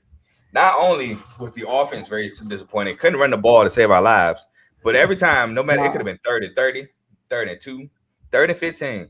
If you was playing against South Carolina, you was converting on 3rd down. Don't matter what it was. I remember the Mizzou game. Could not get a stop on 3rd down to save our lives. It was just terrible. Then LSU, God, the offense lost us that game because we couldn't move the ball. LSU couldn't move the ball either, but we couldn't put up nothing. We just looked bad. Then blowing 30-3 against Texas A&M on the road. No way you're supposed to lose that game. But South Carolina finds a way to lose it. Alabama, we lose that game late. just a bad year for South Carolina. After we were, we win 9 straight 2 years ago. We finished with 9-3. We found a way to blow the LSU game, but Lenore Sellers gets hurt in that game. So that was like not a silver lining, but like that explained it. At one point that season 2 years ago, we're in the run-ins for possibly making the playoff, and we went from possibly making the playoff to going 4-8, 1-7. But with that comes change, and South Carolina brings in a new offensive coordinator, Kendall Briles, who was TCU's assistant associate head coach, offensive coordinator, and quarterback coach from 2023 to 2025. Now, they had good offenses at TCU. Josh Hoover did have some turnovers, throwing picks, but he also put up big numbers throwing the football. And I'm hoping that he can refine Lenore Sellers as a passer, because Lenore Sellers is a great athlete, will run through you. As a passer, I'm not 100% sold on Lenore Sellers. Okay. So if he can get Lenore Sellers to be a better passer, I'm all in.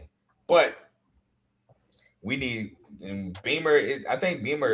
I don't think personally Beamer's on a hot seat, but I think people have Beamer personally on the hot seat. Yeah, because of how bad last year went, and now people might be thinking that the 9-3 year was a fluke, which I kind of thought that. Not gonna lie, you did? Yeah, I kind of did. But yeah. Talk to me about South Carolina, Joe. All right. So the problem with y'all last year, your offense was horrible. Y'all went from average to probably one of the worst offenses in the nation. We couldn't run the ball. Yeah, and I feel like Lenore was like out there by himself for real. Norris. Yeah, Norris. Yep. But y'all do have like you said, new OC from TCU, which is good. Your D line is your strength, in my opinion. But in the O line was a disaster too. Your offensive line. So, and you have a whole new offensive line this year.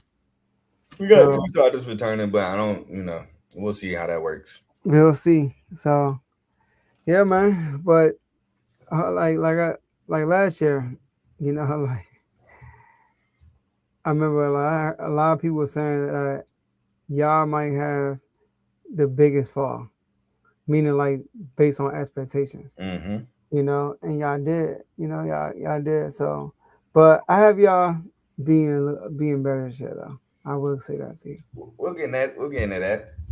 But we returned 10 starters, 5 on offense, 5 on defense. So hopefully we retain some chemistry. The big starter returner is obviously, like we've been saying, Lenore Sellers, the quarterback who had went 178 of 293, 60.8% completion percentage, 2,437 yards, 13 touchdowns to 8 picks, 270 yards on the ground, and 5 touchdowns on the ground as well. Nick Harbor. Let me talk about Nick Harbor for a second, because I'm tired of the potential of Nick Harbor. I want to see Nick Harbor explode on the scene. I'm done with Nick Harbor should be this.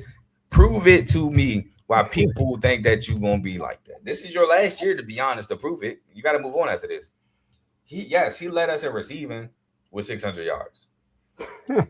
Like, bro, this is, you're supposed to be better than this. He had 30 catches, 618 yards, and 6 touchdowns. I need you to be better than that. I need anywhere from 8 to a stat. You spoke highly of him last year, right? He was supposed to be. Yeah. That's what I said. I'm tired of the potential of Nick Harbor. I want to see Nick Harbor at this point. So, I mean, he's fast. It's just, you got to put up or shut up. Brady Hunt, a tight end who had 21 catches, 168 yards. They return potentially SEC Player of the Year. Dylan Stewart, edge rusher, 53 total tackles. 33 total tackles, 19 solos, 4.5 sacks, 2 pass breakups, 3 forced fumbles. Fred Johnson, linebacker, who had 61 total tackles, 37 solos, a sack, 3 pass breakups, an interception, and a fumble recovery. Justin Okonkwo, a linebacker, who had 63 total tackles, 39 solos, a pass breakup, and a pick. Peyton Williams, defensive back, who had 50 total tackles, 39 solos, a sack, 2 pass breakups, 2 interceptions, and a forced fumble. And Judge Collier, a cornerback, who had 28 total tackles, 25 solos, and a pass breakup. Now, South Carolina does have a guy who may be returning after being in the NFL. So there's a maybe, and I don't like it, Joe. I promise you I don't. But DQ Smith may be back. So I promise you I don't like it. But we lost Rasul Faison, a running back. Russell Faison, running back, who had 96 carries, 470 yards, 4.9 a carry, and 3 touchdowns. Vendrevius Jacobs, who went to the U, a receiver who had 32 catches, 548 yards, and 4 touchdowns. Again, maybe DQ Smith, a safety who had 64 total tackles, 47 solos, a pass breakup, and a pick. We lost Jalen Kilgore, a safety on the Bills, who had 54 total tackles, 32 solos, 10 pass breakups, 2 picks, and 2 forced fumbles. 2 fumble recoveries, excuse me. Brandon Cisse, who I feel like had a bad year at South Carolina, can't lie. Cornerback, who is on the Packers, 27 total tackles, 19 solos, 5 pass breakups, a pick, and a forced fumble. Let me change that. He had an inconsistent year. Nick Barrett, D tackle, who went to the Chargers, 42 total tackles, 27 solos, 2 sacks, a pass breakup, a fumble recovery, and a scuba score. Brian Thomas Jr., funny enough, on the Jaguars, DN, who had 41 total tackles, 25 solos, 7 sacks, a pass breakup, and 3 forced fumbles. And Monkel Goodwin, a D lineman who had 31 total tackles, 23 solos, a pass breakup, and 2 forced fumbles. Anybody you want to talk about? I already know one of them, Joe. Go ahead and do it. You do? Dylan Stewart. Go ahead, talk about him. Oh no, I wasn't gonna talk about. Dennis Stewart is definitely a guy that I have down for a player of the year. He was a player of the year. He clearly our best. He was a player. But I want to ask you about Jaden Sellers. Lenore Sellers' brother. Mm-hmm. I don't know, man. I don't know what to think about Jaden Sellers, to be honest. Like, I think he's cool. I think he's physical, like his brother. I don't know if I necessarily. I think he got speed on him, but I don't know if he's the fastest. We got a guy who's probably faster than him coming in the transfer portal, and Nick Harbor, I think, is the fastest guy on the team. But I think he's solid. I think he's physical, like I said. I think if he can get open, I don't know about rotation. I don't know if he crack. I'm pretty sure he's going to crack rotation, but I don't got too much thought. I really don't have too much high praise for this receiver core, period, if we're being honest. But I know he's very physical. Okay.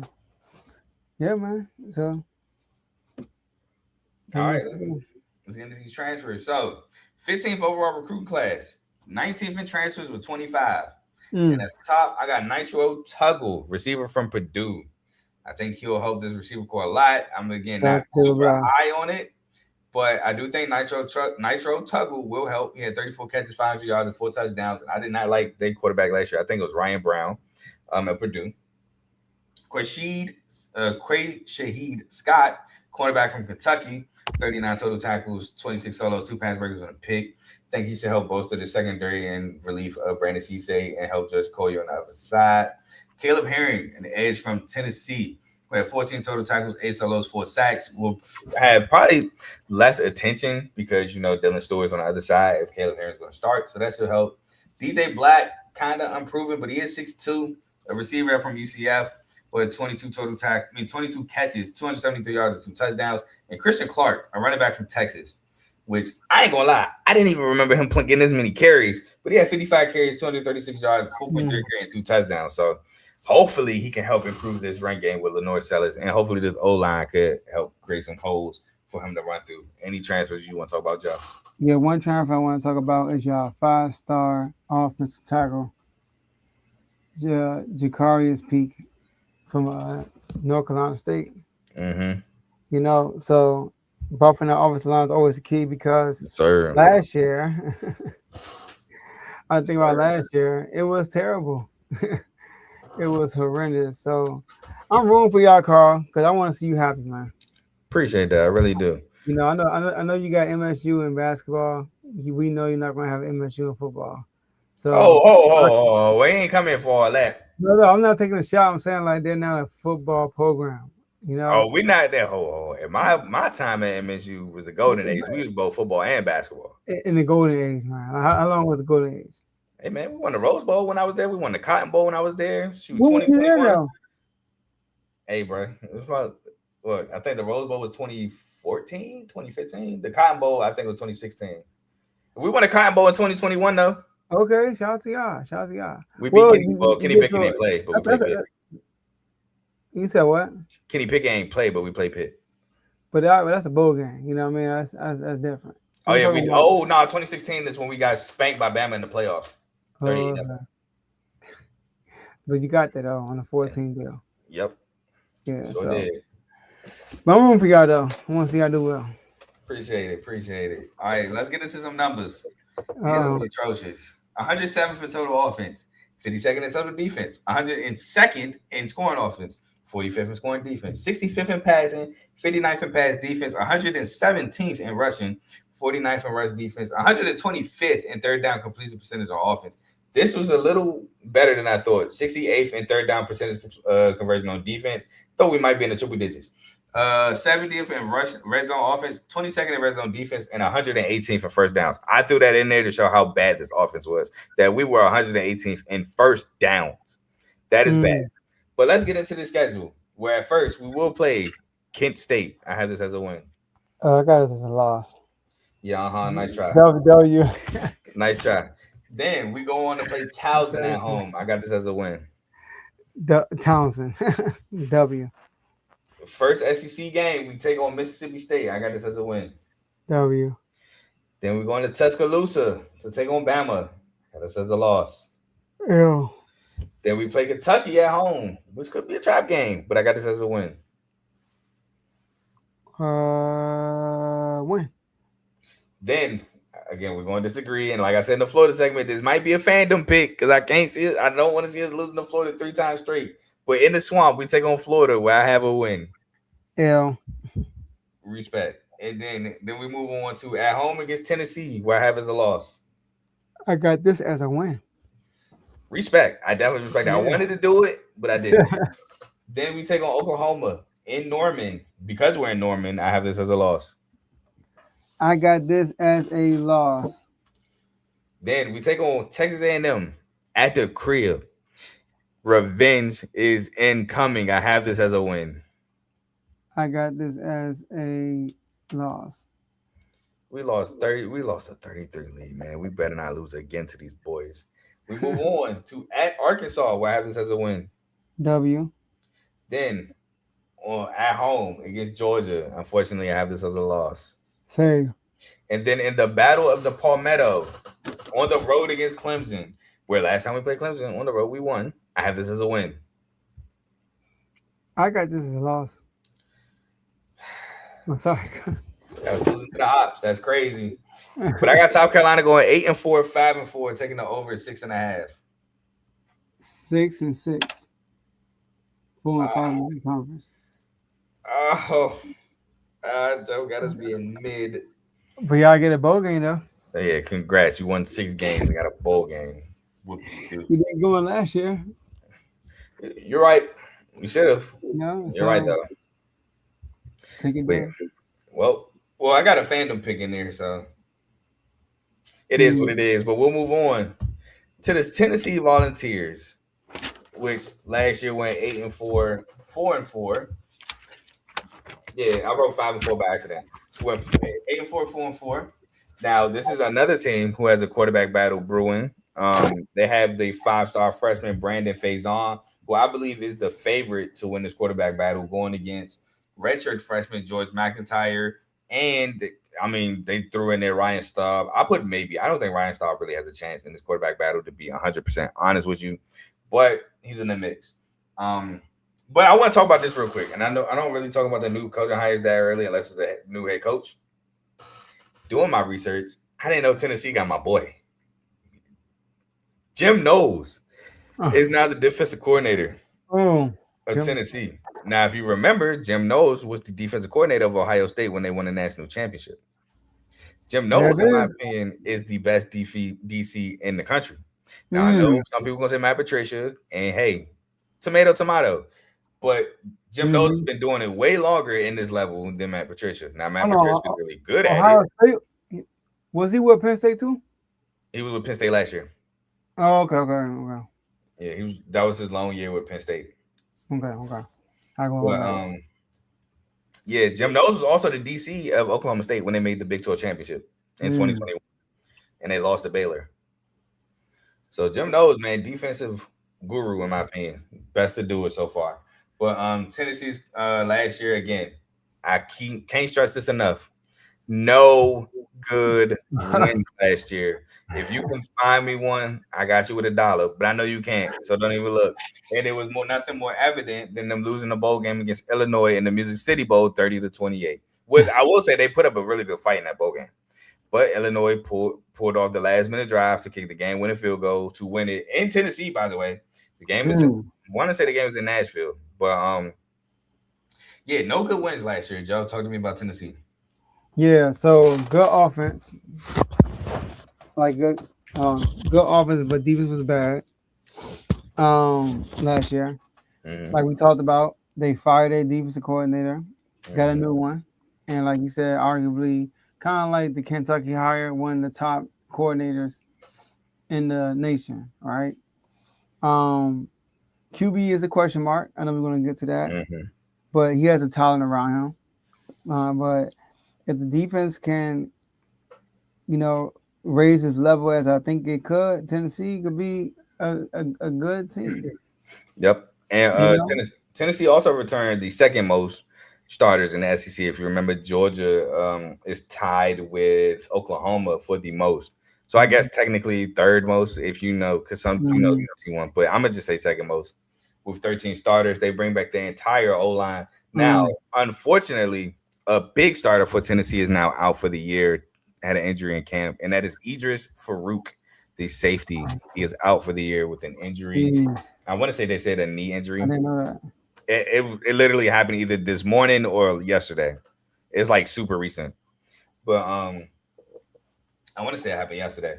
But yeah, he's out for the year, which is a big loss for Tennessee. But a big win in not leaving in the portal is Deshaun Bishop. Great returnee there, running back. 182 carries, 1,076 yards, 5.9 a carry, 16 touchdowns. That was good there. Mike Matthews, I feel like he's going to step up in a bigger role. Chris Brazell is now in the NFL, which I was so happy Chris Brazell went to a guy that could throw him the football. I was excited for him. Mike Matthews had 53 catches, 813 yards, and 4 touchdowns. Braylon Staley, another guy who had 800-plus receiving yards. He had 68 catches, 837 yards, and 6 touchdowns. Now, defensively, they returned Edwin Spillman. I don't know if I said this, but they returned the entire O-line as well. Yeah, you did. Okay. They returned Edwin Spillman, a linebacker with 81 total tackles, 33 solos, 2.5 sacks, 2 pass breakups, and a pick. Jeremiah Thielander, linebacker with 80 total tackles, 28 solos, a sack, and an interception.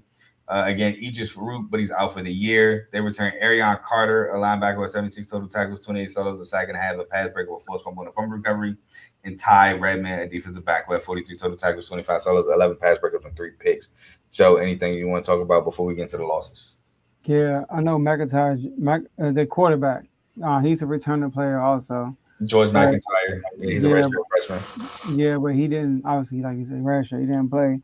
But Mike Matthews, I'm seeing a lot of like breakout season. You know what I mean? Like you say, he's stepping into a bigger role, and you got Braylon Staley also with him too. So I'm gonna keep an eye on that. The Mike Matthews and having Deshaun Bishop come back was a big deal. But like I said, the question mark is the quarterback for Tennessee. Kind of remind me of Kentucky. Like that's the question mark. For sure. And again, I think he's going to be 5-star freshman Brandon Faison. I've actually heard a lot about him. Faison Brandon, excuse me. I've flipped his name. But I've heard some good things about him. Like, I mean, he's a freshman, and I'm not going to lie. I don't really talk about freshmen because I want to see prove it on the field at the collegiate level. But I've heard really good things about him, about his ability to throw in the football. So if I had to choose, I think that's who they'll rock with. But yeah, I think Mike Matthews is definitely destined to have that Chris Brazil path of a breakout season. So that's why I was like, him stepping into that bigger role, I think that's real big for him. But let's get into some losses. They lose Joey Aguilar, which again, some people call this the first ever college football trade. Because if you remember, Joey Aguilar from UCLA went to Tennessee, and Nico Imalava went from Tennessee to UCLA. And that's why the person in my comment section who wanted to say, oh, UCLA was a bad team, and that's why Nico was bad. You mean the situation he asked for? Literally forced his way to UCLA. So I'm not trying to hear it.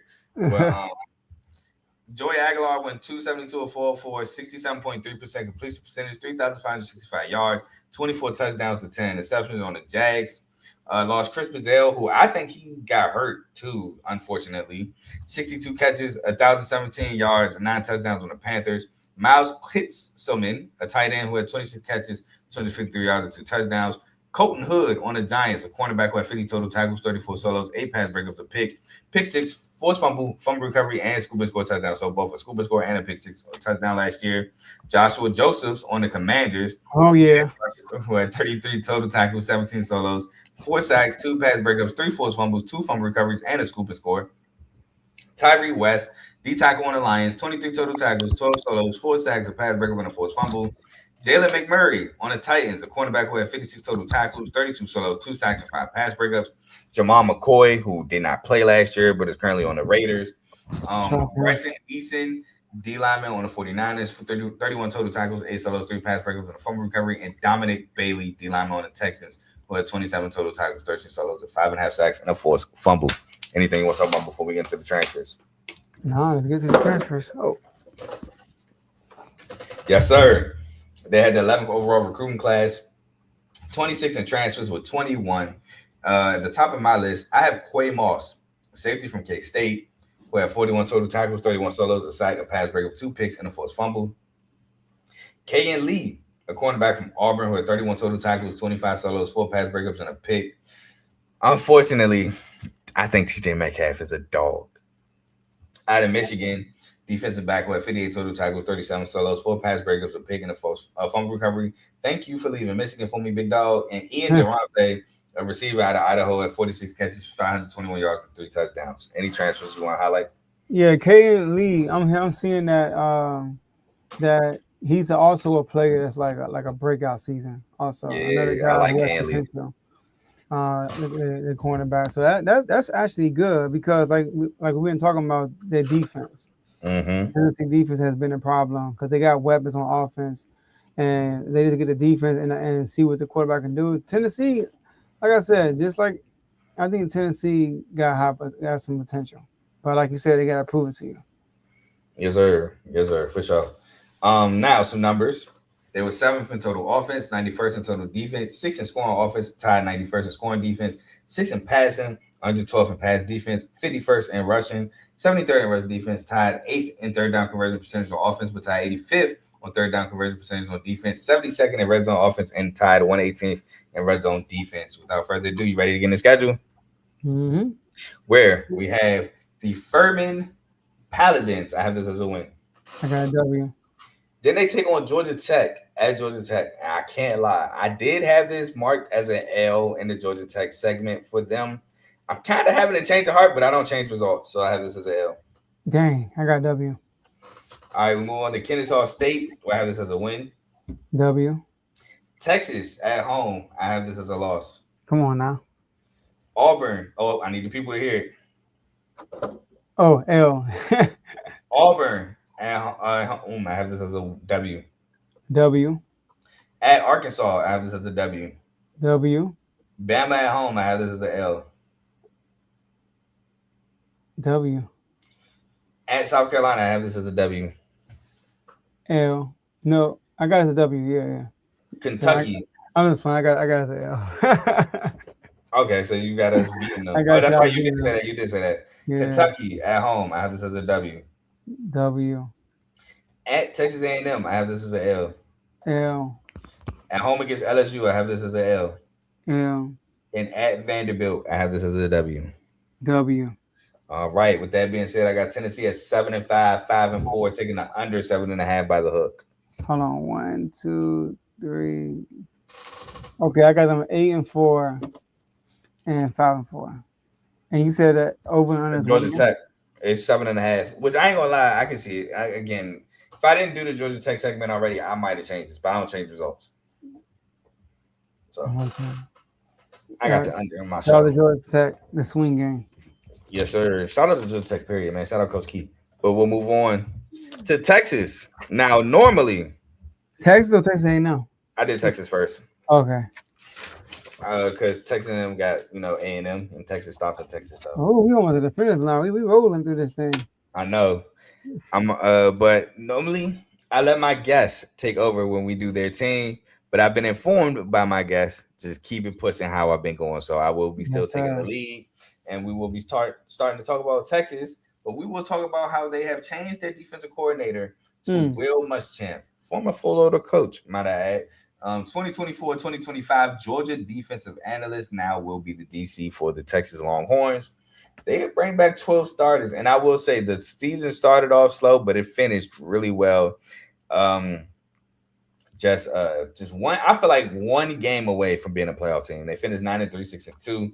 Hey, but y'all did complete the hit for your boy. You did beat Michigan in the Citrus Bowl, so you took a bowl game away from them. So I do appreciate that for your for your boy.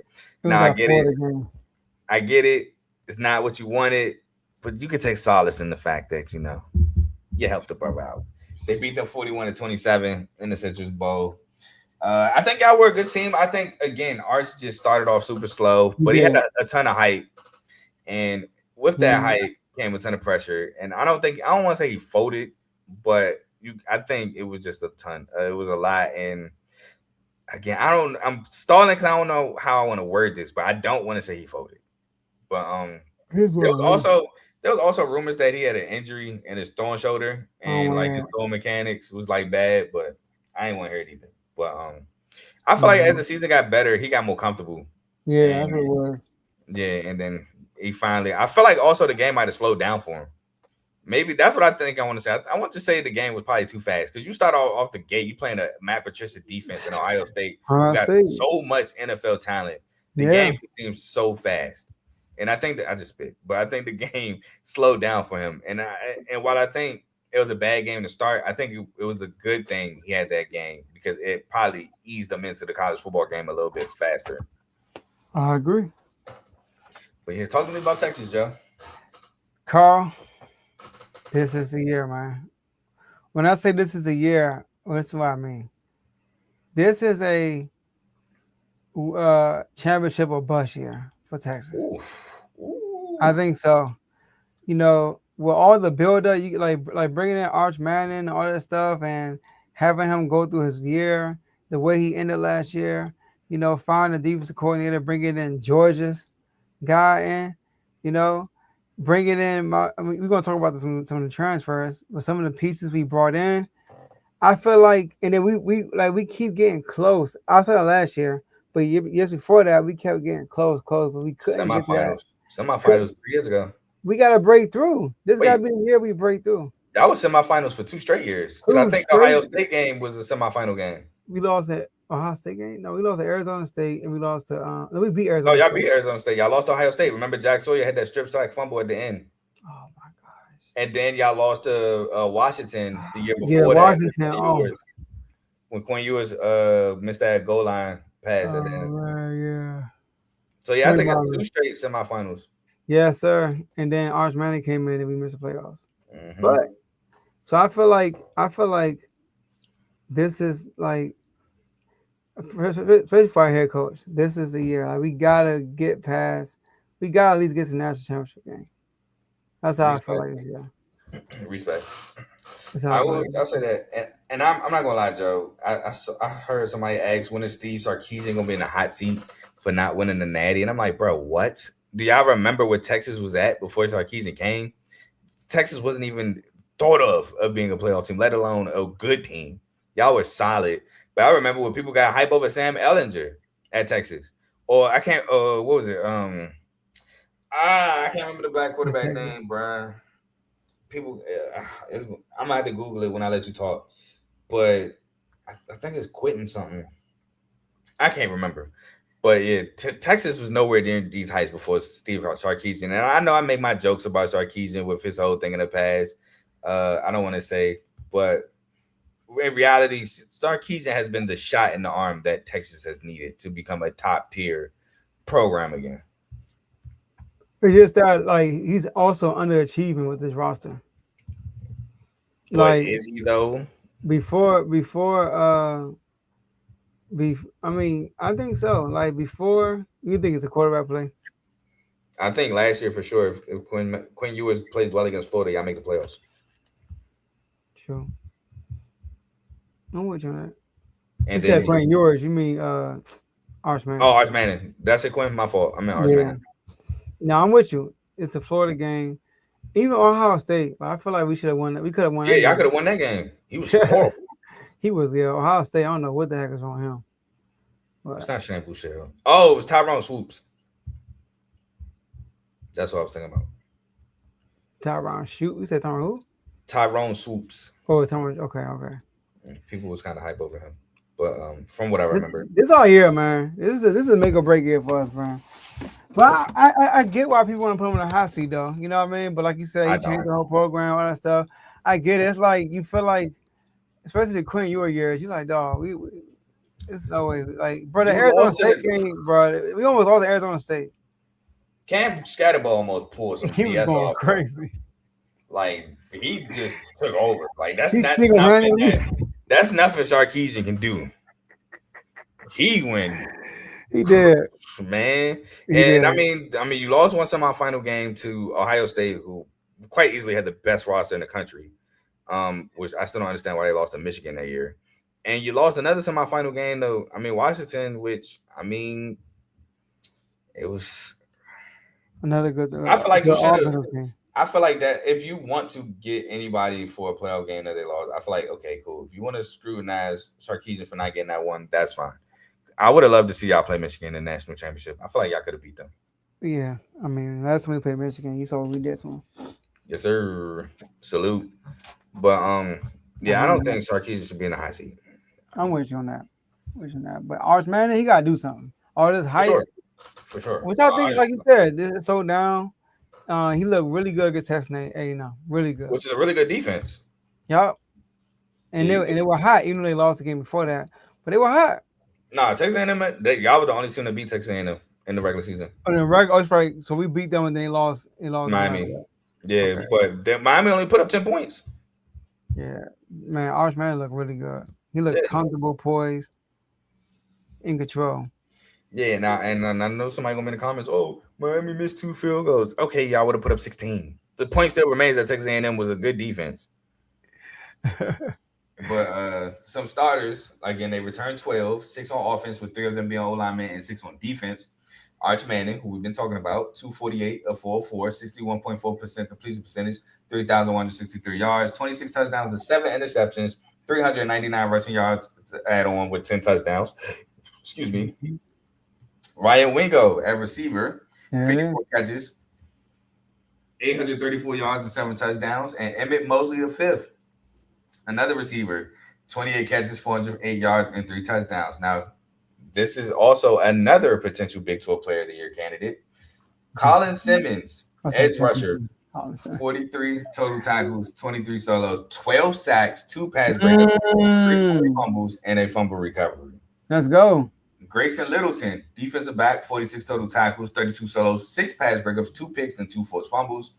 Jelani McDonald, defensive back, 80 total tackles, 49 solos, 3 pass breakups, 3 picks, and a fumble recovery. Alex January, a D lineman who had 19 total tackles, 9 solos, a sack and a half, a pass breakup, and a fumble recovery. And Hero Canoe, D lineman who had 31 total tackles, 9 solos, 2 sacks, and a pass breakup. And lastly, Murad Watson, a D lineman who had 23 total tackles, 6 solos, and a sack and a half. Now, some losses. Y'all had some losses. Quintravion Wiseman, running back to Florida State, 131 carries, 597 yards, 4.6 a carry, and 3 touchdowns. DeAndre Moore, that was a big loss in my opinion. Receiver to Colorado, 38 catches, 532 yards, and 4 touchdowns. Parker Livingston, a receiver to Oklahoma, 29 catches, 516 yards, and 6 touchdowns. Anthony Hill Jr. is a big loss at linebacker, but it's to the league. To the Cowboys. No, not to the Cowboys. I don't know why I keep saying that. Thinking that in my head. He went to the Titans. 70 total tackles, 38 solos, 4 sacks, a pass breakup, 2 picks, 3 forced fumbles, and a fumble recovery. Michael Taft, another big loss in my opinion. Safety to the Dolphins, 70 total tackles, 38 solos, a sack, a pass breakup, and 2 picks. Malik Muhammad, a lockdown corner in my opinion, to the Bears, 30 total tackles, 23 solos, a sack, 4 pass breakups, 4. Why did I write that twice? And 2 interceptions. This must have been at 5:50 in the morning. And they lost Trey Moore. I can't lie. Trey Moore was very disappointing to me in his Texas career. Really, really good at UTSA. Mid at Texas. He used the edge rusher at 34 total tackles, 21 solos, 3 sacks, 3 pass breakups, and a fumble recovery. Hopefully he changes that because I'm rooting for him in the NFL on the Dolphins. And Liana Lefu, a linebacker, 68 total tackles, 26 solos, a sack, 3 pass breakups, and a fumble recovery transfer to Colorado. Anybody want to talk about before we move on to the transfers? I mean, my boy Arch Manning is still here. He ain't going nowhere. Colin Simmons. Yes, sir. Like you said, first team All-American, preseason AP, both got him there. But he's very explosive. And you say he had what, 12 sacks? You said? Yes, sir. Insane. So shout out to him. Ryan Wingo, I think his role will definitely be expanded this year. I think he will have more opportunities this year. Very another explosive guy. Wait, I don't know if I agree with that you don't? because Okay. of the transfer. Oh, my bad. You know, hey, my bad. You're right. I'm tripping. I'm tripping. So, but like I said, it's a lot riding on this year, man. A lot riding on this year. This is a do or die year for Texas, man. For sure. And like you said, championship or bust, and they went out and got some pieces.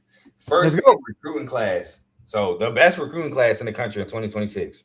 Let's go. Yeah, for that. Third in transfers with 22. And we're going to talk about the biggest transfer, and that is Cam Coleman. Receiver from Auburn. Man can go up and get it. He's explosive. You can't really press him. He's good off the line. What can't Cam Coleman do? He had 56 catches, 708 yards, and 5 touchdowns last year at Auburn with very, very questionable quarterback play. Then you bring in Hollywood Smothers, which I can't lie, that's a great pickup. Running back from NC State, 160 carries, 939 yards, 5.9 carries, and 6 touchdowns. I can see why your pieces left because you bring in a Hollywood Smothers. They like, I gotta go somewhere else to get some burn. Then, as a backup, in my opinion, you bring in Raleek Brown from Arizona State, which I'm not gonna lie, I like Raleek Brown show flashes to me, but I had some quarrels a little bit with Raleek Brown at Arizona State. He's shifty though. 186 carries, 1,141 yards, 6.1 a carry, and 4 touchdowns at Arizona State. Rasheed Biles, I thought this was an amazing pickup at linebacker. I loved him and Kyle Louis at Pitt. He had 100 tackles, 39 solos, 4.5 sacks, 4 pass breakups, 2 interceptions, 2 forced fumbles, and a fumble recovery. And Bo Masco, a cornerback from Rutgers, who had 48 total tackles, 29 solos, 4 pass breakups, a pick, and 2 forced fumbles, looking to step up and replace Malik Muhammad. Any transfers you want to highlight? Yeah, if I'm not mistaken, the 2 running backs you just mentioned, they were 2 of the top running backs in the transfer portal, and we got both. We got both of them. It was like we not gonna get one of y'all. We're gonna get both of y'all over here. You know, I don't know the rankings, but I would believe so. I feel like Bryson Washington might have been up there too, and maybe Chris Johnson Jr. Yeah, I'm not saying the top 2, but 2 of the top. And Cam Coleman, big pickup. And now you're talking about somebody who's going to have I'm not going to say his role is going to expand, but like you said, his situation is totally different now. You know, he actually has a quarterback playing with him now. And they're saying, like, correct me if I'm wrong, is he like one of the best players, period, in college? Yes, bro. That's what I was saying when they were talking about Ryan Williams and Jeremiah Smith. I'm like, oh, Cam Coleman is up there with them. Like, well, not necessarily. I think Jeremiah Smith is in the league on his own, but he's up there with Ryan Williams for sure. Woo! That's exciting, Carl. That's exciting. And like you said, Hollywood Smothers and Raleek Brown. Let's get it. What else? We did bring up another offensive tackle from Wake Forest. I'm not sure you mentioned him. Melvin Siani. They said, they called him an elite pass protector who started 13 games. All right, so which is good. And then on the defense, Rasheed Biles, like you said, linebacker. Big pickup. Yeah, you know, did you mention hold on. Well, I'm not saying he's a big pickup. What about Ian Jeffrey? Jeffrey? Do you know who that is? I didn't mention him, but do you know who that is from Arkansas? No. Okay, he's not a big body that we got. But yeah, man, I'm excited about this year, man. I'm excited. I love the Cam Coleman addition, though. That right there. I'm hearing so much good stuff about him, man. It's ridiculous. He's like that. He is really like that, bro. It's kind of like when no, I'm not gonna compare it to that. It's probably even better than that. What was you about to say? When was it Florida State picked up Keon Coleman? Oh, it's better. Yeah, and I love me some Keon Coleman, but it's better. Yeah, man. I'm excited. Archman got him a dog. Hollywood Smothers was the 3rd ranked running back in the transfer portal, and Raleek Brown was the 6th ranked. 6, okay. 2 top 10, basically. Pretty much. Yeah, but you got the 2nd and 6th. I like that.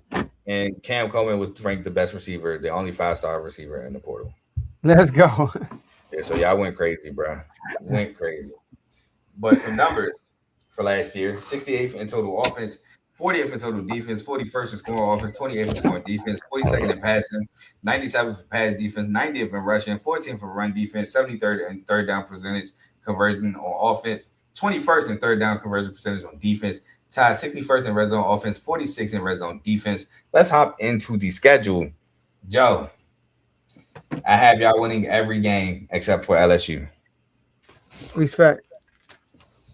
I got us winning every game except the bye week. I said, ain't no bye week. I got us going 12-0. College got two of them things. I think I don't know. They might change it, but college got bye weeks. But here's the thing, though. Our schedule is tough. Yeah, I mean, you got LSU, you got Ole Miss, you got Oklahoma, obviously rivalry. You got Texas A&M, obviously a rivalry. Ohio State for sure. I'm thinking conference. Yeah. You got the worst non-con game for sure. Yeah, I think Ohio State is the worst non-con than Clemson. Oklahoma, like you said. And when I say worst, I don't mean in terms of bad. I mean as like the toughest opponent. I got you. Yeah, so I feel like the schedule is pretty tough at Texas A&M at the end of the season. LSU, but I got to go 12-0. 12-0. Ooh, so you got Georgia, Texas in the SEC championship game. Who's that? Who? Yeah, Georgia, Texas. See, you can't predict mine yet. Yeah. But hey, salute. We both got the over 9.5 win total. Over 9.5. Trying to predict Georgia, huh? You can't. But we'll move on as you try to the Texas A&M Aggies, which last year they went 11-1, 7-1. Now a lot of them said it was because the schedule was kind of on the softer side in the SEC, and I mean a lot of them would say they were right because they lost to Texas in the final game of the year, which cost them a chance at the SEC championship game. Which, to be honest, they weren't going to beat Georgia in my opinion. And would they have played Georgia? No, I think about it. Yeah, they would have to because Georgia had the tiebreaker over Ole Miss. No, they might have had to play Bama. That would have got interesting because Bama beat Georgia. Who about Ole Miss though? They didn't play Ole Miss, and Ole Miss lost to Georgia, so they'd have been automatically out. Oh, and Bama had to lost the tiebreaker. It might have been Bama versus Texas A&M. So Kalen DeBoer might have. I don't know. I don't have a definitive winner in that game because Bama can't run the ball and Texas A&M has a really good defense and they had a really good pass rush and you would allow them to pin their ear back and go get you. So that'd have been a tough game to call. But that's coulda, shoulda, woulda business. They didn't take care of business and it cost them an SEC title shot. Then they play in the college football playoffs first round and they lose 10-3 at home in Kyle Field to the Hurricanes. Again, only scoring 3 points.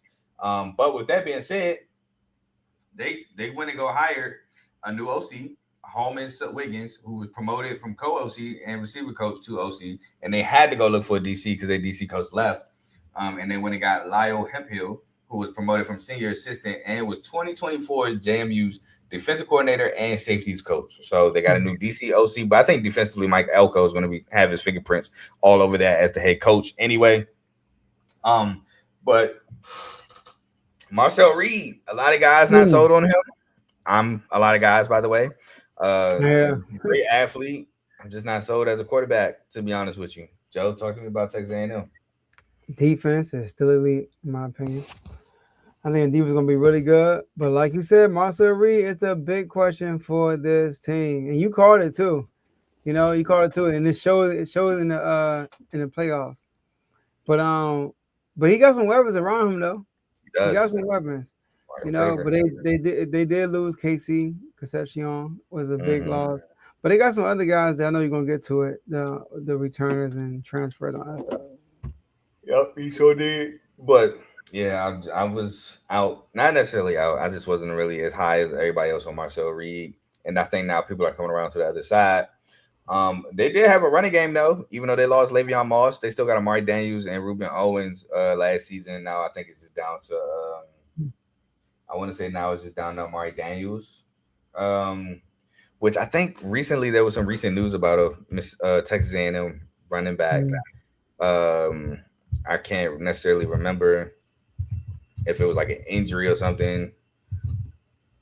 But their running game should be fine. I want to say Emmitt Smith got a son at Texas A&M too. Oh, If I'm not mistaken. Because I want to say he was saying something about it when they came back and beat us. But I know that they're fine at running back. Is he elite? I mean, you didn't really see a lot of them. You mentioned Emmitt Smith. Yeah, trust me, I get it. Definitely get it. But Texas, I think Texas A&M will be fine, especially again with Marcel Reed as well being such an athlete, just adding extra pressure to the defense with his legs, and creating more lanes for the running backs, the Aggies. But let's get into the returners. They returned 9 starters, 4 on offense, only 1 O-lineman returned, 5 on defense, mainly again Marcel Reed, a quarterback who went 230 at 4 of 377, 62.1%, completion percentage, 3,169 yards, 25 touchdowns to 12 interceptions. He also added 493 yards on the ground with 6 touchdowns.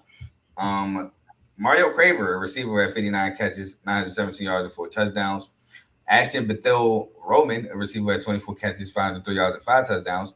Marcus Ratcliffe, a DB who had 66 total tackles, 33 solos, and 3 pass breakups. Dalton Brooks, which shout out Dalton Brooks, man. I don't know if you watched Friday Night Tykes a couple years back, but he was on that show. He's a safety who had 62 total tackles, 42 solos, 4 sacks, a pass breakup, interception, forced fumble, and a fumble recovery. Dez Ricks, who I'm kind of looking towards having a big year at cornerback, 26 total tackles, 23 solos, and 5 pass breakups. TJ Searcy, a DM with 31 total tackles, 13 solos, a sack and a half, and 2 pass breakups. And Damian Sanford, a linebacker with 57 total tackles, 25 solos, 3.5 sacks, 2 pass breakups, an interception, 2 forced fumbles, and a fumble recovery. Now, they did lose Le'Veon Moss, was a big loss, but again, I think they'll be fine at the running back position. Again, with Ruben Owens, and I want to say Amari Daniels. I'm not sure though, but Le'Veon Moss had 77 carries, 404 yards, 5.2 carries, 6 touchdowns. Kevin Concepcion, or Casey Concepcion, whatever you want to call him, receiver, drafted to the Browns, who had 61 catches, 919 yards, and 9 touchdowns. Nate Bornkreischer, a tight end who on the Jags, who had 19 catches, 198 yards, and 3 touchdowns. They lost Toyin York, linebacker on the Broncos, who had 72 total tackles, 32 solos, a sack, 3 pass breakups, and a fumble recovery. The blanket, Will Lee, now on the Panthers, cornerback who had 50 total tackles, 40 solos, a sack, and 8 pass breakups. Cassius Howell, an edge rusher on the Bengals, 31 total tackles, 20 solos, 11.5 sacks, 6 pass breakups, and a forced fumble.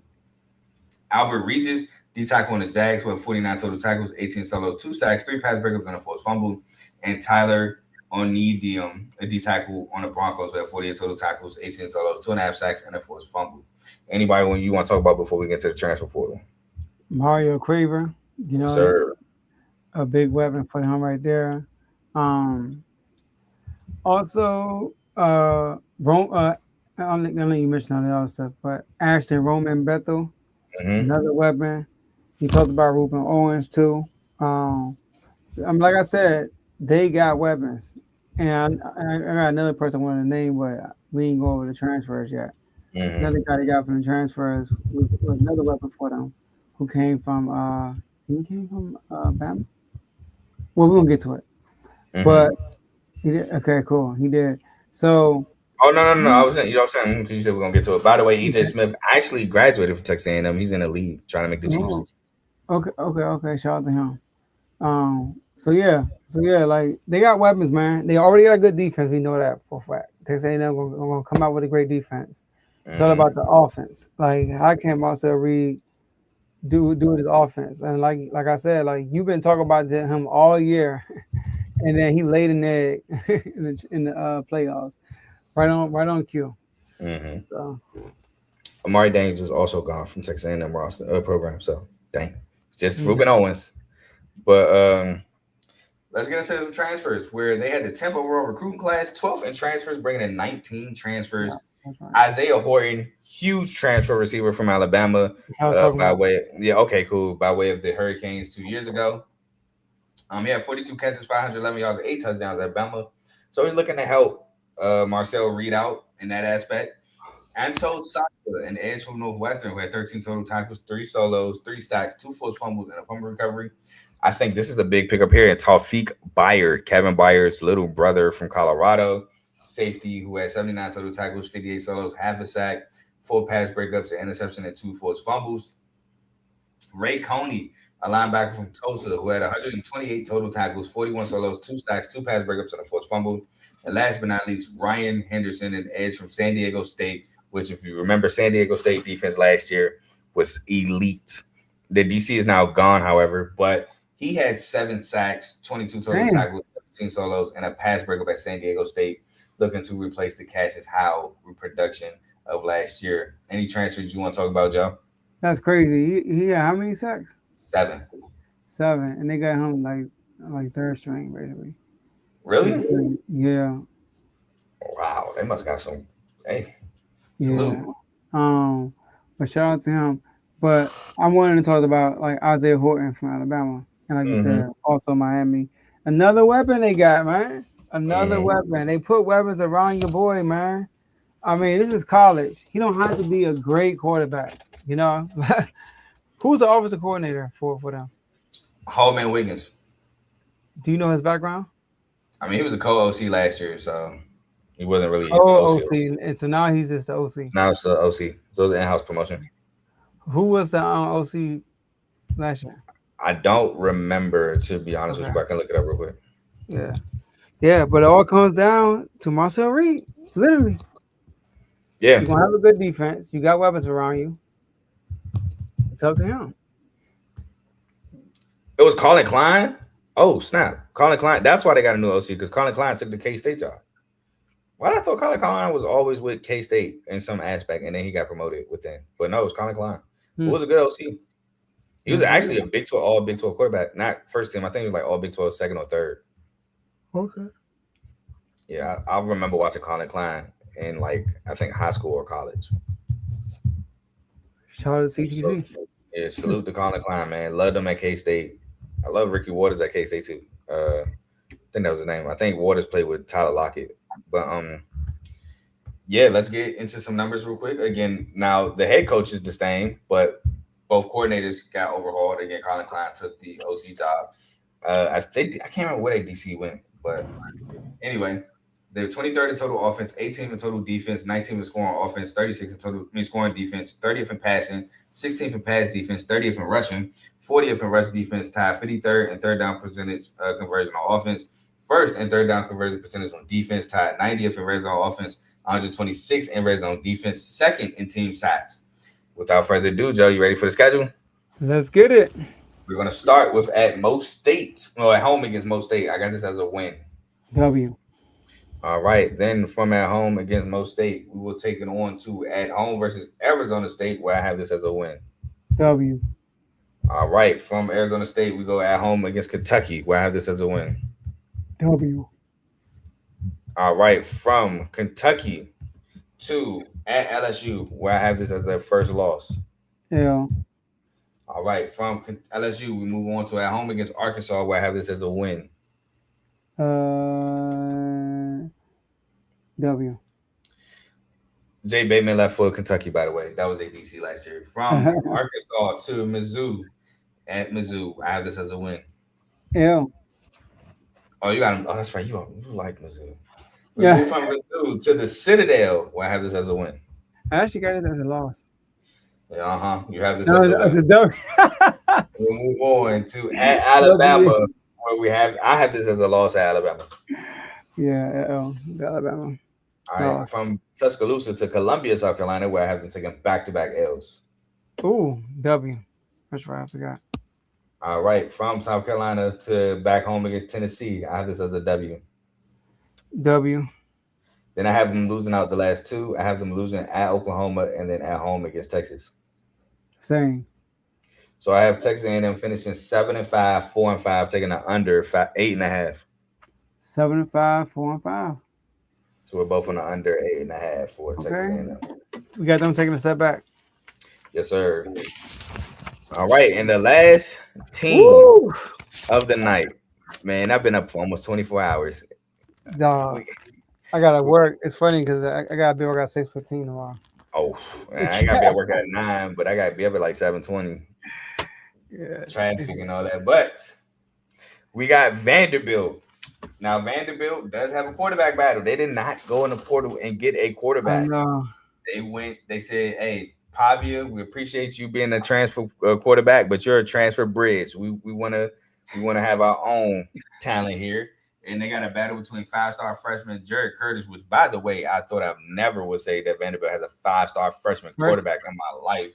first time Versus, in their history. I'm about to say, and veteran Blaze Berlowitz, which I really don't know too much about, to be honest with you. I mean, with Pavia being there, he didn't really get too much burn. He might have got some burn. I just don't remember it. And I'm not gonna lie to y'all, act like I do. Now if you had to ask me, again, I more so tend to they're gonna go to the five-star quarterback, in my opinion. Because I mean, you got him because you think that he's super talented.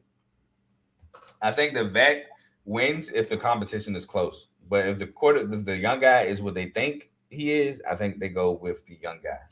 But talking about Vanderbilt last year, it was just an amazing road to watch. Vanderbilt was super exciting. Pavia, super exciting to watch. Toughness, celebrations. I know he got under a lot of people's skin, pissed a lot of people off. I will say that the Heisman thing he did was distasteful, to be real. But We talking beyond about that, at the club. yeah, that was kind of distasteful. But beyond that, I had fun watching Pavia at Vandy these past 2 years, and especially last year. Again, they went 10 games, which I think that was a record for Vanderbilt in itself for the most wins in the regular season. They became ranked. They stayed ranked for a while. Now, they did lose the bowl game to the Iowa in the Iowa Quest Bowl, and I'm not going to lie. The score does not implicate how bad Iowa dominated Vanderbilt. The final score was 34-27. Iowa at one point, they just were not letting Vanderbilt score. Vanderbilt found something late and was able to capitalize, but Iowa was just stifling Vanderbilt at first. But nonetheless, Vandy was super, super fun to watch, and it was just carried by Pavia, Stowers, and Cedric Alexander on the offensive end. Joe, talk to me about Vanderbilt. Yeah, I mean the QB battle with Vanderbilt is what I'm looking at, and I'm hoping this five-star recruit gets it. And so, like you said, it's the first time they got a five-star quarterback to join this team. It's big. And shout out to Diego Pavia. Like you talked about him 2 years ago. I think when he first came on the scene, you was talking about New him. Mexico State. Yeah, okay. And then yeah, and back to back years he put Vandy on the map basically, and he played with passion. And I feel like he's more like a college quarterback. I feel like he could be successful, like good if you put a team around him, NFL quarterback if he get his opportunities. But I feel like he was a really good college quarterback. I didn't like what he did either in the club, especially to the person he did it to. Like Mendoza is like, bro, like the nicest quarterback I've seen, dog. Yeah. That's crazy. So, but he's humble now because is he even on the team right now? I don't think he is. I know we cut him a while ago. I don't think he's on the team right now. So he might. I want to say no. I legit want to say no. Yeah, I'm hoping this Jared Curtis kid gets a job because I'm hearing that he's very talented, very talented. A lot of raw talent with him. Yeah, I'm hoping he get it too. Now, with that being said, I'm not the highest on Vanderbilt this year. I think Pavia took Vanderbilt past heights that even Vanderbilt didn't see themselves reaching. Again, 10 wins last year was the most in school history in the season. And then he also beat the number one school in Bama. Well, Vandy beat Bama as him as the quarterback 2 years ago, which was the first time ever that they did that. Crazy. Like he was just breaking records and again taking them to the heights Vandy didn't even see happening. They had Vandy at one point thinking that they was a playoff team. And I mean, I don't blame them for thinking that, to be real. But again, a lot of people, if you were new to football, college football, and you watch Vandy, you would think, oh, Vandy's this team that's just been really good. No, they've been really bad. And I mean really, really bad. Like super bad. Like the bottom of the SEC bad. And now, like Indiana bad. Like Indiana's a terrible football school. Not until Cignetti came. That was Vanderbilt. But now, there's a light at the end of the tunnel for Vanderbilt. And hopefully it's not a train. But anyway. Vanderbilt returns 10 starters, 5 on offense, 5 on defense. Only 1 O-lineman returns from last year's team. The big starter that returns is Cedric Alexander, the running back, 105 a carry, 505 carries, 567 yards, 5.4 carry, 11 touchdowns. He also had 19 catches for 200 yards and 4 receiving touchdowns. Junior Sherrill, a receiver who had 54 catches, 784 yards, and 7 touchdowns. Cole Spence, a tight end who had 15 catches, 233 yards, and 2 touchdowns. And Gabe Fisher, a fullback. I mean, big for them. But he also had 2 catches for 6 yards in within that. They also returned C.J. Hurd, a safety who had 71 total tackles, 46 solos, 2 sacks, 3 pass breakups, a pick, and 4 fumble and a fumble recovery. Brian Longwell, a linebacker who had 70 total tackles, 36 solos, a sack, 2 pass breakups, and a pick. Martel Height, a cornerback who had 35 total tackles, 25 solos, 2 pass breakups, and 4 interceptions. Miles Capers, an edge rusher, had 37 total tackles, 17 solos, 4.5 sacks, a pass breakup, 4 fumble and a fumble recovery. And Glenn Seabrooks III, a D lineman, had 19 total tackles, 9 solos, and a pass breakup. Diego Pavia, when we start with the losses, is a huge loss. Quarterback 267 and 378, 70.6 completion percentage, 3,539 yards, 29 touchdowns to 8 picks, 862 yards, and 10 rushing touchdowns. Trey Richardson, who transferred to Louisville, a receiver who had 46 catches, 806 yards, and 7 touchdowns. Eli Stowers, huge loss because he followed Pavia from New Mexico State over to Vanderbilt. He was his tight end when they both made the Conference USA Championship game, but lost to Liberty. He's on the Eagles. He had 62 catches, 769 yards, and 4 touchdowns. Richie Hoskins, a receiver, 28 catches, 321 yards, and 3 touchdowns. They also lose Langston Patterson, a linebacker with 69 total tackles, 27 solos, and a forced fumble to the Cowboys. Randon Fontenette, a defensive back who transferred to Colorado, which kind of surprising. 52 total tackles, 31 solos, 6 pass breakups, and a forced fumble. Marlon Sewell, safety who had 52 total tackles, 28 solos, half a sack, 2 pass breakups on the Bears. And Corday Sidnor, a D tackle on the Browns, who had 30 total tackles, 11 solos, 3.5 sacks, 3 pass breakups, and a fumble recovery. Oh, lastly, Kobe Taylor, cornerback, 25 total tackles, 23 solos, 3 pass breakups, a pick, and a fumble recovery. Anybody want to talk about before we get to the transfers? Let's get to the transfers. All right. Well, they had the 31st overall recruiting class, 34th in transfers with 18. Javante Connor, a tight end from ECU, transferred in who had 23 catches, 333 yards, and 3 touchdowns, trying to take over that Eli Stowers role. Ricardo Jones, a safety from Clemson, 39 total tackles, 25 solos, 3 pass breakups, 6 interceptions, and a fumble recovery. Ja'Cory Thomas, a receiver from Old Dominion, who had 41 catches, 719 yards, and 5 touchdowns. And Taylon Carter, a D lineman from, I love my Jack State boys. Hopefully, they can get a Conference USA title. Been to the last 2 Conference USA title games, one 2 years ago, lost last year.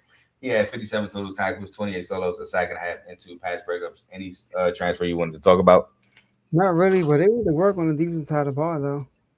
They definitely went to work on the defensive side of the ball. Getting Kobe Sellers was a big one right there.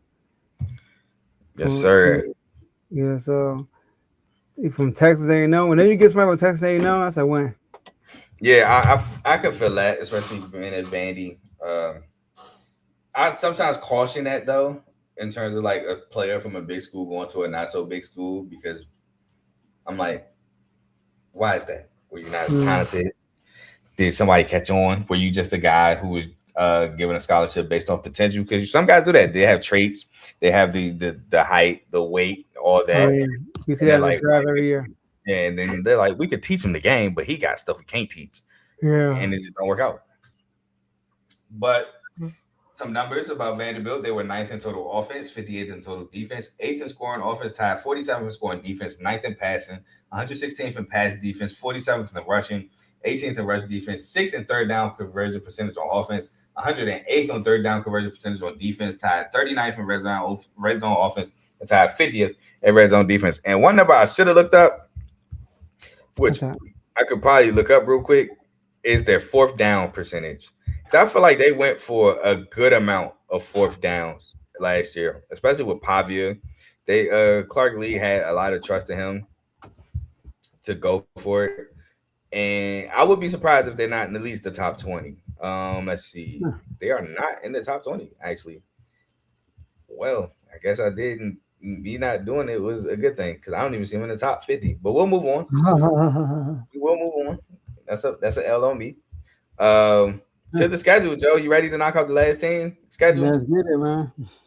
First game at home against Austin Peace. I think it's Austin Peace State, but we'll just say Austin Peay. I have this as a win.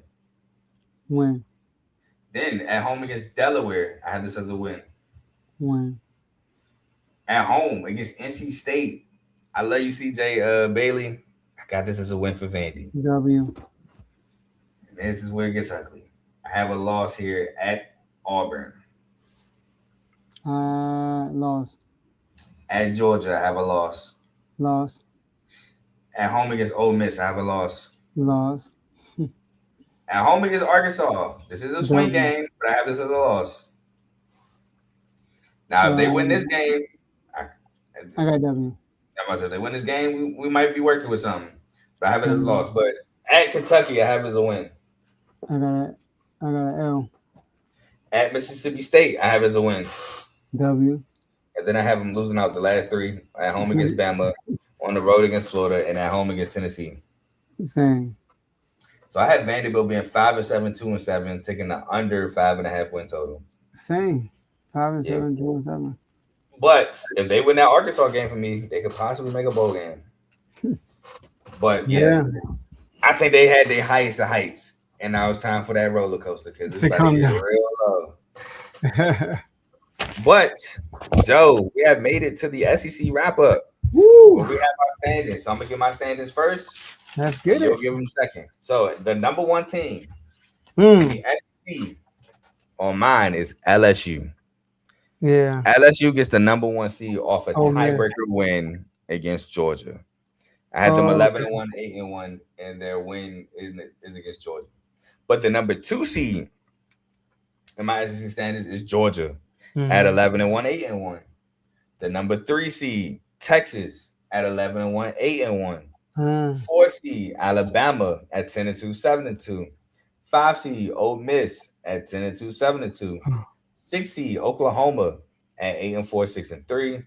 7 seed, because of the tiebreaker of beating South Carolina, I have Tennessee at 7-5, 5-4. 8 seed is South Carolina at 8-4, 5-4. 9th seed is Auburn at 7-5, 4-5. 10th seed, Texas A&M at 7-5, 4-5. 11th is Florida, 7-5, 4-5. 12th is Arkansas, 4-8, 2-7. 13th is Vandy because of the tiebreaker, 5-7, 2-7. 14th is Mizzou, 4-8, 1-8. Kentucky is 15th at 3-9, 1-8, and last is Mississippi State at 2-10, 0-9. All right. Number one, Texas, 12-0. Number 2, 9-0. I'm sorry. You gotta say the conference record for sure, because that's how it goes. You're right. 9-0. Okay. Georgia, number 2, 9-0. 3, LSU, 7-2. 4, Oklahoma, 7-2. 5, Bama, 6-3. 6, Ole Miss, 5-4. Mizzou, 7, 5-4. Tennessee, 8, 5-4. Florida, 9th, 4-5. Texas A&M is 10 with 4-5. 11 is South Carolina with 4-5. Kentucky is 12 with 2-7. Kentucky is 12. Oh, sorry, Auburn is 13 with 2-7. Vanderbilt is 14 with 2-7. Missouri, is that Missouri? No, Missouri. Mississippi State. Mississippi State, number 15, 1-8, and Arkansas last place 0-9. Ooh, you got Ryan Silverfield starting bad. Hey, Ryan Silverfield gonna look at you like, what's my record against SEC teams? But it's all great. Well, now, shoot, at Memphis. But SEC championship, I got 2 seed Georgia taking on 1 seed LSU at the Mercedes-Benz Superdome, where Georgia wins the SEC for the 3rd straight year. Oh man, I got Texas winning against Georgia. Texas versus Georgia. Okay. My offensive player of the year, Joe. When you said it, I said that's my player of the year. Sam Levitt, quarterback LSU. He was. I can see that. My defensive player of the year, Colin Simmons, edge rusher, Texas. Oh,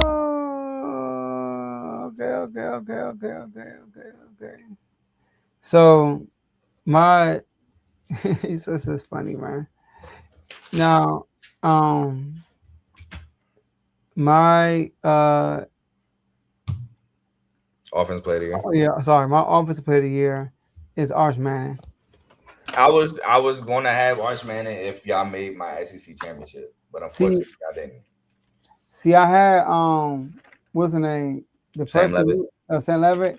He was probably second on my list. Cause I feel like with Lane Kiffin, he gonna have some good numbers. Mm-hmm. He gonna have some good numbers. But so look, when it comes to these awards, like it normally goes to like the top records. Yeah, pretty much. Best record. I mean, numbers too do matter, but I mean, you can't be like mid tier and have great numbers and get player of the year. Because like player of the year, well, receiver of the year, for example, in Big Ten went to Jeremiah Smith, which still makes no sense to me because Kyle Lemon won the Biletnikoff, which is the best receiver in the nation. Okay, because the person the person I kind of hinted it. I got David Stone, but the thing is, I got Oklahoma going. Okay, if I got them going 9-3, he could probably win it, right? Or nah? I got Oklahoma finishing 4th in the SEC though. If Texas is going to go undefeated, Colin Simmons is probably going to go crazy. It's good, man. I mean, I ain't mad at that, but I'm gonna still say David Stone though. I try to pick somebody that's not obvious. I forgot who I picked last year. I think I had Dylan Stewart, defensive player of the year. I think I had Dylan Stewart too. I think we had Garrett Nussmeier, offensive player of the year. Yeah, but I'm gonna go with him. Yeah, that notebook is at the crib. But Joe, that is the end of the 2026 SEC football preview. If you have been with us with this entire episode, first of all, shout out to you. Appreciate you for being here. Hopefully you don't go to work tired like we will tomorrow. But Joe, your last words. Hey, Carl, man, appreciate you for having me. You know, 3 hours and 50 minutes as we speak. And yeah, man, it's 2:12 in the morning over here. And I just want to say that y'all see my boy Carl committed, man. Carl is a committed guy to this college stuff. So make sure y'all continue to tune in. And if you don't like what he's saying, hit him up in the comment section. He will definitely respond to you. But if you like what he says, show him some love and let him know in the comment section. But that's what I got for y'all. That is true, man. When I got a team going good, it'd be crickets. I will say though, the ACC, I had a couple of people shout out, or in the Big Ten, like some Minnesota was like, "Oh man, y'all know about the program." Like I was like, "Yeah, cool." Like somebody giving us our respect. But when I got a team going bad, oh y'all don't know nothing, y'all ain't do no research. But I had somebody tell me that Maryland gonna be good because they got a lot of NFL. Not a lot, but they got receiver NFL talent coming in. Like they're not in the same conference as Ohio State and Michigan, and they actually, I think they play. I know they play Indiana. Like, come on, bro, y'all not the only school in the Big Ten that got NFL talent. Like, knock it off. But definitely appreciate your time for sure. Being on this episode. Please like, comment, share, subscribe to the channel. We're trying to get to 300, and then we're trying to get to 400, and so on and so forth. More content will be dropping. I will be breaking this up soon, but the Pac-12 has already started to be broken up and released. I got a short real soon about quarterbacks as well that's currently in the collegiate game. I actually will. Funny enough, I talked about the Big 12 quarterbacks and who's the best, and now I saw some on Google how they rank in Big 12 quarterbacks.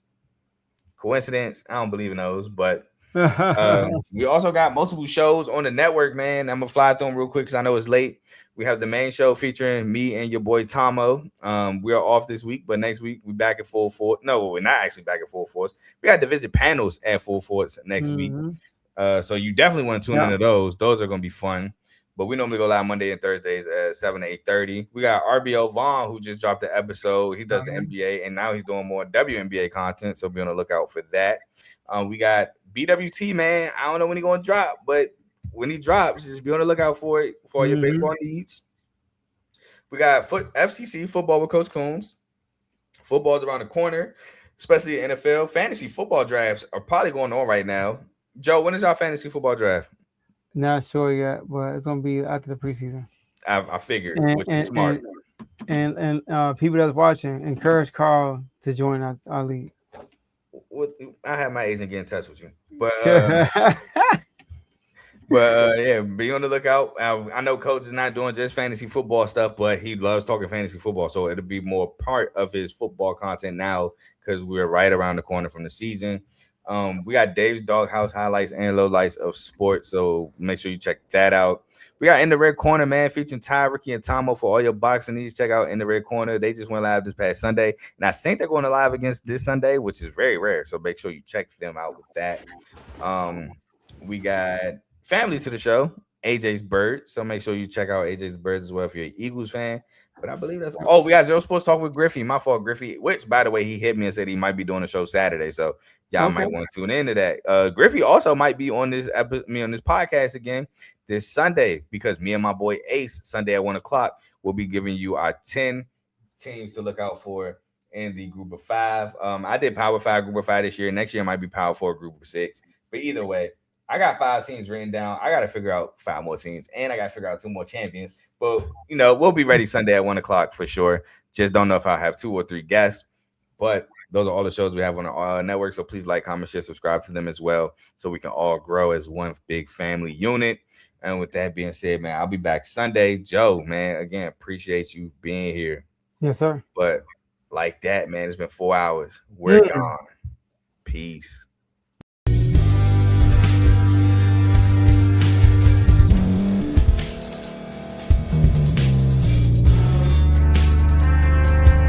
Thank you for staying to the end. If you're watching this on YouTube, please like this video, subscribe, and also hit that notification button so you can be notified next time we put out a video.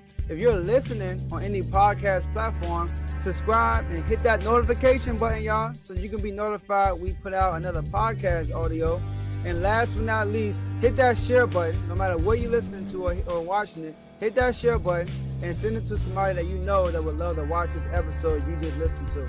So once again, thank you for staying to the end, and we'll see y'all in the next episode.